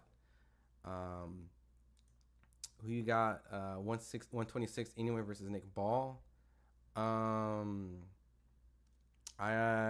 got Inuit by default. I mean, I thought Raymond Ford actually beat Nick Ball in a very close fight. But I think Nick Ball has like a lot of great assets, but his toolbox is pretty small. Like it's like almost like a strong starter. Damn. Let me break this analysis down because Austin Williams is yo, you guys are crazy. You guys are crazy. Damn, hold on. Let me Austin. I'm gonna give you guys just hit me with like a lot of love tonight, you know, on a very small intimate stream tonight. I'm gonna finish this assessment round one. Damn, you guys are throwing me off. Round one, pretty much the reason why is Nick Ball's toolkit is a strong toolkit. He has a big hammer, a mallet, and maybe like a steel hammer, but that's it. It's like almost like a hammer toolbox. Anyway, has like a toolbox of like screwdrivers, Phillips, you know, so he knows how to, like, in a certain situation, he won't be stuck. Eventually, Nick Ball is going to get stuck, but he's really good at just banging away with the hammer. So I'm going to have to go with the guy who has more tools in their toolkit. Austin Williams, $51 super chat. You had a one-up Bailey, huh? No, you guys both equally have contributed a lot. I mean, at this rate, you guys have supported the actual video calling streaming process for me for about a solid 2 months, like alone. Like solid voice calling streaming with video. Like they haven't even did the video aspect. They just did the audio, but it has video capability. So Austin, both you guys, like I'm going out to Norfolk for the Keyshawn Davis fight, and I'm also going out to Philly. So some shape or form is going to go into the stream or me going out covering those fights. So I really appreciate you guys a lot. You know, it's really these little intimate things of just getting to know you guys is what I'm trying to create. And so that when we build a community, like we all can react and we all know each other in the chat versus just like a random chat of just randos just spamming through. You know, we can actually all relate. We can all point to the guy we know, like, yo, you said that you called it to the T, or like that's your guy. He's a world champion. You called it. So kind of building that. And so we're in the early stages, but I see a vision that 2, 3, 4, 5, 6 years from now, like we're going to have the hottest streams with all type of crazy stuff. So you guys are the foundation. So you two have given me the most generous super chats in this short amount of time. So I appreciate you guys a lot. Brandon, I want Ball and Cruz and Lemos. And that's a good fight. I like that. And TF, what's bigger than FightHype as far as boxing news and stuff? I mean, I would like to think that, you know, I grew up watching FightHype as a fan first, and then Ben Thompson, the owner, gave me an opportunity. So being here now, I get to do like live streams. It's like incredible. So I get to cover boxing for a living. So thanks to him and thanks to you guys allow me to continue doing this more and more. Yeah, good stuff, Williams. We need to support sites like this. Good stuff. And I generally like, hopefully you guys see that I'm putting more love into the stream. If you guys been here, putting a lot more, you know, I'm trying to clean up the chat. I'm trying to like make things look a little bit better. So, last one, I'm going to play the Keith Thurman, and then I got to make a video, and then I'm going to call it a night for tomorrow. Yeah, coming back. Let's see. Who you got for BKFC fight? Paul Malignaggi versus Conor McGregor. The most random question, wrong one. I'll probably say Conor because he's active. I don't know. I don't know.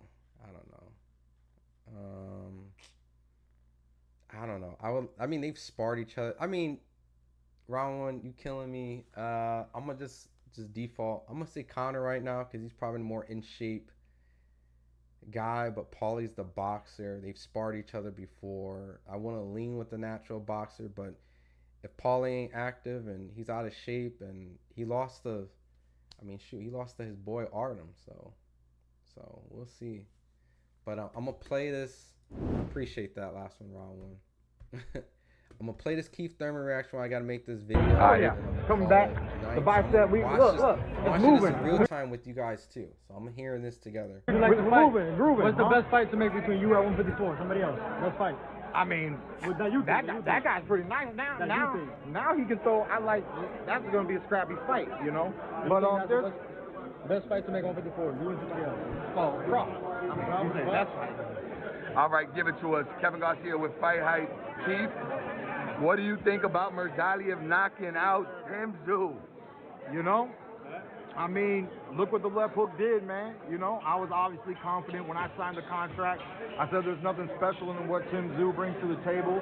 Earlier this week, because I was on the analytical side this evening, earlier this week, I got to interview all the fighters, and, you know, Bakhram clearly said that him and his trainer said that there's nothing special about Tim Tszyu, and that Tim Tszyu is just cookie cutter made for Bakhram. And not only were they able to say that, but they were able to prove it, you know. I think Tim Tszyu, in the way that I thought he was approaching my fight, was overly confident, overly, you know, believing in himself. You know, it's fine to have skills, it's fine to have a will, but you have to have a strategy. You need to be able to make subtle adjustments in the ring and not just do one thing over and over and over again. You know, he was hurt. He was clearly hurt, and he tried to put himself right back into the fight instead of giving himself some time, strategically working behind the jab, trying to slow down the pace. There's a lot of things you could do to get into the later rounds, you know, of the fight. He obviously, the scorecards would never look good, so obviously after that 3 knockdowns, there's no way he was winning tonight without a knockout, and after the 4th knockdown, and, you know, but let's be real, the way he got up, the way he kept getting up. Yeah, a lot of grit. You know? Yeah. If you know boxing and you know that how that left hook was hitting right on the temple, and the way Tim Tszyu went down sideways, you can almost see him shaking as he's on the ground. It's almost like we can feel the reverb from the punch as a spectator. So the fact that he's consuming that type of reverb, everything in his body is telling his body to shut down, and he stood back up. And then as the last final, right before his coaches threw in the towel, he was on Bambi's legs. He couldn't stand upright, but he still had the audacity to try to come with the overhand right. There just will not be, throughout history, there will not be many type of warriors like Tim Tszyu. But I told you guys, I'm not sure if he's that scary. I'm not sure if he's that dangerous. And I think, you know, I think the year of him coming over here and trying to fight the best proved that, you know, when you go from a little pool to a big pool, you run into some big fish. Question for you. Do you think his need for revenge, Keith, his need for revenge coming off this Pandora fight, it's what he's been preaching throughout the promotion, you know, I'm here for my revenge, I'm here to get it back, and obviously he had every right to want to do that. He was very blessed. To go from a loss to championship fight, you know, but once again, you know, it's easy. Like I said, he's the fighter, right? So at the end of the day, though, you have to question some decisions being made on the team's behalf, right? A lot of people don't like the fact that the fight wasn't stopped after the 3rd round from the cut, you know? And now that he's put himself in this position just because he wants to prove, you just got over here. There's other people you can try to fight. Nobody would have blamed if he took a tune-up fight before getting back into major contention, but they wanted that revenge. They have this cockiness. I'm gonna come to America. Think it hurt him? I'm gonna just establish myself. Nobody can stop me. But you know, it is what it is. It is what it is. It's very tough. It's a tough pill to swallow. We'll see what's next. The fans know that a Tszyu fight is a good fight. They gotta pick the match right, tone it down a little bit, and pick it up once they get back to the drawing board. 2 quick questions for you before I get you out of here. First one, obviously, you know, the talk about Tim Tszyu and what he did this year, you know, here it is. Murtazaliev won the fight. 154 is going to shake up. You just spoke about yourself. Now, when we spoke yesterday, we spoke about you maybe fighting Tszyu. Obviously, that's not going to be the fight anymore people want to see. But you just called out Crawford when you walked through those doors. Is that the biggest fight at 154? I mean, Crawford's one of the biggest names in the sport. Yeah. 154, you know, if he weighed 175 right now, he'd be one of the biggest fighters at 175, you know. At the end of the day, you know, there was one moment in my career where we were about to get Terrence Crawford's fight, right? And it was the same week that I was negotiating for the Pacquiao fight. So I wasn't going to take it, you know, and I don't regret not taking it, you know. So I know, and there were moments where Crawford was saying the name Thurman. He decided to stop talking about it. You know, it is what it is. They know that it's just a great fight. His style versus my style, what he did and what the truth did. See, you know, I lost to Pacquiao. But when it comes to my peers, Sean didn't beat me. Danny was undefeated. He didn't beat me.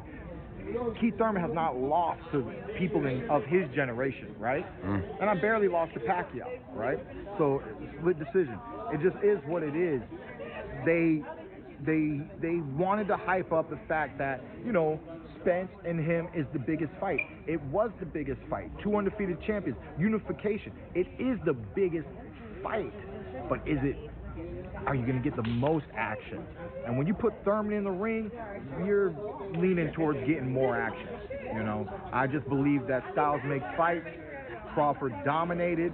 I'm not interested in a rematch, no matter if Spence ever beats Fundora or yada, yada, yada. That's me personally. I'm not interested in seeing a rematch unless if there was a continuation. If it's Fundora and somebody else, and there's a continuation of some fire and some zeal, because to be at this level, you know, when you see a fighter fight, there's many things that you're seeing, but the number one thing you're seeing is the preparation in the training camp, right? Yeah, sometimes fighters, they get to this moment where they're just not as passionate, you know, they just don't have the commitment that they once had that got them to that level. So I believe that when we saw Spence and Crawford, we were supposed to see 2 world champions. I saw the performance of 1 world champion. And if you put Keith Thurman in the ring on that day, it would have been a greater action-packed fight. So that's just, you know, my opinion, and I'm gonna stick to it. Last question. Hey yo, Kevin, if you like officially done with work, like you ain't getting, like, don't jump in because you want to be all on the TV screen. But if you officially done, bounced out, if you want to jump in, I got the StreamYard link if you want to jump in and talk a little bit. Because you were at the fight. So I'll give you a few minutes if you want. If you free. Because, you know, I'm getting some stuff up right now. So everyone in the chat, real quick, the Puerto Rican Kid KG's there right now. And he's the one who got this Keith Thurman interview. And we're watching in essentially almost real time. So if you still cooking, don't hop your ass in here. Keep getting this good stuff. But if you do get free, if not today, tomorrow, we can talk about this. I'd love to get your insight. So everyone shout out Puerto Rican Kid KG's killing it. He's been killing it. So the guy that you could have fought in March, you know, who lost his title then, who just got another shot at a title, could have been your opportunity. How much you think about that, especially after this? You know, it's too easy. You know, it's boxing. There's always going to be someone to punch in the face. Right? Don't worry about that. You know, I'm optimistic. You know, Bakhram was just talking about Allah, you know, and the glory of God. And when you're a man of faith, you just know that doors open. Doors might close, but when one door closes through faith, another door opens. hop in the StreamYard right now. We'll talk a little bit, and then we'll talk tomorrow too.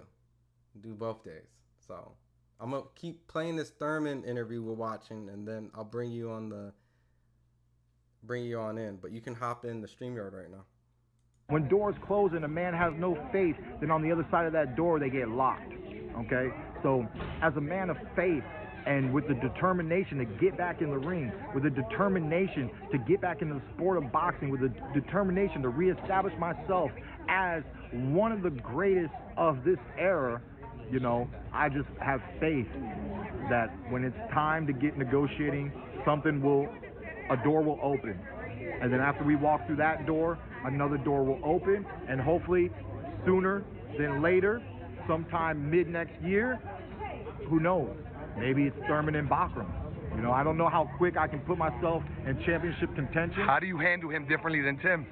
Oh, I mean, I have a completely different style. You know, so, you know, at the end of the day, Bakhram is challenging because look how he opened up with like 5 jabs, right? He was like bop, bop, double, boom, boom, you know. He has a work rate. Reminds me of Sean Porter, right? When I first went to fight Sean Porter, I knew that Sean Porter was going to throw more punches than me. Just imagine that. Just imagine that. Me and you, we're going to fight. No, I'm not imagining that. Sorry. You know, Sorry, Keith. Never imagining that. But go ahead. Try again. And imagine that you're going to fight somebody. Okay, not you, but all right. All right. And the somebody that you're going to fight, you clearly know they are planning and they most likely will outwork you. But you have to defeat them, right? So that was the position Tszyu was in before the bell rung.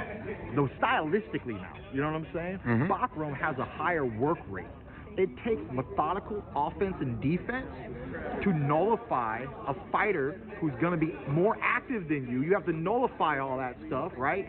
0, 0, 0, 0, 0, 0, 0, right? You got to nullify it. Hey, real quick, Austin, you from Omaha? Okay. So I'm biased, but Keith should not be calling Crawford out. Hey, that's what's up. I was born in Omaha. Hold on. Hold on. Give me 1 second.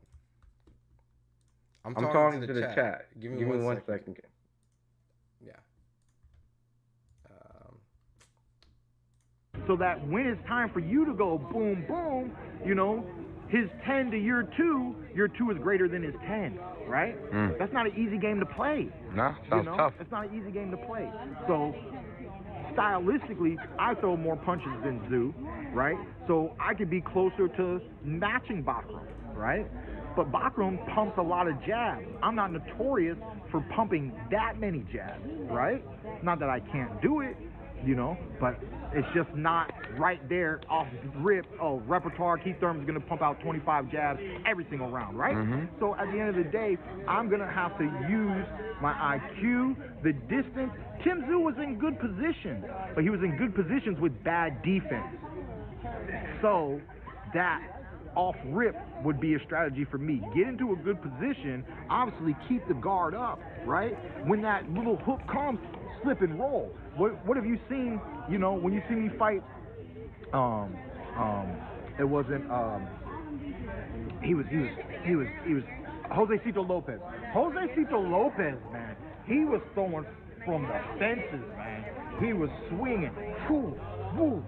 Post-fight, I'm in LA. His team comes and approaches me and say, look, man, we trained so hard. We were in high altitude. We was really working. We knew this was a great shot for him to get the title again. We knew you would be tough. But I'll tell you one thing we didn't know. We did not know that you could duck and dodge and move like that. And dip. He's like, you were stuck in the corner and he was throwing them and you would just escape, you know? So there's a lot of tactics in boxing that one can use, you know, if they know. So that's the one thing I love, you know. At the age that I'm at now, I'm not that young fighter. 35, I'll be 36 next month, you know. I'm not that young fighter. I'm not 25, you know. I'm not 26. I'm about to be 36, you know. But like fine wine, there's something that has happened over time. I'm not angry. It's not the Keith Thurman that told Paulie Malignaggi, "You better not duck me, son." You know, it's a little different. But I feel a master. I feel like a master in the art of boxing. And I'm willing, just like I did the last time I got in the ring. Unfortunately, it was a while back. But the last time I got in the ring with Mario Barrios, Barrios. I took the young man to school. And once I get back in action, I'm willing to school a few more before it's all said and done. Can't wait to see it. And on that note, we'll see you next time on Fight Hype. Thank you, Keith Thurman. Peace.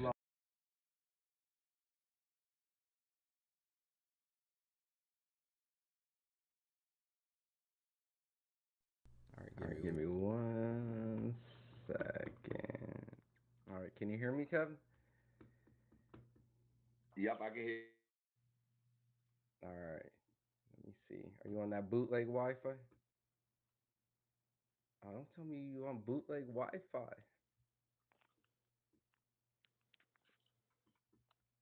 Here's my other phone. Open up the chat. My other phone. All right. Can you hear me? Yes, sir. What up, Ron? All right. I know you wanted to talk a little bit. You couldn't wait tomorrow. I could tell. Bro, crazy, bro. So I'm just leave the floor with you real quick. What the hell did you think about the fight overall? Crazy. Who would have thought that would have happened? I mean, before the fight started, I was saying exactly. Yeah, real quick. Let me pause real quick. I didn't give a proper introduction to the loyal. This is Kevin. He's the one we were watching that Keith Thurman interview. He's there in Florida right now. So I want to do a proper introduction. He's been covering all the stuff with Nick Newton out in Australia. So all the content he's been pumping out, it's my guy right here. So give him a round of applause. He's been killing it. There we go. Yeah. So look, definitely paying attention to the chat.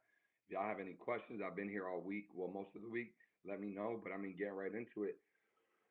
Before the fight started, obviously, like any other person covering the fight, I was asked, "What do you think's gonna happen?" And I had Tim winning. I certainly had Tim winning. I certainly thought it would be a stoppage win, or like a really strong decision victory with a couple knockdowns for Tim. I did not think Bakhram Murtazaliev was gonna win and win in that fashion. It was insane. I mean, look, Tim showed a lot of heart. He showed a lot of grit. Y'all saw the fight. He got up. He kept coming. But I think what ended up getting Tim in the end was his need for revenge. He talked about it a lot. I think he was so focused on getting his lick back and proving to people that the Fundora fight was a fluke, that it may have taken some of his focus away. Maybe it distracted him. We did not see the Tim Tszyu we were accustomed to seeing in that ring tonight. That wasn't his defense was completely abandoned. He was a come forward fighter the whole time. He took great risks and he paid for them. He paid for them dearly. And I feel bad for Tim. I was with Tim in the scrum afterwards, and we have that video up, so make sure you watch that. He was there, and some of the Australian media was talking to him, and they were saying, like, asking whatever, like, just some general questions. And I could just see on his face he was not feeling it, and I felt really bad for him. But I thought the most appropriate question, which he answered, I said, Tim, I don't want to ask you how you feel about the loss. It's obvious, right? We know you're not happy. Tell us what you're thinking.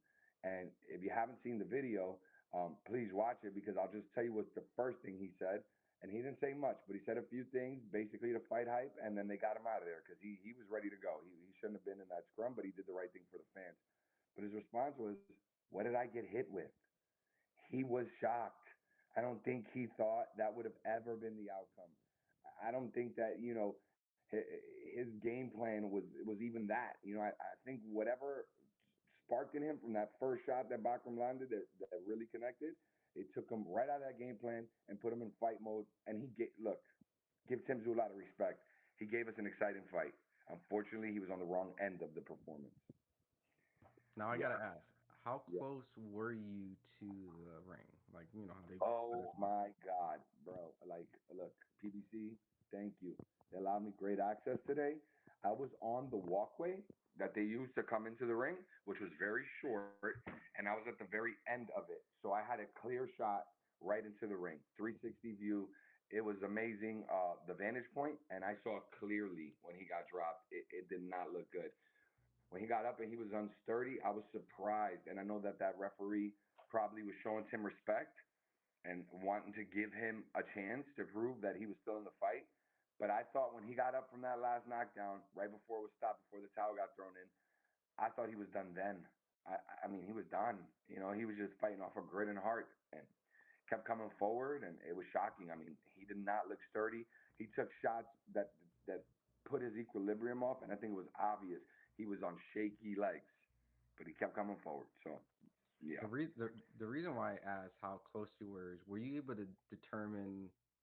Because everyone's talking about his power. Did you get a sense of his power? Did you feel like? Did you get to hear it? Like describe.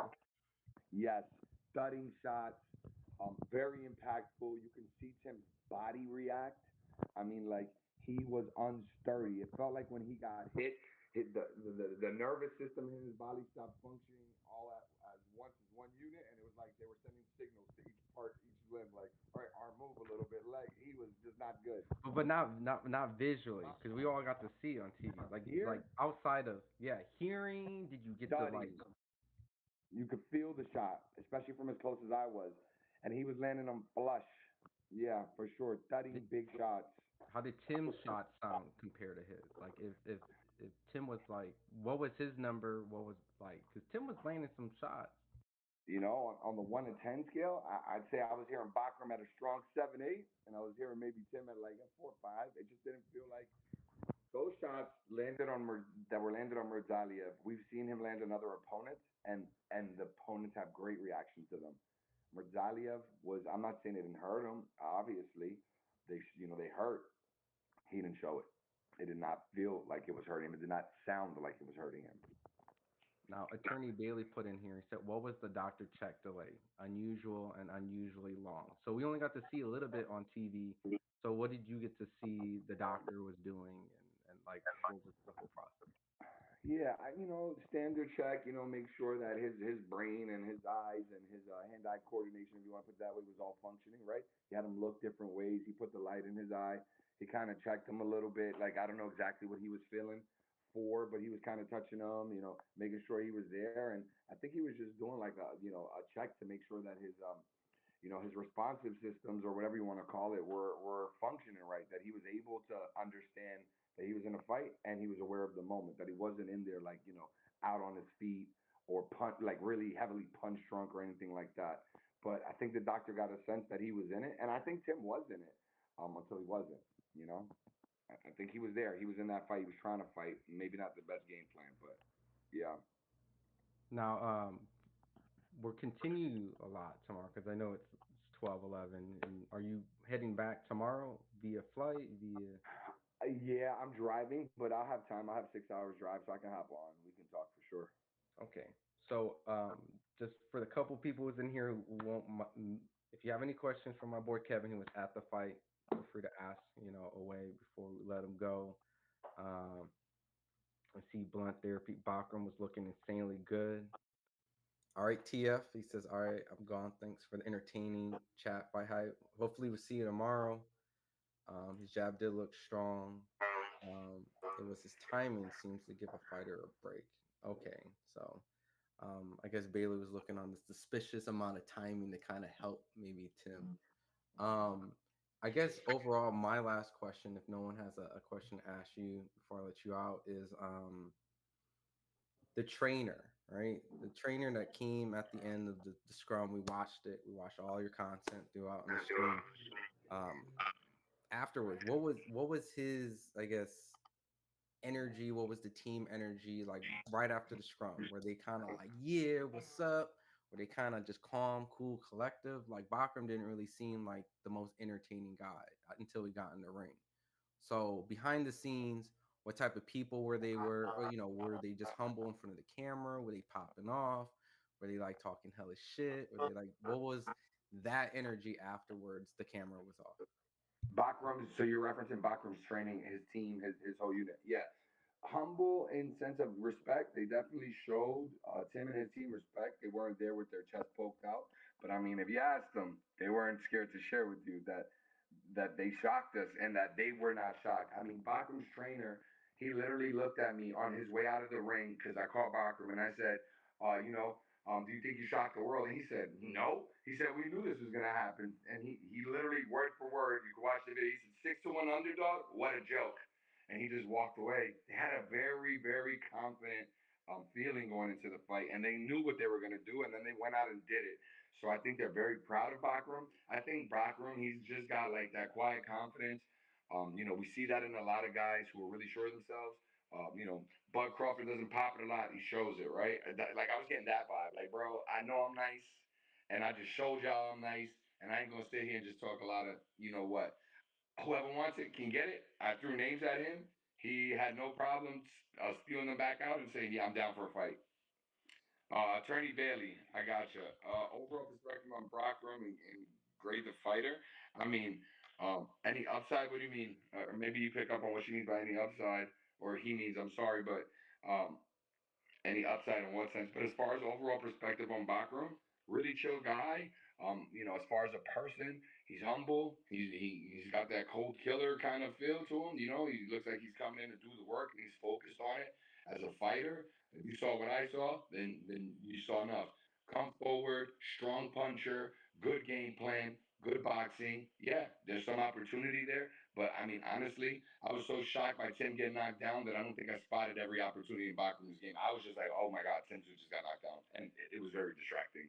So maybe when I run it back, I'll see something that'll tell me more in terms of like an assessment. But yeah, that's what I tell you right now.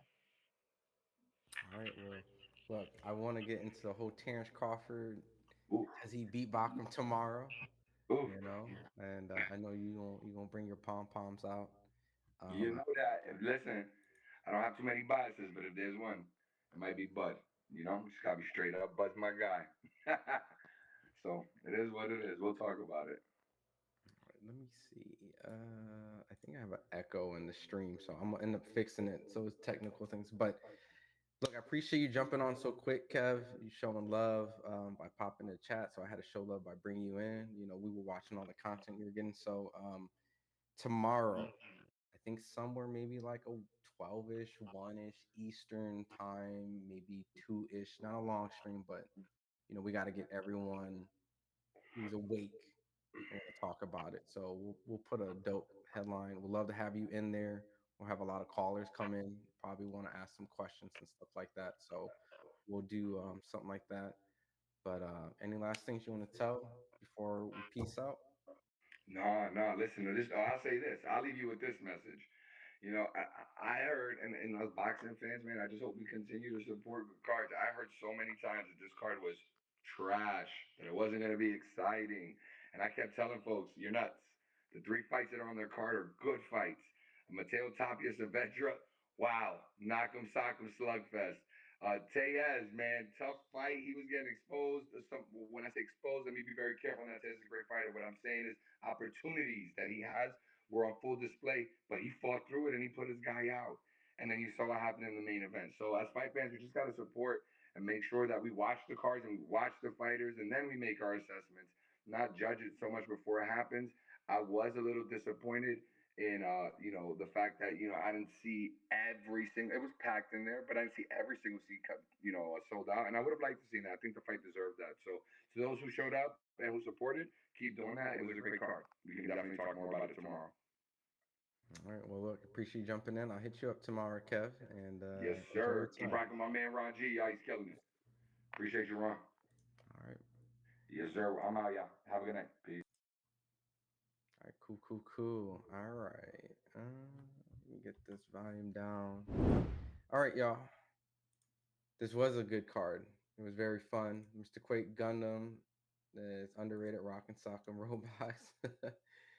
Look, I wanted to give some special, for sure, Austin Williams and Attorney Bailey showing insane love throughout the chat. I know there were some other super chats. You started strong, also Bailey, and then Daniel Navarrete. Appreciate you guys just rocking with me. I think I have an echo. Let me cut this out.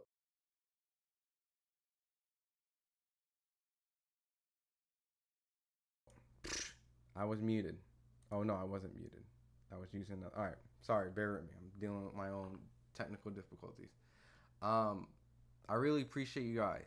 Like, this was not the biggest stream, biggest event, and you guys came, rocked out, and you know, you guys showed a lot of support. So the more of these that I do, I'm sure it's gonna grow. And I'm telling you, 5 to 6 days a week. Like, that's it. Like, that's how we moving for now on. Like, we not doing no more 1, 2 here and there. We're gonna have set schedules. You know what time it is every day. You know, I don't think nobody right now has the sexiest, cleanest camera. You see that? Like, so we gonna upgrade. Like, if we gonna set the standard when it comes to quality, when it comes to cameras, when it comes to technology. I mean, you already see the layout, the transitions. I mean, everything looks butter smooth, and I'm not satisfied. There's a lot more. There's a lot more I want. It's a lot more that I want to do. I mean, you can see, like, I got a lot of stuff in the works, and this is just the basic bare bones. So, like I said, everyone who's donated, everyone who's helped already, I'm gonna take that and put it back into the stream. You know, you can see I'm a little scruffy. I need to get a haircut. I got a lot of stuff to do myself, but everything right now is based on this stream. So I can rabble on forever. It's late, 12:19. So just be back tomorrow. Just keep an eye out. What's gonna happen is you're gonna see from now on, I'm gonna put the streams in advance, and you can put a notify me. And what you're gonna see is kind of an alert that reminds you we're live, right? Sometimes YouTube doesn't send a notification. So I want to get a consistent schedule.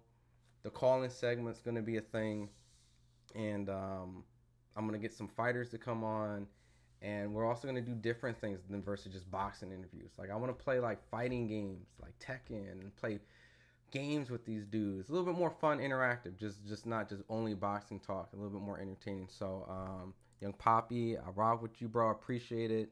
Blunt Therapy, I F with that. You know, Boxing Glove, you know, I appreciate it. So a lot of it, I'm being serious, gonna be put back into this. You know, you're not gonna see me with iced out diamonds, Gucci shirts, like trying to be the man. Like, it really is about creating the best experience for boxing fans out there who can have a good community to talk to. There's a lot of chats out there that's, you know, something wrong with it. I don't want to like put down anyone else's chats, right? I'm not, but sometimes you just want just a good old boxing chat. This removes a lot of the shenanigans, and we can have fun, but you know what I mean? Like, it's extremely toxic in a certain sense. So we'll create a legitimate community, keep it primary boxing. We can have our favorites, but you know, this is just the beginning, and we're gonna dominate this stuff. Like, us collectively, we're gonna have the best experience, you know, and everyone else is gonna want to jump in. You know what I mean?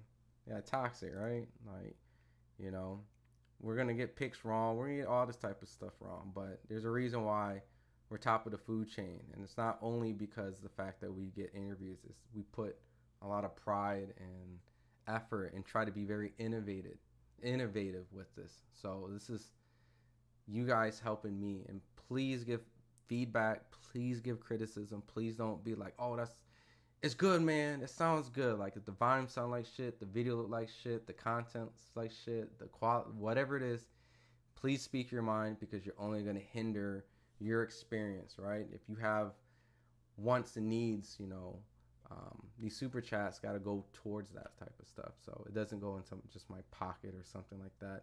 It goes back and reinvesting into the brand, which then reinvesting into you guys. So on that, keep an eye out once again for the stream tomorrow. If you can't make it, I appreciate it. Don't worry about it.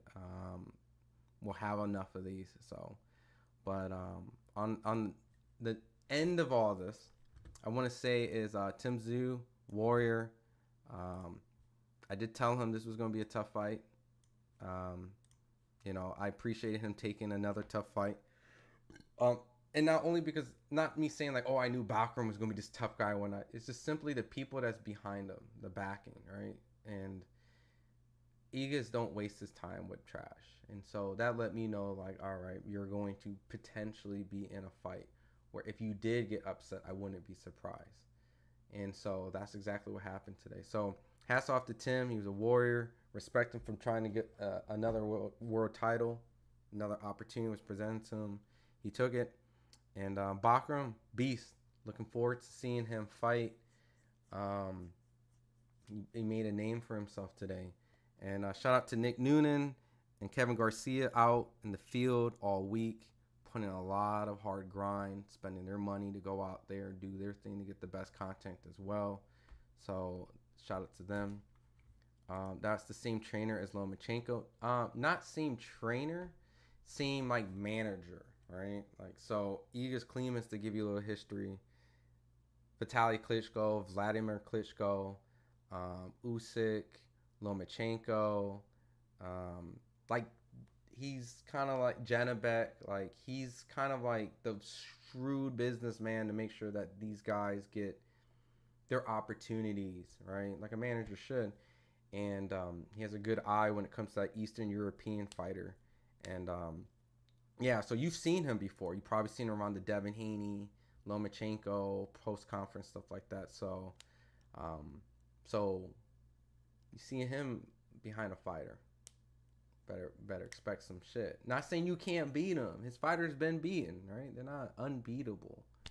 But when you see him around, just expect you might be fighting one of the best Eastern European fighters out there. So, but with that, see you guys tomorrow. Appreciate the love. And you guys the best, man. You guys gonna make me cry. Thanks, y'all, man. You guys are the best.